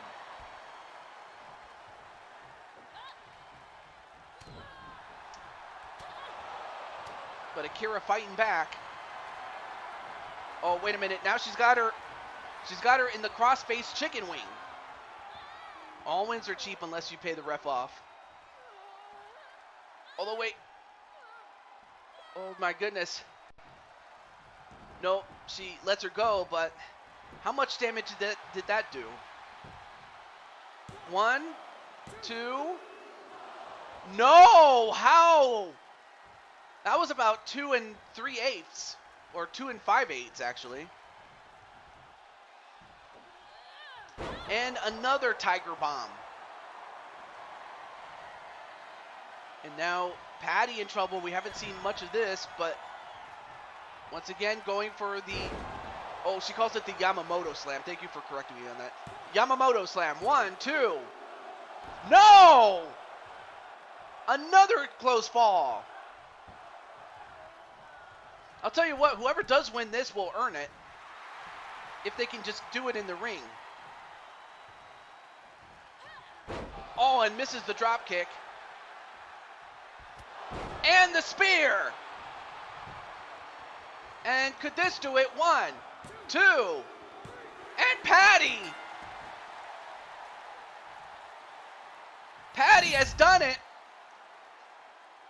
First of all, the I don't want to say loser, but but unfortunately the non-winner and still Intercontinental Champion Akira Young, but the winner and still the Blue Toad Wrestling World Champion Patty Chase. As Patty not only gets the rematch, but that she also wins it legitimately this time.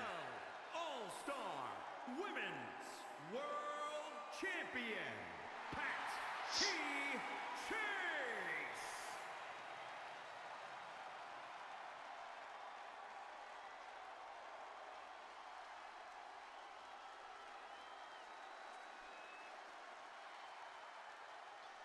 I would say, well, I would also include Crushing Kelly. I would also include Jane Voorhees and, Jenna Terra, although most of you have never heard of her. But hopefully I get to share her story one time. And of course, the great Betty White. Yes, the same Betty White that was uh, well known for the Golden Girls. And, well, Emily Elvis, she reigned, but she didn't reign for very long, unfortunately, for her. So, but nonetheless, well,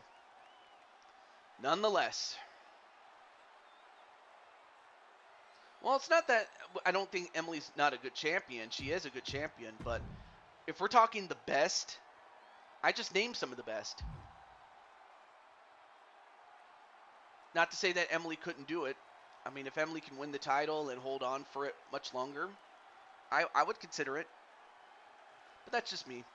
And definitely thank you for being a friend.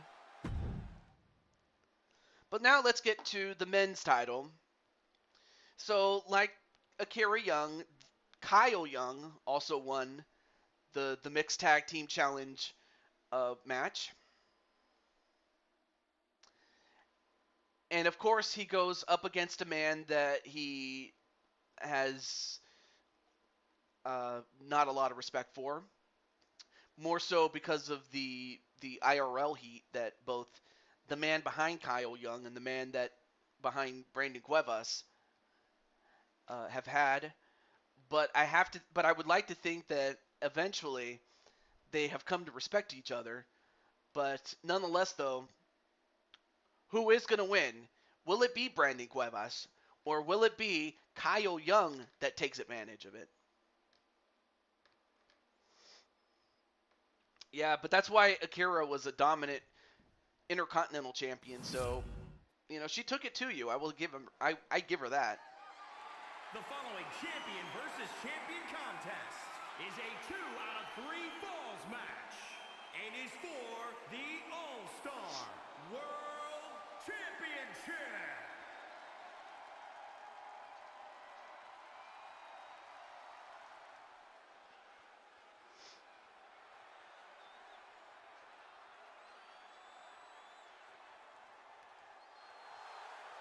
And there he is. Now, he is the European champion, but obviously he won that tournament to win that title and get a shot at the world title.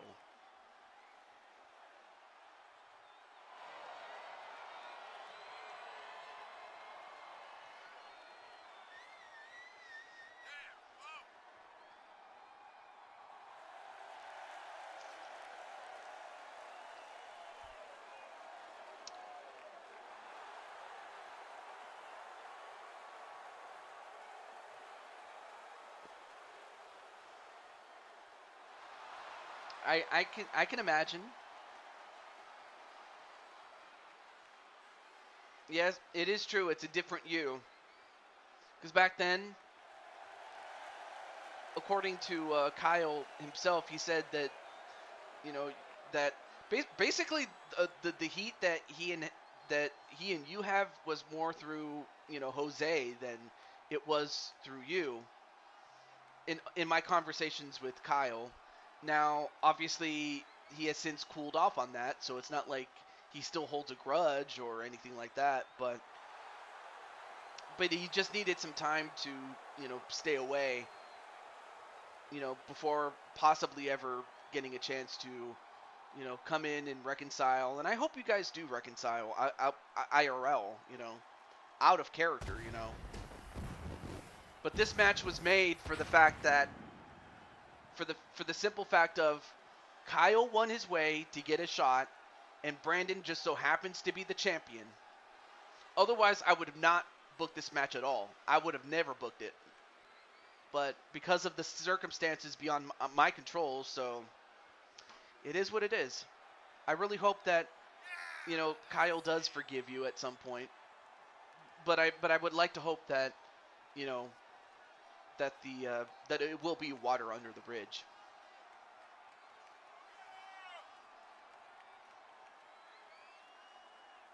Yes, I can. I can bring it up, but like the old saying goes, you can take a horse to water, but you can't make it drink. I'm not saying that Kyle is a horse, but I can't force Kyle to do anything, you know.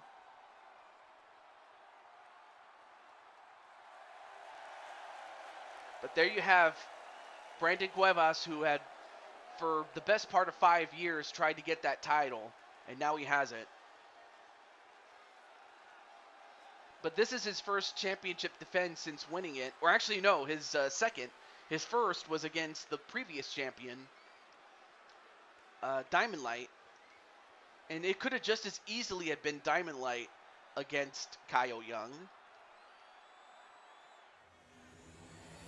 But it is all about being professional, so I do agree with Crushing Kelly when she says that. Definitely.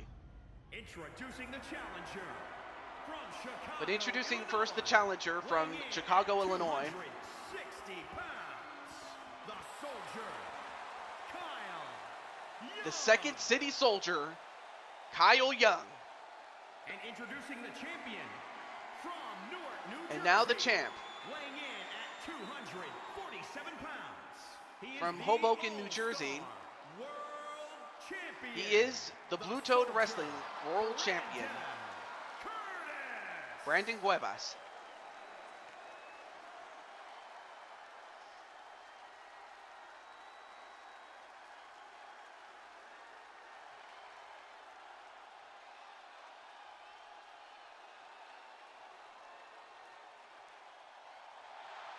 The Requiem, the rebellious soldier.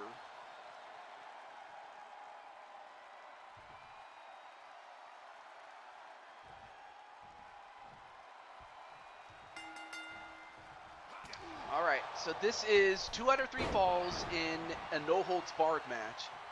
And even though it's scheduled for 60 minutes, it's not an Iron Man match, so it's not going to last 60 minutes. They just have that much time to work with, though, but I don't really think it's going to last 60 minutes, let alone 10 minutes, although it could. And now Kyle going to beat up on Brandon. I think if anything, if nothing else, this should help Kyle finally take whatever frustrations he's had with Brandon and beat Brandon up with it. Although Brandon is just as inclined to return the favor to Kyle, but right now Kyle isn't going to let him do it. And he's doing what he needs to do against the larger man.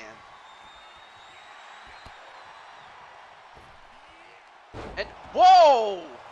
Got stuck on the ropes a little bit. One. Wait. Oh, yeah, that's right. It's 2 out of 3 falls. What am I saying? Pinfall or submission. It's not like that knockout match where you had to only win by knockout. My mistake. Anyway, nice counter there by Brandon. And now he's going to try to choke him out.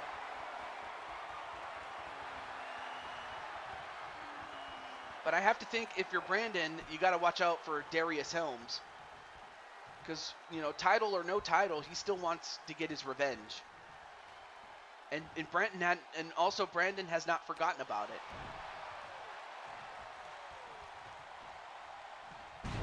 Oh, a half Nelson into a neck breaker. And then a spinning back fist. And then a ripcord clothesline and a pin. 1, 2, no. And Kyle has to wonder, what do I have to do to win? Oh, no, wait. Gets away. Then sends him in the corner.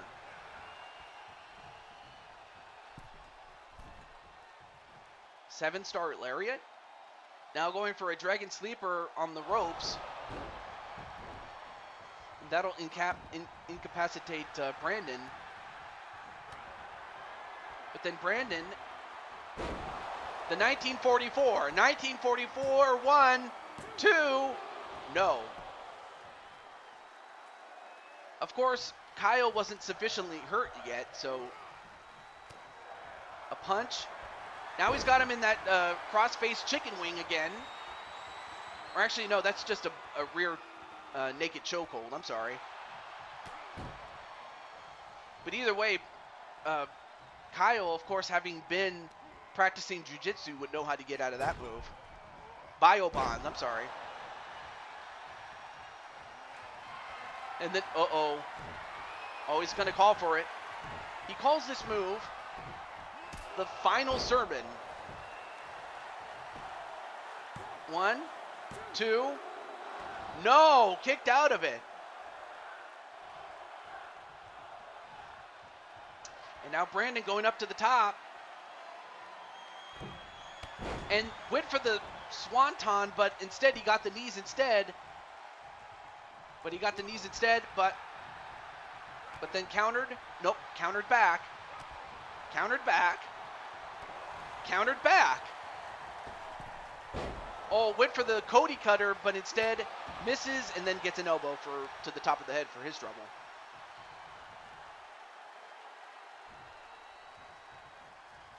But Kyle picks him up, and now he's got him in a version of the bio bond himself, but he doesn't call it that. He definitely calls it a rear naked choke.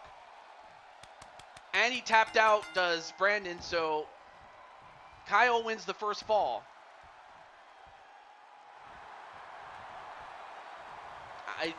Well, it's usually assumed that that you don't have a top on. Well, that is, and that's assuming if you're a dude, but I don't know why they call it that. The OS cutter? Well, whatever it was, it missed. But now it is Kyle Young that only needs one more fall to win. And for Brandon, he has to get 2 falls in a row, but he just has to get it one at a time. And a spinning neckbreaker fisherman style. Now picks him up, deadlifts him, and power slams him. Oh, Oz cutter, as in Osprey. And then the 1944, and this could do it to tie it up. 1, 2. It does. Now it's 1 fall apiece. Next fall wins. And then knee right to the face. Now tries to take out the leg of Kyle Young. And then, whoa! I've never seen Brandon do that move before. Punch right to the face. Oh, he was going to go for the bio bond, but Kyle, he knew what was going to happen. Then a Hurricane Rana right on his knees.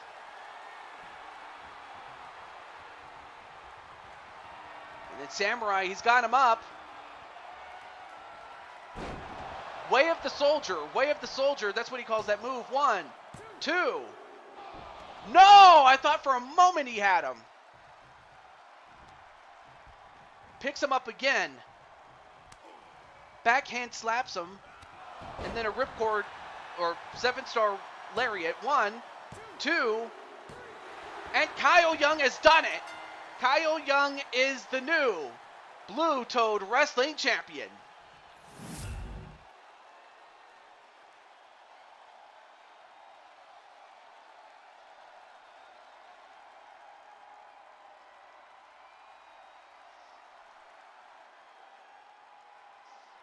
And it came with the final score of 2-1 for Kyle Young. But I mean, after all, Kyle is a former champion, so it's not like he's never won a championship. In fact, this is his 4th reign as far as I understand it, as he becomes the new champion. World champion, the soldier, Kyle Young.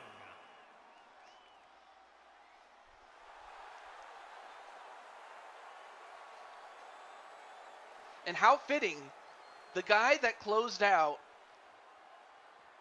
or one of the guys that closed out, WWE 2K19, when we made our way to this game, is also the same man that closes out 22 as the Blue Toad Wrestling Champion going into 23.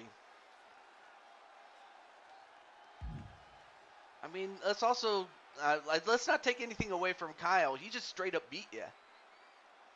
And it's not like you didn't put any effort. You did. You tied it up. But Kyle just wanted to win, and he did. So I'd say give him that. But now it is the first of two Crazy 8 matches to crown, in this case, Miss Money in the Bank. So let me go through some of the contestants first and foremost. You have Widowmaker and Tracer from Team Overwatch. So you got two members of Team Overwatch that have a chance to win the Money in the Bank. But then you have from Team Persona, An Takamaki, or Lady An, if you will.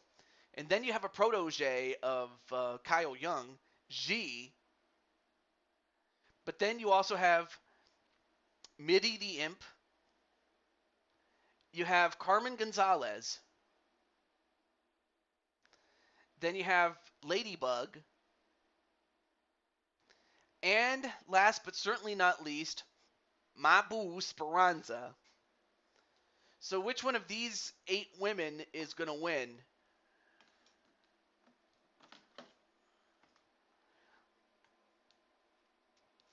Let's see. The only person I should probably contact is Speranza. So let's get into it. Midi or Ladybug to win?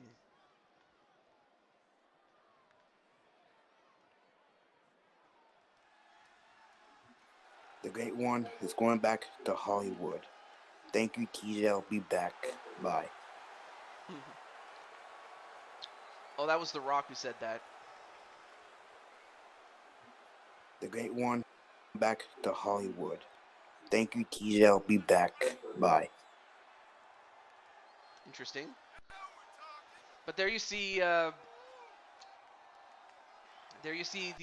red cat, Lady An Takamaki.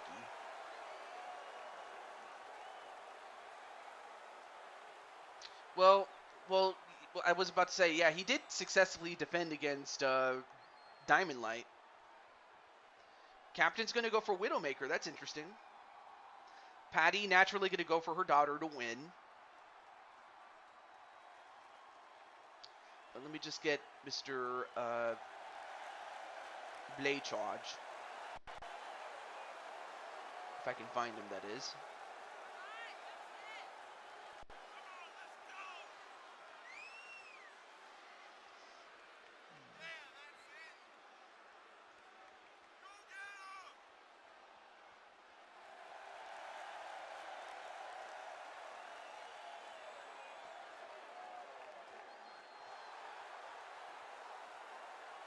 And there you see Carmen Gonzalez. And I will say this, though. Carmen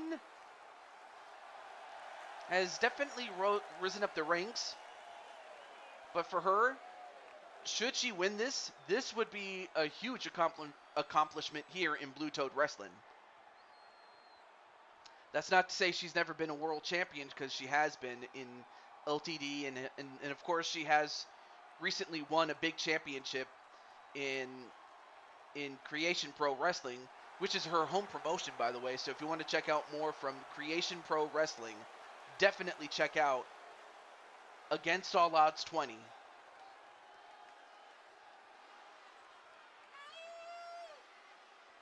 Well, in this case, I'm gonna make it happen. I'm gonna make it happen because despite the fact that Kyle won his way to getting a match with Brandon,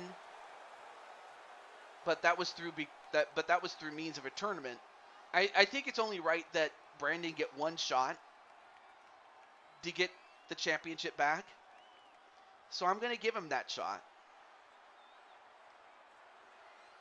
Of course, I did promise Atticus, and then later on with Blaze. So Brandon will get his shot. He'll just have to wait for 2 others to get theirs before Brandon gets his. So, but I don't think Brandon will mind very much. But up next is Kyle Young's apprentice, G, the Supreme Phoenix.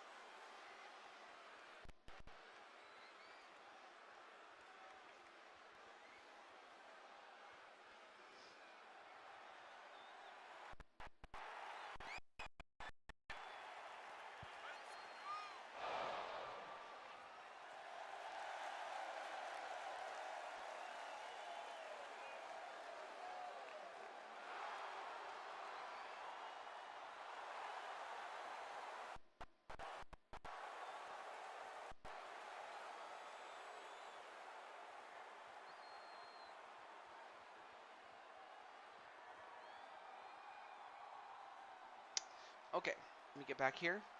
And then Mitty is back, is all set. Let's go. I mean, odds. What are the odds of how you're gonna feel if Carmen was to win the whole shebang here?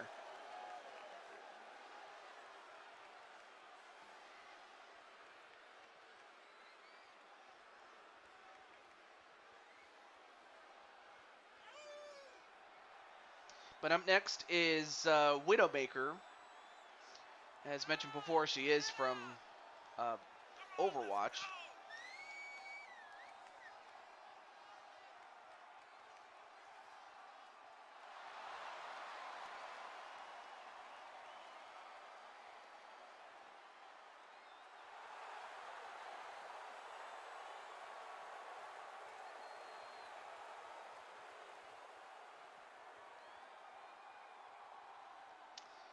All right.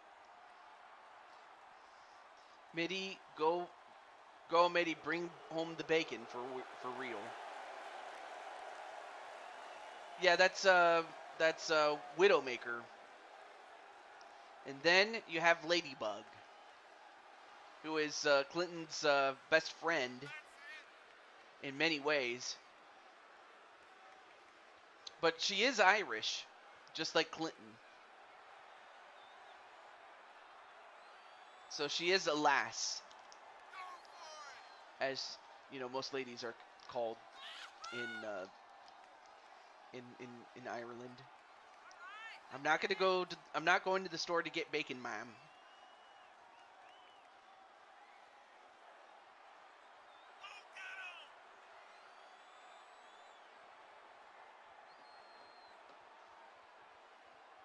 But man, what a show that this has been. And yet we have this and the next match to go. But I will say this, though. I want to say thank you to those watching this. It's been, without a doubt, a very, very awesome night. And I do have a lot of work to do as far as getting the transition ready for 23. But, bacon. And speaking of Mitty, there she is.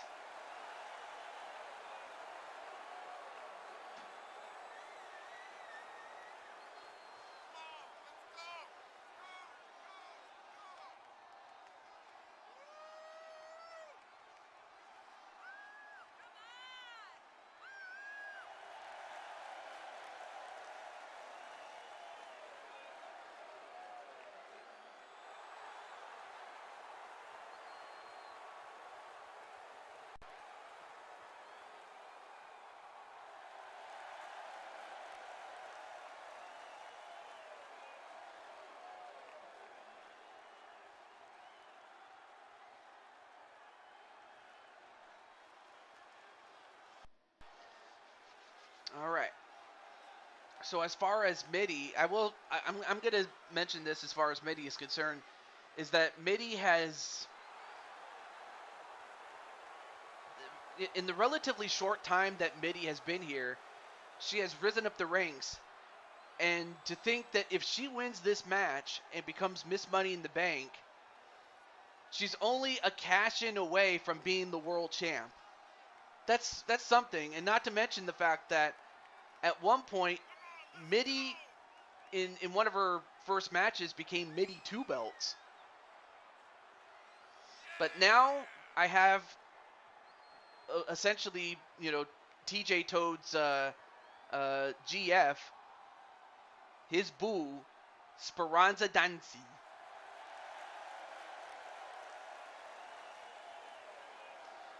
And of course, she is the general manager of Valkyries of Wrestling. I mentioned that Blade Charge is the owner and proprietor, but the general manager is Speranza. And of course, there is still a long-standing rivalry between her and LD, but match underway. Here we go. And the rules are simple. Pinfall, to eliminate your opponent is by pinfall or submission, falls count anywhere, and the last woman stand. There are no disqualifications, no countouts, and the last woman standing not only wins the match, but becomes Miss Money in the Bank. Here we go. Outside, you have G and Carmen Gonzalez. Then you have Ladybug and Tracer. Then you have Lady Ann and Widowmaker. And then Mitty and Speranza are going to go at it.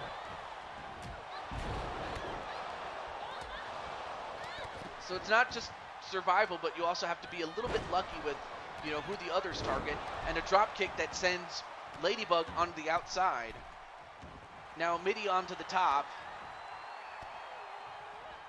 Mitty. Missed it. Oh, knee lift right onto Kamiki. I'm going to keep up with the action as best as I can. And an enziguri that sends Mitty outside. And then, oh, nice tornado DDT onto Ladybug.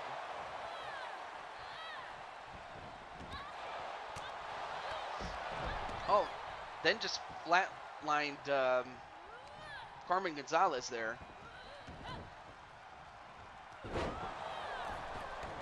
And over the top rope goes Lady Ann. And then Speranza also goes over the top. And then Mitty, what's Mitty doing? And a DDT right onto the apron onto Speranza. And we have a first pinfall of the match. 1, 2, no, kick out by Kamiki.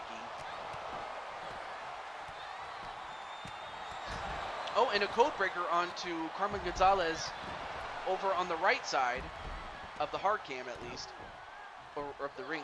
Nope, kicked out. Referee was having a tough time trying to get through traffic.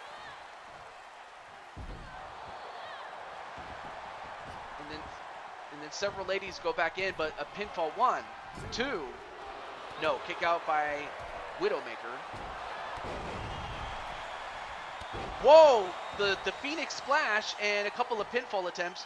1, 2, no, kick out by Speranza, and then a pin onto Carmen Gonzalez. 1, 2, no, everyone's still in it.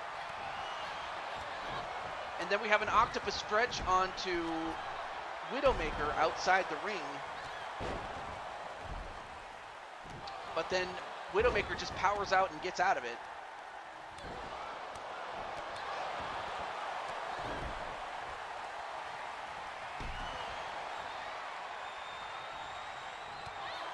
Mitty just continuing to go right after Speranza.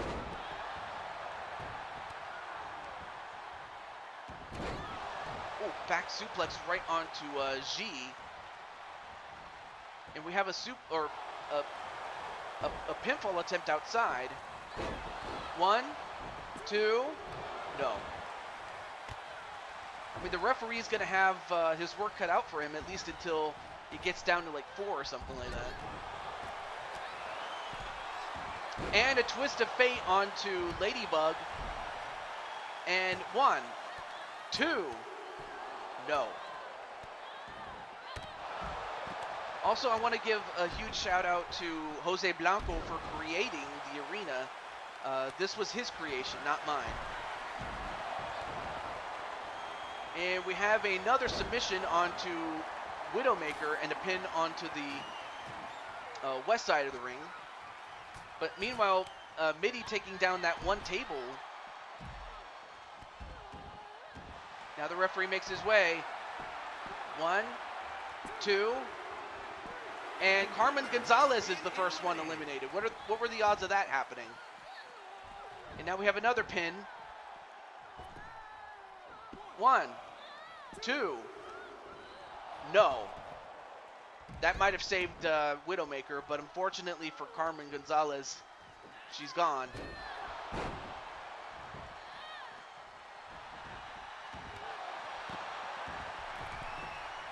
Now people start to get back in, but a pinfall outside.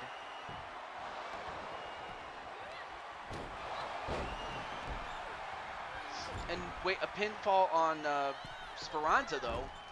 1, 2, and Mitty eliminates Speranza. So now we're down to 6. But Speranza's out, as is Carmen Gonzalez. Perhaps maybe the 2 people that I didn't think would get eliminated first, but it did happen, though.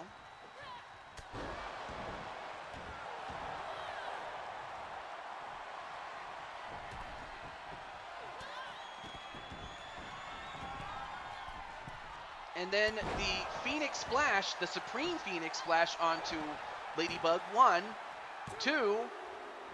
No, kick out by Ladybug. What is Ladybug made out of, man?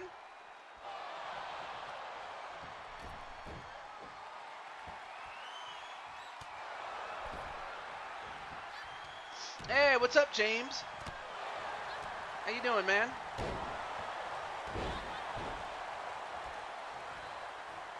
All right, now Lady An thrown back in the ring. Now all the remaining competitors are in the ring now.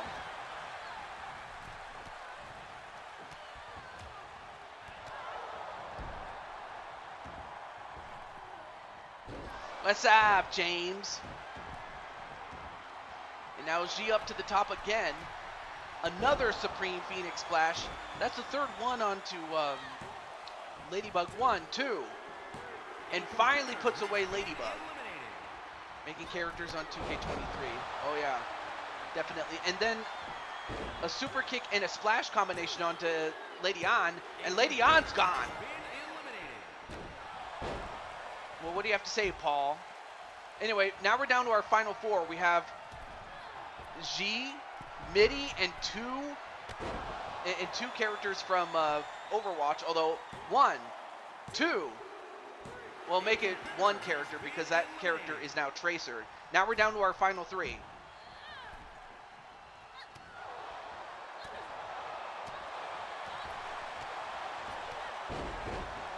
And then a dive from G, but she hurt herself. Now stomping on the arm of Mitty. But then Tracer turns her attention to G. And in fact, she goes after G. In fact, she remembers that it was G who eliminated her friend, Widowmaker.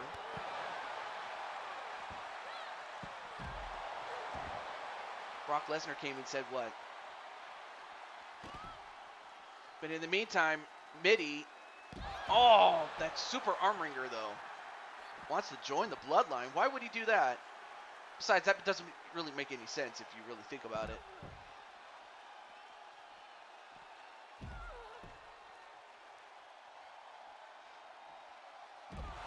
And a couple of German suplexes, but then eat defeat, and then goes for the pin on Tracer. 1, 2. No.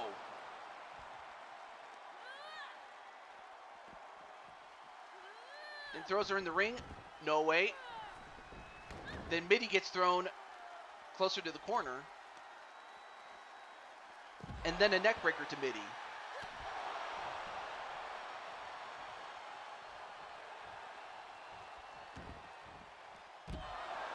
And a fisherman suplex with a pin. 1. No. And now Tracer goes right back to Mitty, and looks like they're double teaming Mitty for the moment.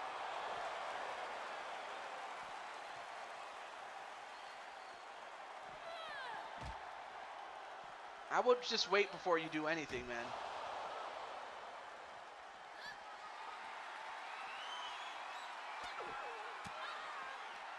And then Patty's like, fight, Mitty, fight. And then a head scissors takedown. But then G goes over to Mitty and tosses her aside.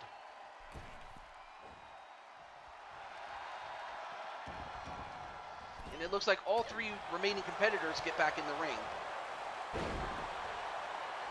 Oh, now they're going to double team on Tracer, though.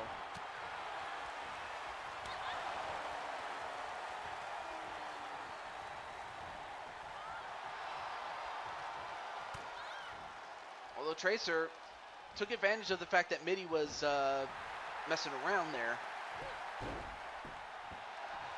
And a drop kick, especially with those heels on. right to the head. 1, 2. Yep, those heels knocked out Tracer, but now it's down to the Supreme Phoenix and Mitty, and 1, 2, no. But Mitty has her right where she wants her. But can she finish her? That's the thing. And the Lanale moonsault. Is she going to do it again? And she does. And she hit it for the second time. Is that enough? Oh, but she's not going to go for the pin. That might be a mistake. Although I think that's a good idea if you want to make sure she's done for good. 1, 2. No! And what does what does Mitty have to do to put this away? And she hits her for a third time. Is that it? 1, 2. I don't know how she's staying in this. Oh, she was going to go for the spear, but ended up getting the knees instead.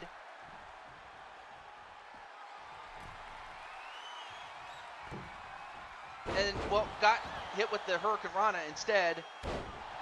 And a front flip. I don't know how she, didn't put her away that time. But then a German suplex. And a missed dropkick. That might be a mistake there. A deadlift German suplex. Uh-oh. She might be setting up for the Supreme Phoenix. Splash! And she hits it. This could do it. 1, 2. No!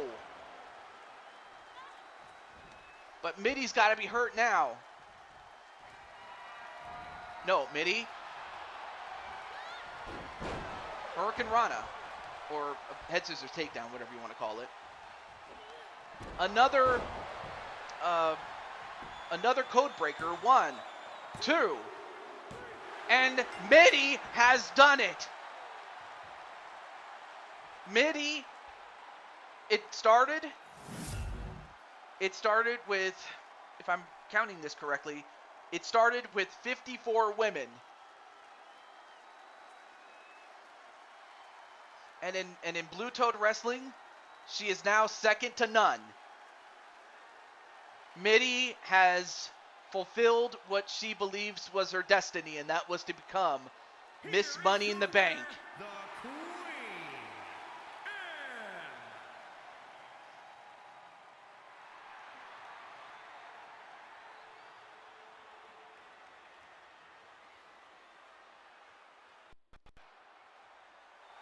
I mean, not to mention that, Mitty already had a title match for herself against whoever the champion was going to be, and it turned out to be her mother, but now she can just cash it in whenever she wants it.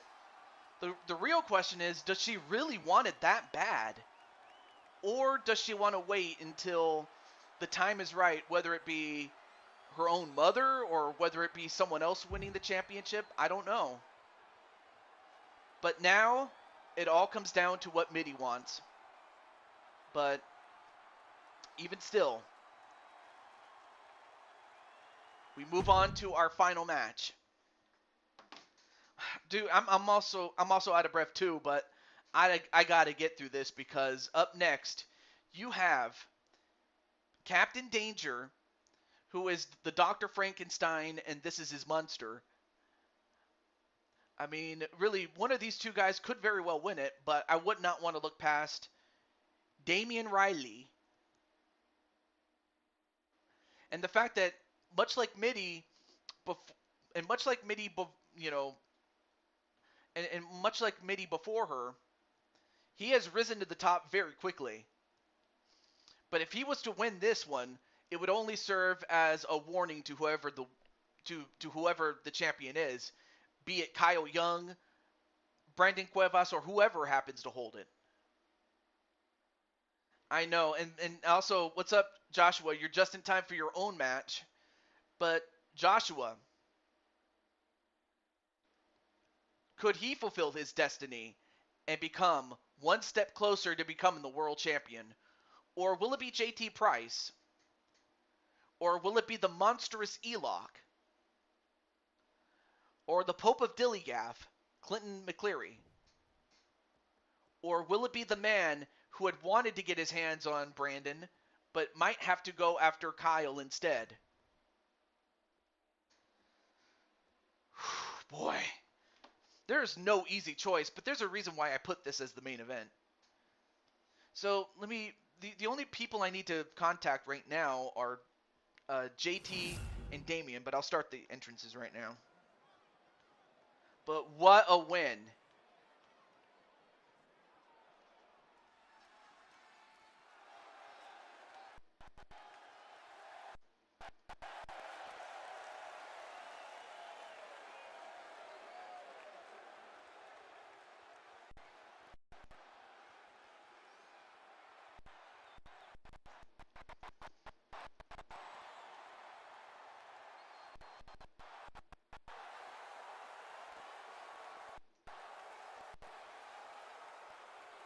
And up first is, correct me if I'm wrong, a former 3-time Blue Toad Wrestling champion, a man who has won just about every championship that you can win, as well as winning both the Survivor Series tournament and the King of the Ring tournament.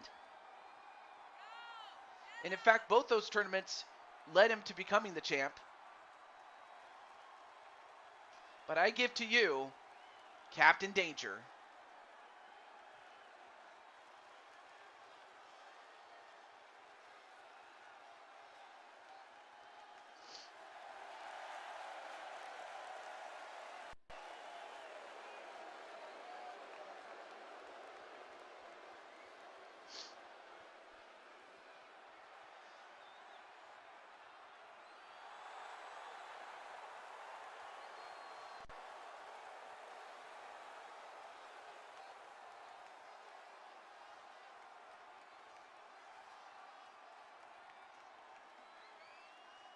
I'm just letting Elock know.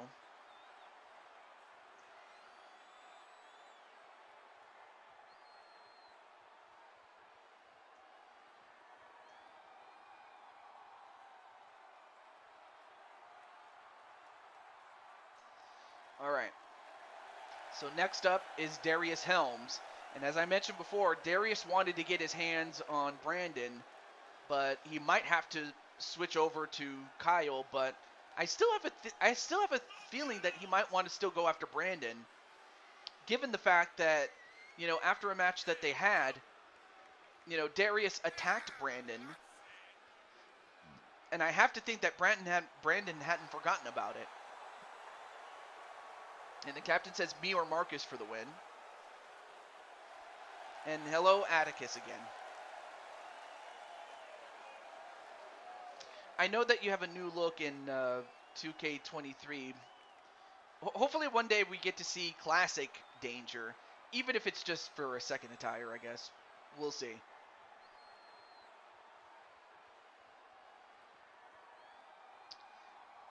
Oh, Patty is saying to Mitty, I'll be coming after that belt of yours, Mom. You may have beat me once, but you'll be fighting harder this time around. I took it easy the first time around, but it won't be that easy next time.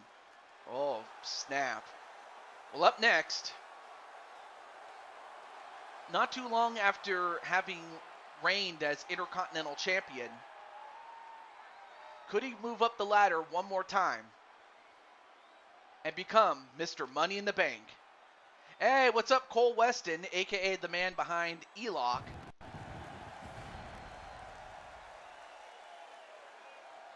I mean, it doesn't really shock me given that Kyle has reigned as champion before.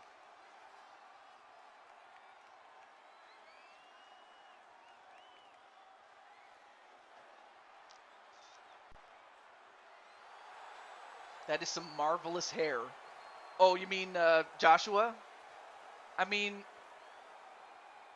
I've never seen Joshua firsthand, but Jose has said in conversations that I've had about Joshua was that Joshua does indeed have quote unquote awesome hair.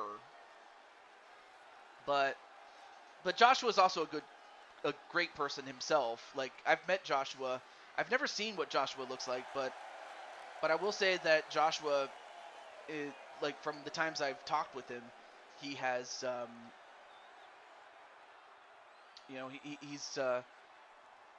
he's very kind, but he's also very a very special young man. And simply as a person, really. And up next is a former teammate of his, as part of the original Triple J that included him, JT Price, who just came into the ring right now, and Jose Blanco. Like, those three were Triple J. But yeah, great to see you, Mr. Cole Weston. But now we have the Pope of Dillygaff. I'm willing to bet Crushing Kelly that if Damian doesn't win this one, I don't think you'll be too upset if Clinton was to win. He probably would be your second choice, but still. Here is the man from Dillygaff.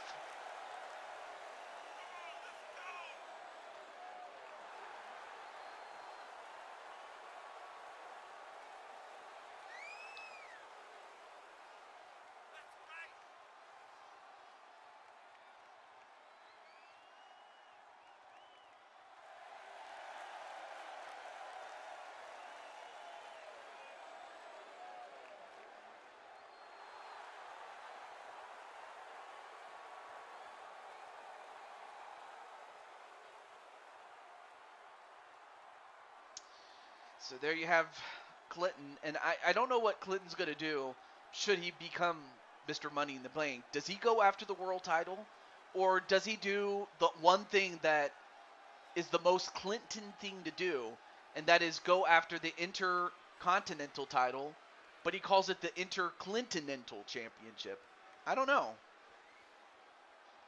So family, then friends. You better be on your game, Mitty. Because I still look forward to making you fight to keep that title. Because it won. What? Anyway, there you see E-Lock. And this is probably the odds-on favorite to win, based on the fact that, look how big he is. And he is also 1/4 of the Four Kings champions. But obviously his title's not on the line, and even if it was, I would have had to put that title match at another time.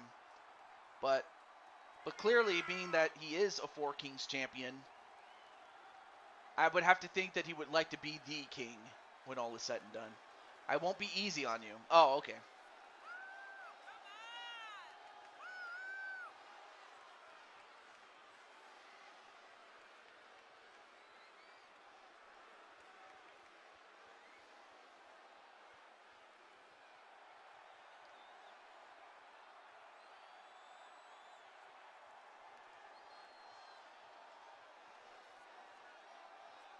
Hey, Blade Charge, what's up?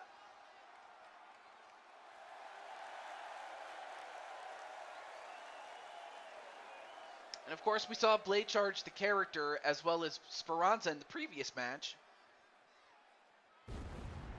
But who's up next? I mean, E-Lock, like, if he was to win, he could pretty much call his own shots if he really wants to. Although, if there's any one man who could stand up to him, it's got to be this man. Marcus Walker, who himself is a giant of a man.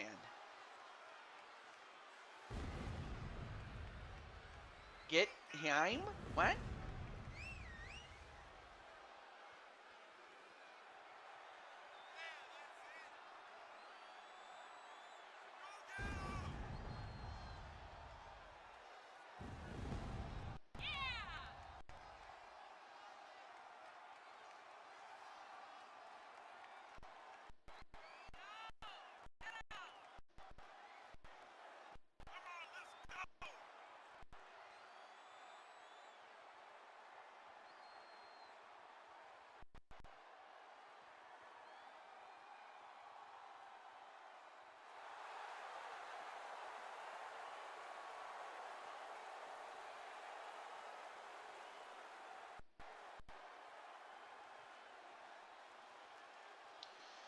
Okay.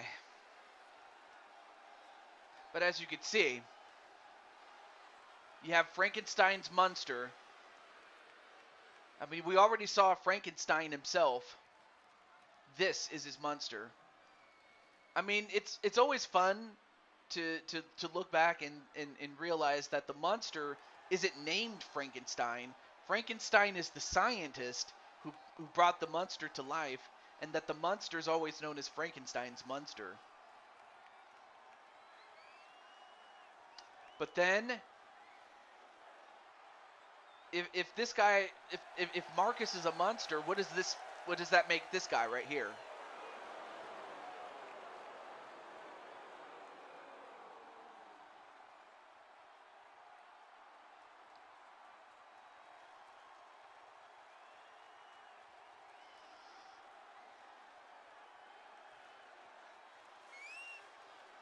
As he walks down. I will say this, though, he has risen to the top as quickly as he has. Darth Nihilist.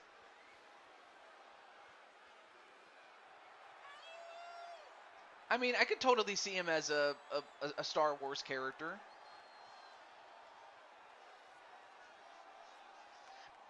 The only difference as far as Midi's concerned is she can cash it in when she wants, even when, you know, Mama Patty least expects it.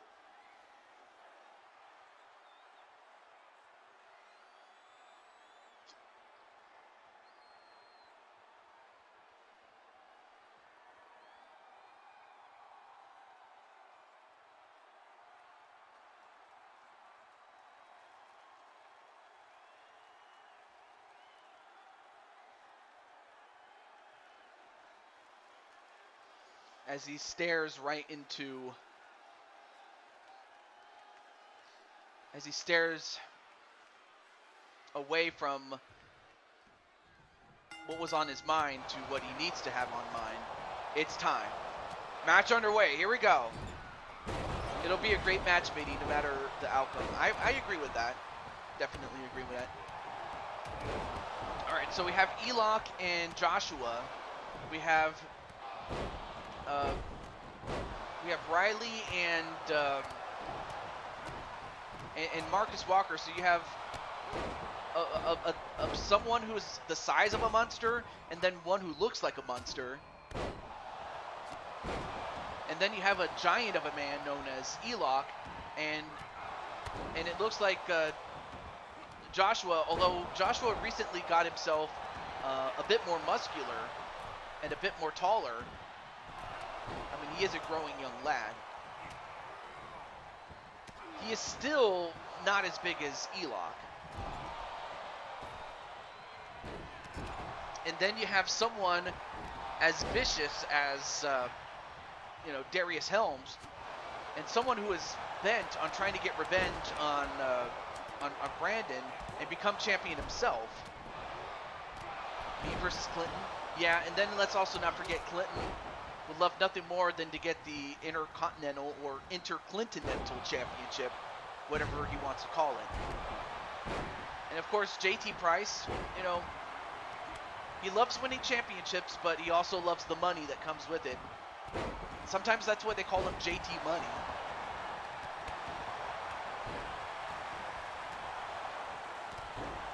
But then you have Captain Danger, who quite simply has been champion and wants to be champion again. And, ooh, spinning back elbow, or the Judas effect, that's what I'll call that move. 1, 2, and wow! The Judas effect knocked out Marcus Walker. And Damian Riley just knocked out Marcus Walker and eliminated him. Although Joshua James picks him up, power bombs him outside the ring.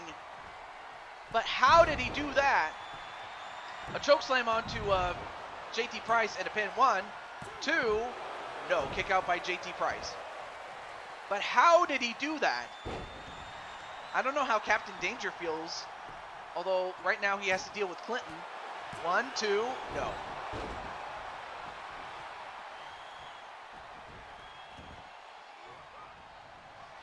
And of course, both, well, for a moment I thought Damian and Darius were going to fight each other.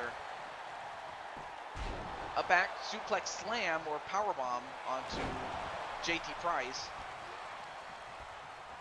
But so far, one man eliminated, and that was Marcus Walker.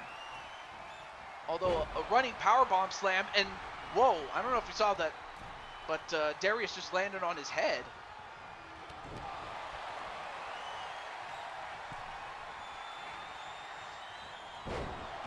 And the Helms factor onto Darius Helm, or by Darius Helms, but then broken up by Joshua James. I'm not sure why you would break that up.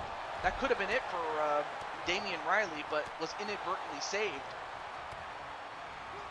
by Joshua James. I mean, if wait, 1, 2.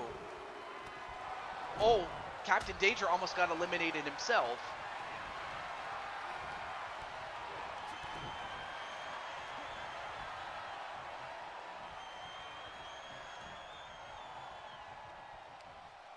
And the E-lock bomb and a pin onto JT Price. 1, 2. And JT Price has been eliminated. JT Price is gone. Oh, and then a big boot onto Damian Riley, and then the Danger KO. But referee 1, 2. No, oh, that was Clinton who kicked out. 1, 2. No, kick out by Damian. And then the Danger punch, and who's the referee counting? 1, 2. Oh, that was Clinton who just got pinned and counted. And then 1, 2. No, Darius kicked out. Now we're down to 5. Well, now we're down to 4 regular-sized men and a giant. And look at the giant just doing whatever he wants to do with Damian Riley. And Mr. Riley is no small man himself. But yet, E-lock is just that damn big. And he's just having his way with him. I mean, if you're the rest of the competition, this is the man you want to get out. Now goes for the pin on Riley. Damian Riley. 1, 2. No. Although E-lock is close. Another Danger KO, this time to Joshua James. 1, 2. No. And then a choke slam onto Damian Riley. Oh, but he's not done with him. Uh-oh, he could be going for the E-lock bomb. The E-lock bomb. 1, 2, 3. Out goes Damian Riley, but he just ran right into E-lock, and, you know, no shame in getting beat by E-lock.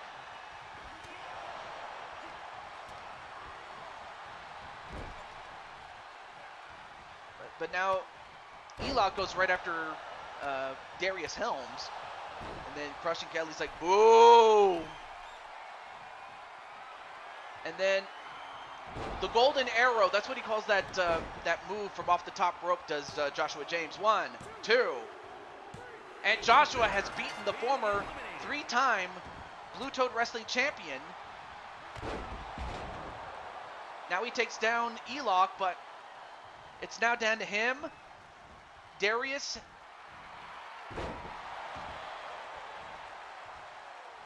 Joshua for the win.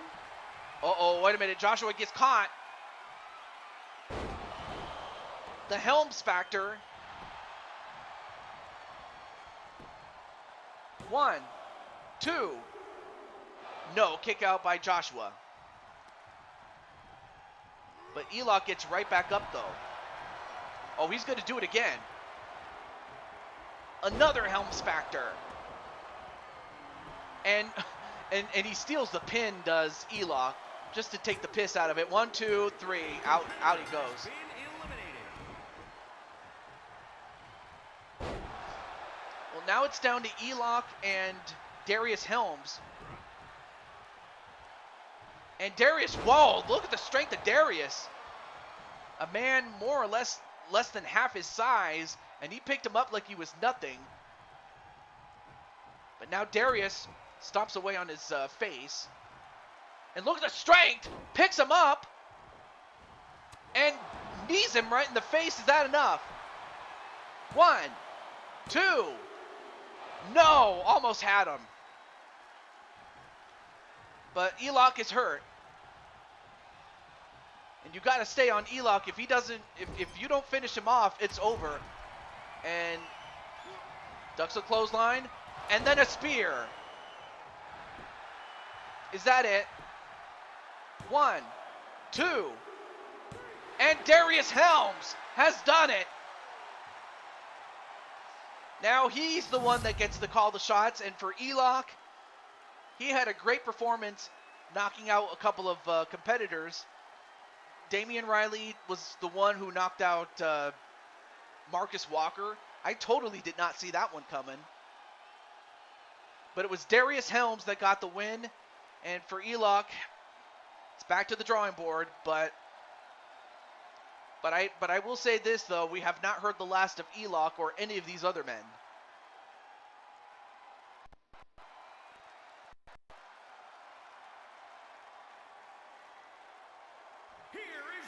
Although, unlike the last one, this one kind of kept in the ring, though. As Darius, he's the one that's going to call the shots.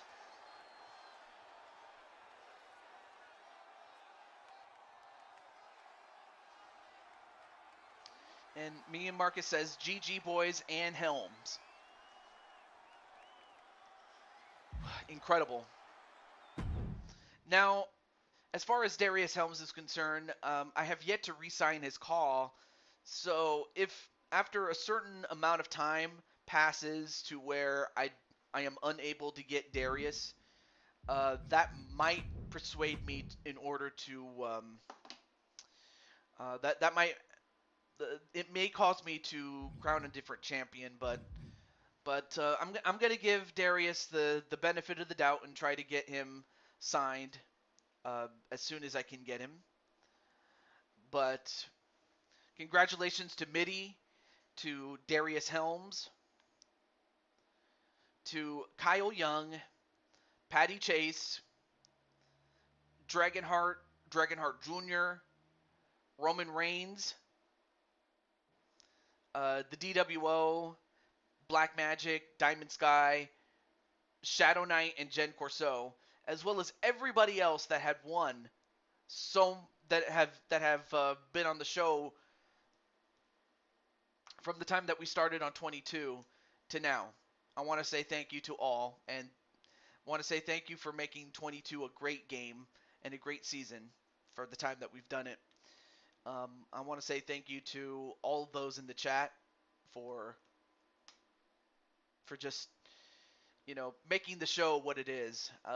Without you guys, I wouldn't be doing this. In fact, I probably would be doing something else. In fact, I might be, I wouldn't even be doing this at all, really. But I say that without you, there's no me. I can tell you that. And, but as I've said before, I'm just the host. You guys are the stars in this WWE series. But I thank you guys nonetheless for all of it. And with that, before it gets too dark out, I want to say I look forward to 23. I look forward to continuing on to the next game. It's going to take some time, obviously, and of course I have to take the results of this show and apply it to 2K23 and go from there. But from all of us here, this is the Blue Toad to Jew22 signing off, saying goodbye. And this was very nice. Without you putting this on, there wouldn't be no us. Yeah, that's true. I had to make the first move, but without you guys, I wouldn't have been able to sustain it. Really, I would not have. Every show was awesome. Yeah, I would like to believe that. But it was so nice that it was nice, nice baby.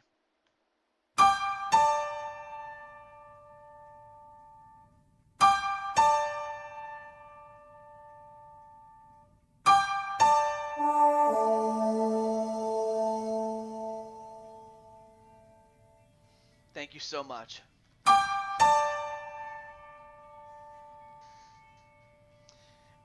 And I can't thank you enough.